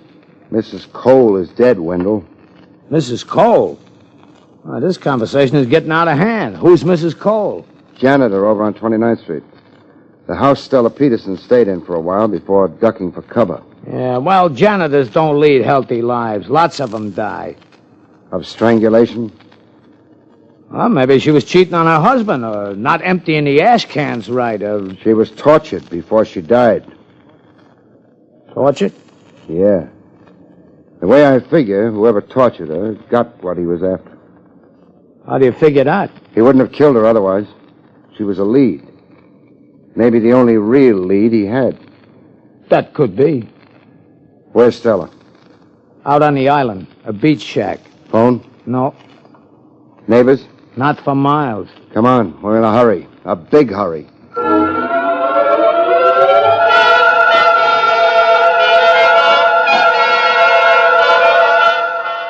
We made time.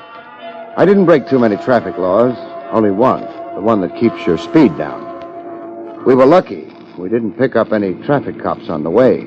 Or were we lucky? How much further? Oh, maybe another 10 minutes at this rate. You carry a gun? No. Then don't try being a hero when we get there. You ain't expecting anything good, are you? No.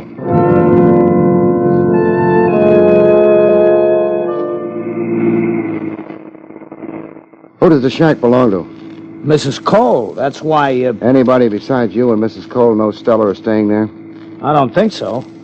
But that was before they got to work on Mrs... Forget it. For now. Stella dropped in at my office. Huh? She had some idea of forcing me to tell her who'd hired me and why. Once she found out I was looking for her. I know. Sure. You were driving the green car. The one that was tailing me. Yeah. Stella took it to drive out to the shack? Yeah, after she ducked out of your place. Too bad you didn't know about Mrs. Cole then. Yeah, too bad.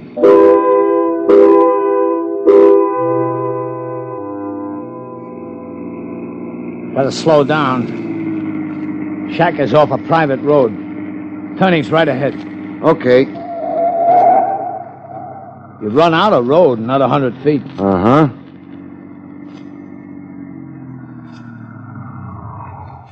All right, now. Come on. This time of year, the beach is deserted. That's why Stella figured it was safe. It was for a while. That the shack? Yeah. The light's on. Odds are against her being alone. Wendell, maybe you better get back to the car and... Oh, no, I'm in this with you. Okay. Stella's a good kid. She must be, to get this kind of loyalty. Although, would the fact she's inheriting Peterson's dough make a difference? She's inheriting... But the old man said he was going to cut her out of his will. That was when she left him? Yeah, he said if she did... He changed his mind. The window. Yeah, Stella and Empey. The guy? Yeah. He must have picked up another gun someplace. He may be jumpy. We'll have to handle this carefully. Is there a back door? Yeah. Leads to the kitchen. You can see the kitchen door from here. Now, give me a count of 30. Then knock at the front door. Count of 30. Okay. Think it'll work? It'll have to. 10, and I made the back door. 5, and I had it open. Crossing the kitchen without knocking over the pots and pans took 8. That gave me 7 seconds. I used them in getting the door to the living room open a crack, and then I waited. Wendell knocked on cue, and I moved fast. Empey had turned to the door. He heard me coming, but before he could get around, Mr. Craig! Yeah. That's Wendell at the door. Open it for him, huh? Yeah, all right. That was when I heard the sound of the car. I didn't hang around. I ducked into the kitchen. Hiya, Stella. Wendell. Mr. Craig knocked the man out, the one... Mr. Craig? What happened to him? I don't know. He was just here. He must have gone out the back way. Oh, I better get this boy's pop gun. He's coming, too. I got it. He'll be all right. He'll be fine. Mr. Stubbins. Mr. Stubbins. Drop the gun, you. Me? Yes. Oh, I didn't know you meant me. Yeah, better. MP? He don't feel good. The idiot. How he ever let you get the best of him, well, never mind. Mr. Stubbins, what are you going to do? What do you think? But why? What have I done to you? It wasn't you, my dear. It was that blithering husband of yours. I don't understand. You left him, justifiably enough. He was turning into a senile idiot. You left him, and he threatened to disinherit you. You ignored his threat, for which my compliments. Thanks, but Of course, he tried to get you back. We did discover your address, the place you worked, but I made no great effort. I was waiting for Peterson to carry out his threat. But why did you care? He planned to leave his money to various charities, of which I would be sole administrator. I counted on that. As a matter of fact, I rather anticipated the event. I borrowed some of the money. And then the idiot decided he admired you for your courage in leaving him. Oh, and then... And he did not disinherit you after all. I faced jail, my dear. I kept hoping until the last moment, but then he died, leaving you his money. And if I die too? The money will revert to the estate. I can arrange matters to my satisfaction there. That is why I persuaded Mrs. Cole to give me this address. Why I sent Empey on ahead to hold you, and why I shall now... Oh, no! Sorry, my dear, but it's oh, yes. Wonderful kitchen you've got back there. Mr. Stubbins is all right. He'll live to die.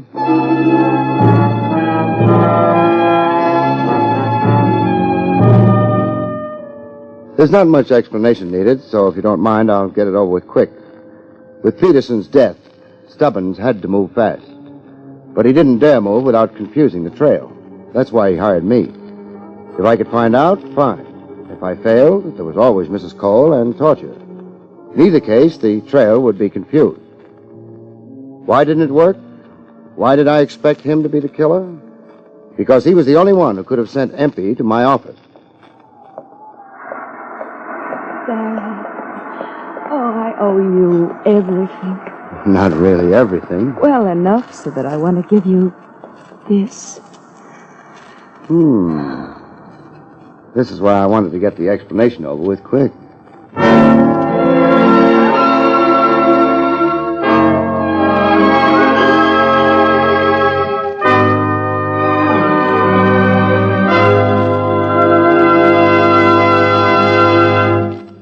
You've been listening to William Gargan in another exciting transcribed mystery drama from the adventures of Barrie Craig. Confidential Investigator.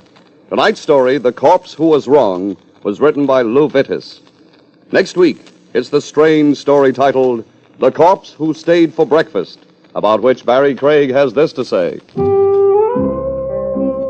Next week's story deals with at least 2 corpses, a house on the river, a midnight swim accompanied by bullets, and, the corpse who came to breakfast didn't eat a thing. Good night, folks. See you next week.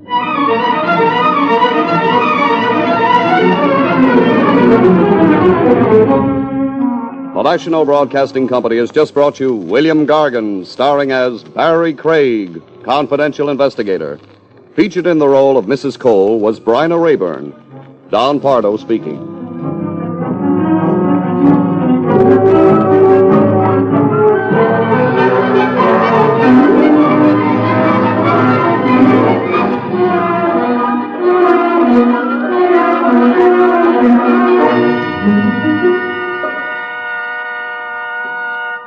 Hi, I'm Dinah Shore, and I'm here to tell you a little about our twice-weekly radio program on most of these NBC stations.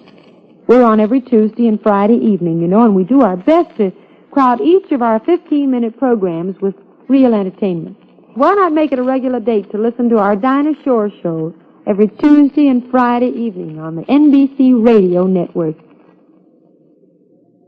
It's another exciting Dragnet adventure tonight on the NBC Radio Network.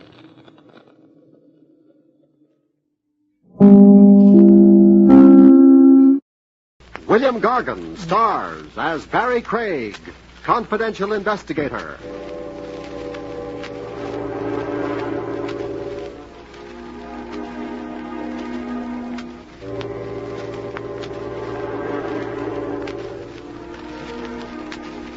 If you crave all the elbow room you can get, folks, be sure to have your coffin built to your own specifications.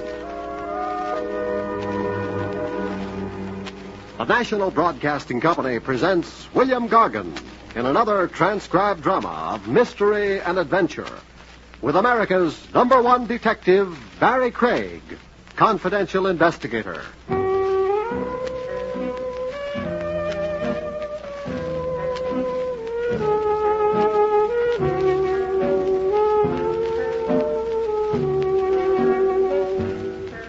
Barrie Craig speaking.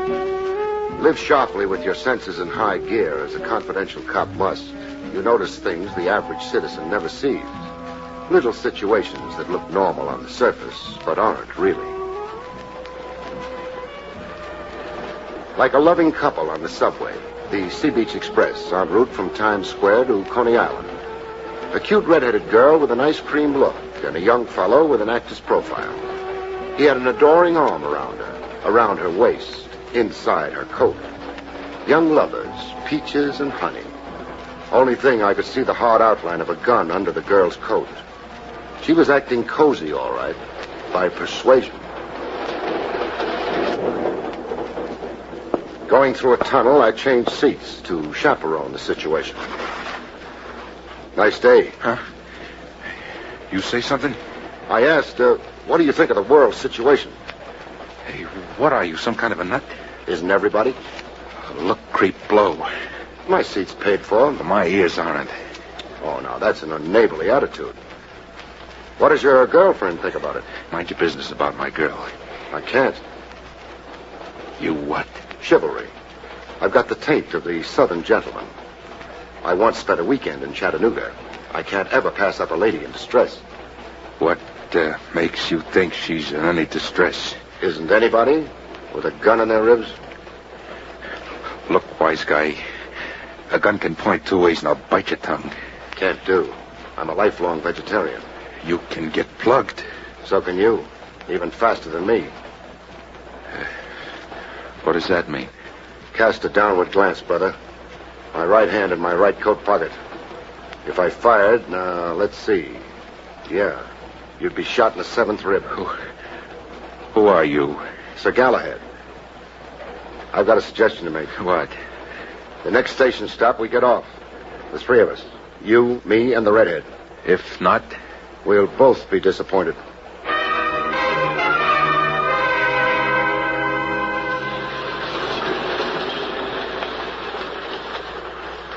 On the subway platform, I took the obvious precaution. Your gun. Let's have it. Huh? Hand over your gun. Yeah, I guess you would want that. Only thing I'm not so sure I've got the drop on you. I know. First shot's yours, then my turn. You want it like that? Call me crazy. Tex, give him your gun. Tex, please. Looks like Angie's for you, mister. For you. She doesn't want you dead. Look, it's my life. You're not getting my gun. I'll have to lose it to you. Okay. You give me no choice. Don't, mister. Don't, please. Don't shoot Tex. No? He's stubborn, hard-bitten, crazy stubborn. That's his trouble. That's always been his trouble. You sound like it's been a long time with Tex. It's been a long time. I know him through and through. I see. So what's your line on the situation? Let him go. Just let him walk away. Take a walk, Tex. Sure, if you say so. I won't thank you, Angie. My hunch is Galahad here's too yellow to shoot anyway. Go, Tex. While you can, go. Sure. I'll be looking you up again. We got unfinished business, Angie. Now what, miss? Take me home. Home was a cheap hall bedroom. An all-iron bed and a linoleum rug with designs of cherubs pointing bows and arrows on it. There was a blue waitress's uniform hanging on a clothes tree. I wait on tables. Renzi's Chop House. No, I won't be able to. Tex, huh? He knows about my job. But doesn't know your home address? That's one secret I managed to keep. What are you two to each other? Sweethearts. We used to be. We grew up together on Elkin Street off Chatham Square. Rough neighborhood. A street killing once a month like clockwork. We became engaged when Tex was 14 and I was 12. A ring he stole from his mother. You still love him? How can I? Yeah. He's a bad actor. What gives between you two now? I don't feel free to discuss it. Well, maybe you'd better. He left threatening, quote, unfinished business. Also, I'd worry about his gun if I were you. I do worry, believe me. I'm up nights smoking and walking the floor. I'm a cop. Not the regular kind. Private. Confidential. I can handle a situation without being hemmed in by regulations. Meaning? I can be a friend. All right. I'll confide in you. For Tex's sake as well as mine. Tex came out of jail last week. First thing he did was look me up. Why? A sealed envelope left with me before he stood trial. Go on. Tex was convicted of robbing a payroll messenger. The Hubble Electrical Company. $30,000 was stolen cash. The court never got Tex to tell where the money was. Just took his lump, served 5 years. He stashed the money away. I don't know that. The sealed envelope left with you, it had to do with where Tex had the money. I'm sure you guessed that. Yeah, I guessed it. But I never opened the envelope. I didn't want it on my conscience. I felt that I owed some loyalty to Tex for what we'd been to each other. I remembered good times we'd had. Times Tex acted civilized and normal. You turned the envelope over to Tex last week. Then what? Well, Tex came back the next day. He couldn't find the money. It was gone. He accused you of a double cross. Yeah, imagine that I'd steamed open the envelope and then sealed it back. Where was the money supposed to be hidden? Well, Tex didn't say, and I don't know. Are you the only person Tex suspects? No. He also suspects his brother, Willie. Willie's his twin. Well, how does he connect Willie with the alleged double cross? Well, while Tex was up, I'd been seeing Willie. Oh. Dates. I needed companionship. I couldn't sit around like a stick of wood. Well, Tex thinks Willie got to the envelope, that I was careless with it. Where did you keep the envelope? Oh, there, under the linoleum. Could Willie have kidded you along just to get at the envelope? I'd say no. Willie's sweet. The opposite of Tex, hard-working and honest. He drives a laundry truck, works like a dog to get somewhere, but... But? Oh, you never know who to trust. You never know who's rotten in his heart. Yeah. Any money to tide you over while you stay away from Renzi's Chop House? I got $4. You've got 24 now. Why are you giving me money? No strings attached. What good's my helping you if I let you starve to death? For so long, I'll be in touch. Goodbye. And, thanks.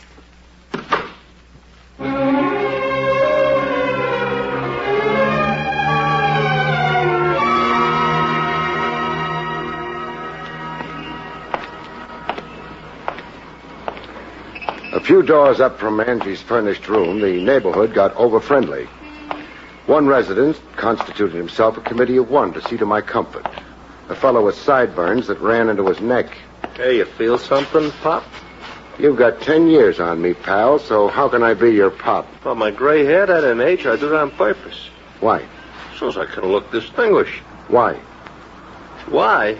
Well, don't everybody want to look distinguished? Hey, you're ribbing me. And you're ribbing me. Yeah. I asked you before, do you feel it? I feel it. Huh. Sharp, huh?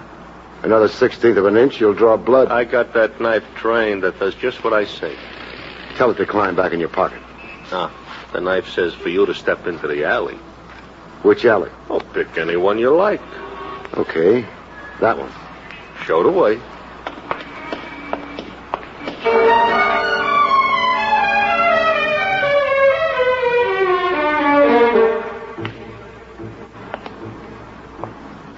In the alley, I submitted to a frisking. Hold still. What prey are you looking for? A gat. How come, fella? Check my wallet and deduce for yourself. Oh. Private eye, huh? Worried? No, cops don't worry me. I worry them. A cop fighter. I was 10 and one shot my old man for nothing. I never forgot. Shot your old man for nothing? All he was doing was a saloon stick-up, only for laughs. Only for laughs? Yeah, it was a Saturday night, nothing doing, everything dead. The old man wanted to liven things up. And then, boom, and I'm an orphan. Stupid cop. Sad story. Well, should I love cops? No, but don't hate me. I'm private. I work for me. Now work for me. What do you want? I seen you with Angie Palmer, showing her home. So? So the dough Angie held for Tex when he was sent up, don't leave Nick out of it. You being Nick? Yeah. Me being the Nick that used to beat the ears off of Tex when we was kids, PS 142.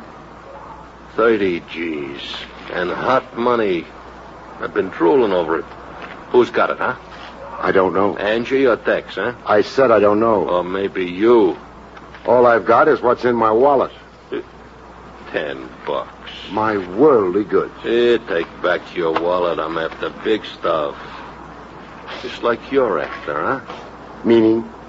Oh, you're after Angie for my reasons. Maybe. You make out. Remember, don't leave Nick out of it. Your knife says. My knife says. That fence there, you see it? I see it. Climb over it and find yourself some other street. I don't want to be seen with you. I'm hard luck climbing fences. I tear my pants. Get.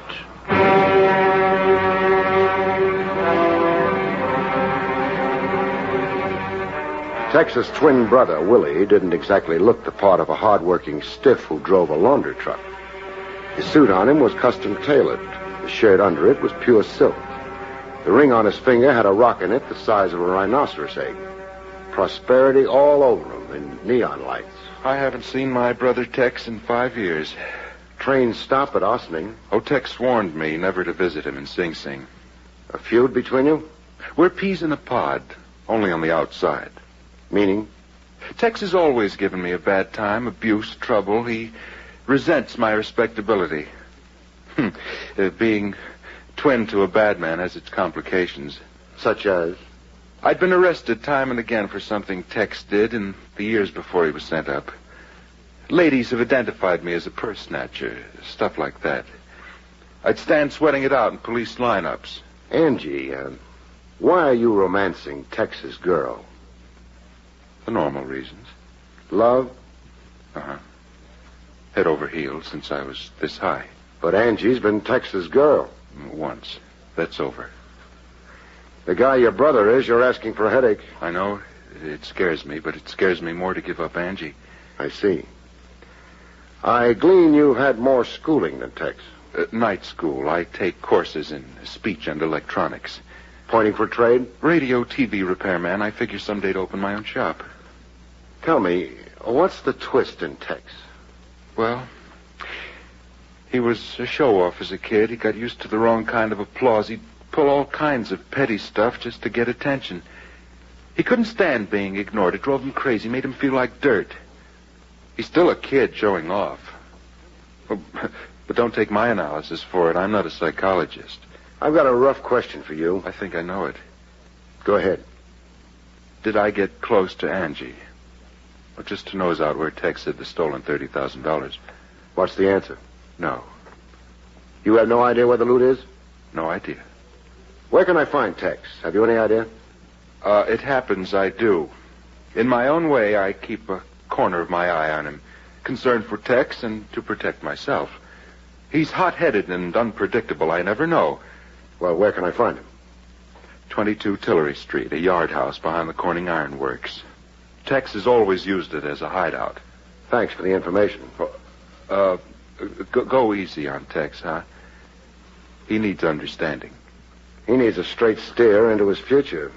He's got a blind wall in front of him. I'm referring to the 30,000.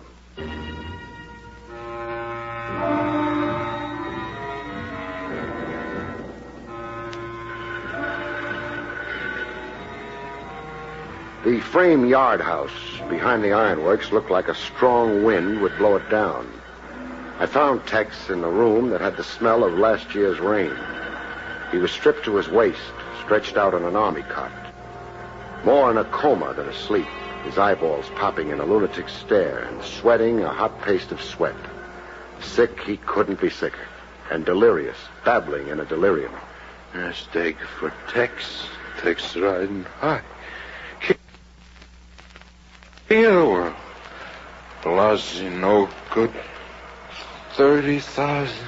Beautiful, beautiful, beautiful. Old Dunstan's chicken farm. Walk a line from the coop. Easy. Oh, it's easy to do it blindfolded. Easy. Easy as pie. Easy.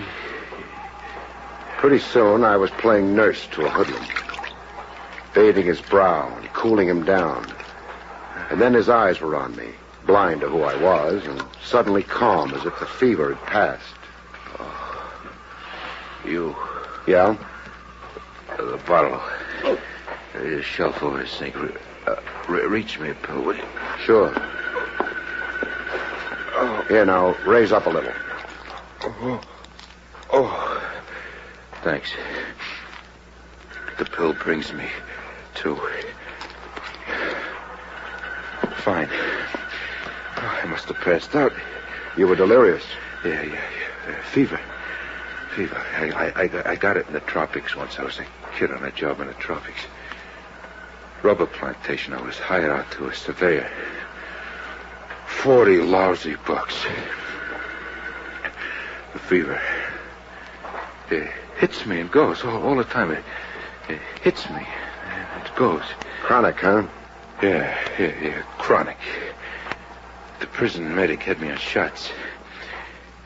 You... What? Do me another thing, would you? Fry me a couple of eggs. Oh, my stomach. It feels like an empty drum. Now, how do you like your eggs?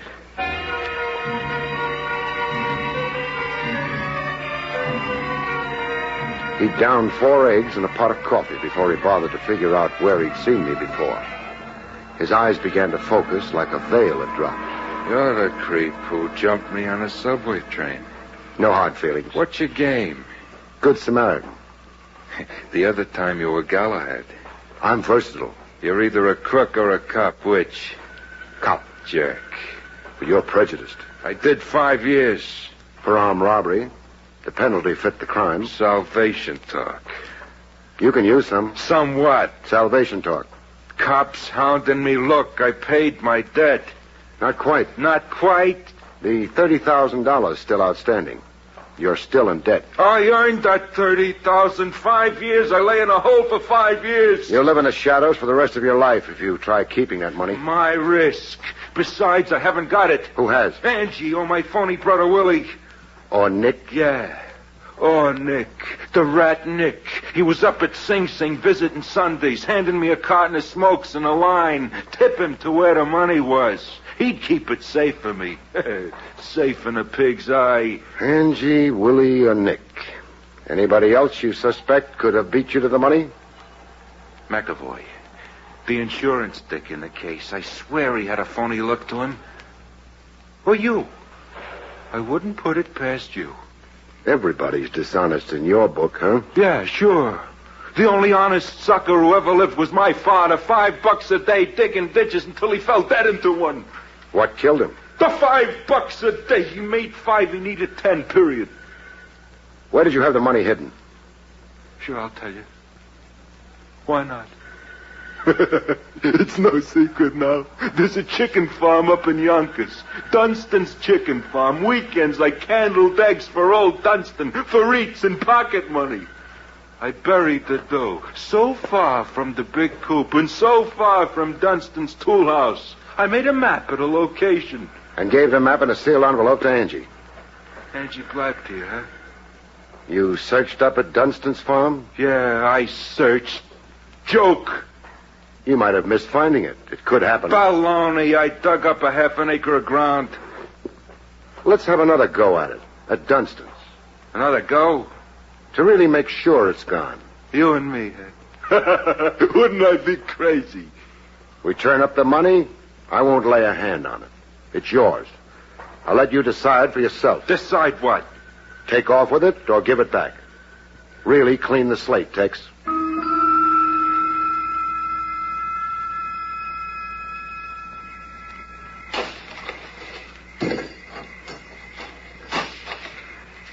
We had 4 hours of digging in the evening quiet of Dunstan's Chicken Farm. What used to be Dunstan's Chicken Farm, that is. Dunstan was gone, and there was a for sale sign on the abandoned property. I give up. Oh, my sentiments, too.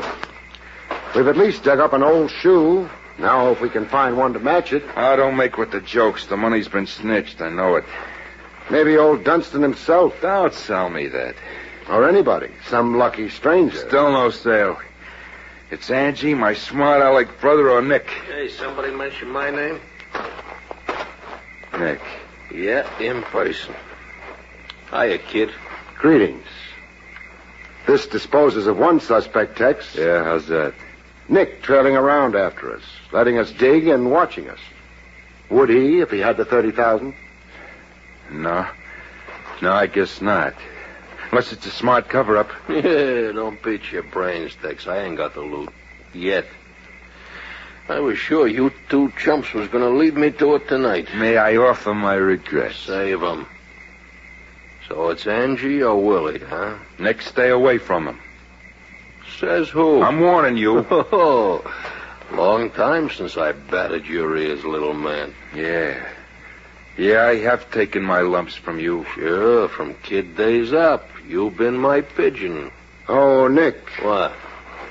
Got your knife sharpened? Yeah, and pointing at both of you. I noticed. But see what I've got. What? Hey, a gun. Cocked and ready. Drop your knife, Nick. Oh, sure, no argument. Drop. Tex. Yeah? I've got a hunch about you. That you've taken a lot of guff from people right from the cradle. That it gave you, say, a complex. Made you try awfully hard to pass yourself off as a tough guy. Yeah, I've taken a lot of abuse from Nick here, right? He made me the joke of the block. All the time, the joke of the block. With his fists, fair and square, and the best man wins? Fists, my eye. With his knife. I got scars to show. Then go to it. Go to it? Here's your chance to lick Nick in a fair fight, man to man. Lick Nick and lick a few of your complexes. Wait a minute. Yeah, I always wondered how I do it, Nick, fair and square.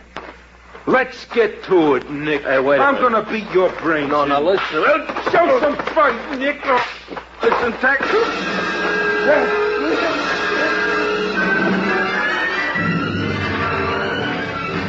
With Nick demolished, we had T-bone steaks for ourselves and a lunch wagon. There was a new shine to Tex. Confidence, but of a different variety than before. Oh, I feel great. great. I'm glad to hear. Oh, like a weight off me. Like Nick was the symbol of something that had me down. Always had me down. Well, in flattening Nick, you proved to yourself you could make out on the level with honest sweat and toil. Yeah. It flashed through me the exact words you say. I got stuff I don't have to put on. I can be me.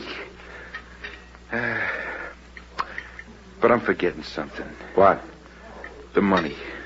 The money's gonna pull me down low. Meaning? Somebody's enjoying it. But it's my rap. I'll get the short end of it from the cops, the insurance outfit. They'll never believe I lost the loot to somebody. I gotta put the screws on Angie and Willie. Tex. Yeah. I'll make book that neither Angie or your brother have double-crossed you. Well, why wouldn't they? They're just not the criminal type. That's crazy. While you're learning things, also learn to have a little faith in people. That's gonna come a little tough. Angie's a sweetheart, and your brother's solid gold. Yeah, nice words. Now, about the money. Who got it? I've been picking my brain. No, who hasn't? I've got an advantage. I'm a cop. Meaning you think better? 20 years of the trade gives a man a certain training. Yeah, well, you show me. You're a room behind the ironworks. When I came across you earlier today, you were in a coma, delirious, babbling out loud. The fever. The fever. It comes and goes, you said. Yeah, it comes and goes. Now think. Did the fever get you in prison? Yeah, it did. Very bad once. Last year, that was, I was in a hospital for a week. A week of babbling out loud, like you babbled to me in that room. You know some of the words I caught from you while you were delirious? No, go ahead and tell me. Dunstan's chicken farm. Walk a line from the coop, blindfolded. Do it easy. Wait. Babbling in my delirium. Is that like talking in my sleep? Talking things wild horses couldn't drag from you when you were conscious. The DA and a judge couldn't drag it from me. Neither could the warden. Where was the dough? I laughed in their faces. Now think hard, Tex, if you get my drift. I'm ahead of you. I know who we're after. I got his face in front of me. Who is he? Joey Stutz, a short-timer in Sing Sing. He was an orderly in a hospital. He couldn't do enough for me. With the alcohol and the sponge, with the medicine. Every time I'd come to, there was Joey sitting in my bed. Smart Joey. He got an earful of your babble. Oh, yeah. I made him a present of $30,000. Know where we can look him up? Yeah. Yeah, I know. I do know.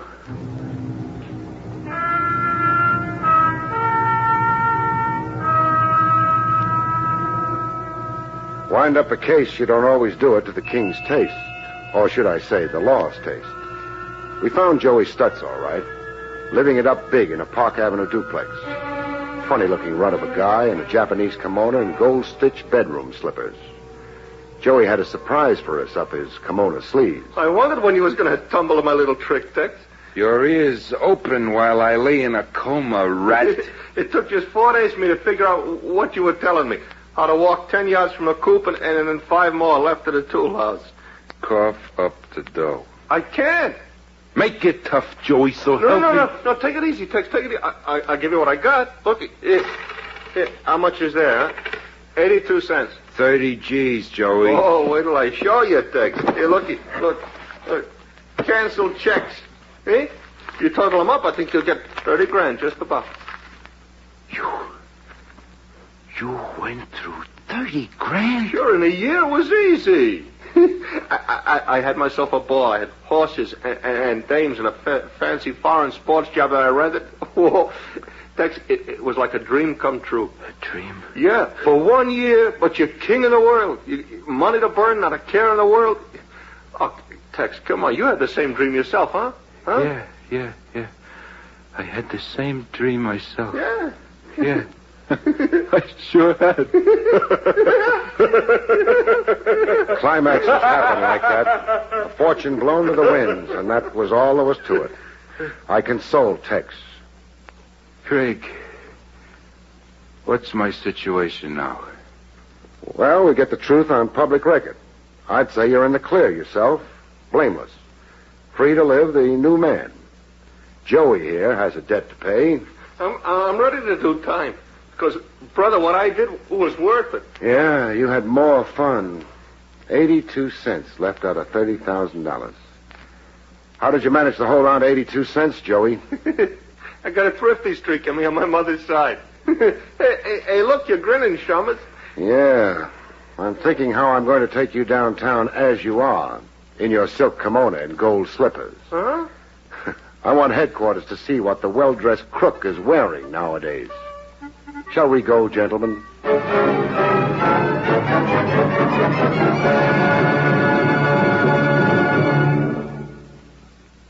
You have been listening to William Gargan in another exciting transcribed mystery drama from the adventures of Barrie Craig, confidential investigator. Tonight's story, The Tough Guy, was written by John Robert.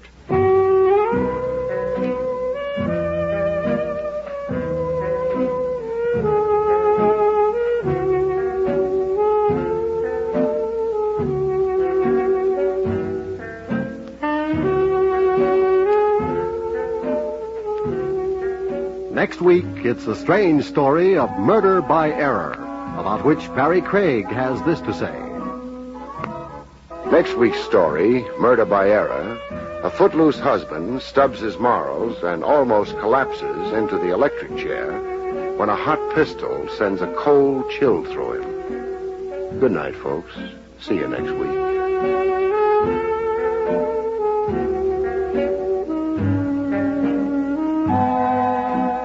The National Broadcasting Company has just brought you William Gargan, starring as Barrie Craig, confidential investigator, directed by Arthur Jacobson. Heard in our cast were Charlotte Lawrence, Shep Menken, and Larry Dotkin. This is Eddie King speaking.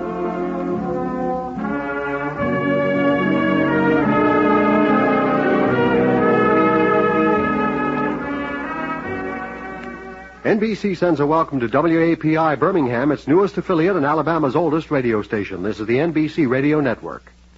Cerebral Cinema hopes you have enjoyed this movie of the mind.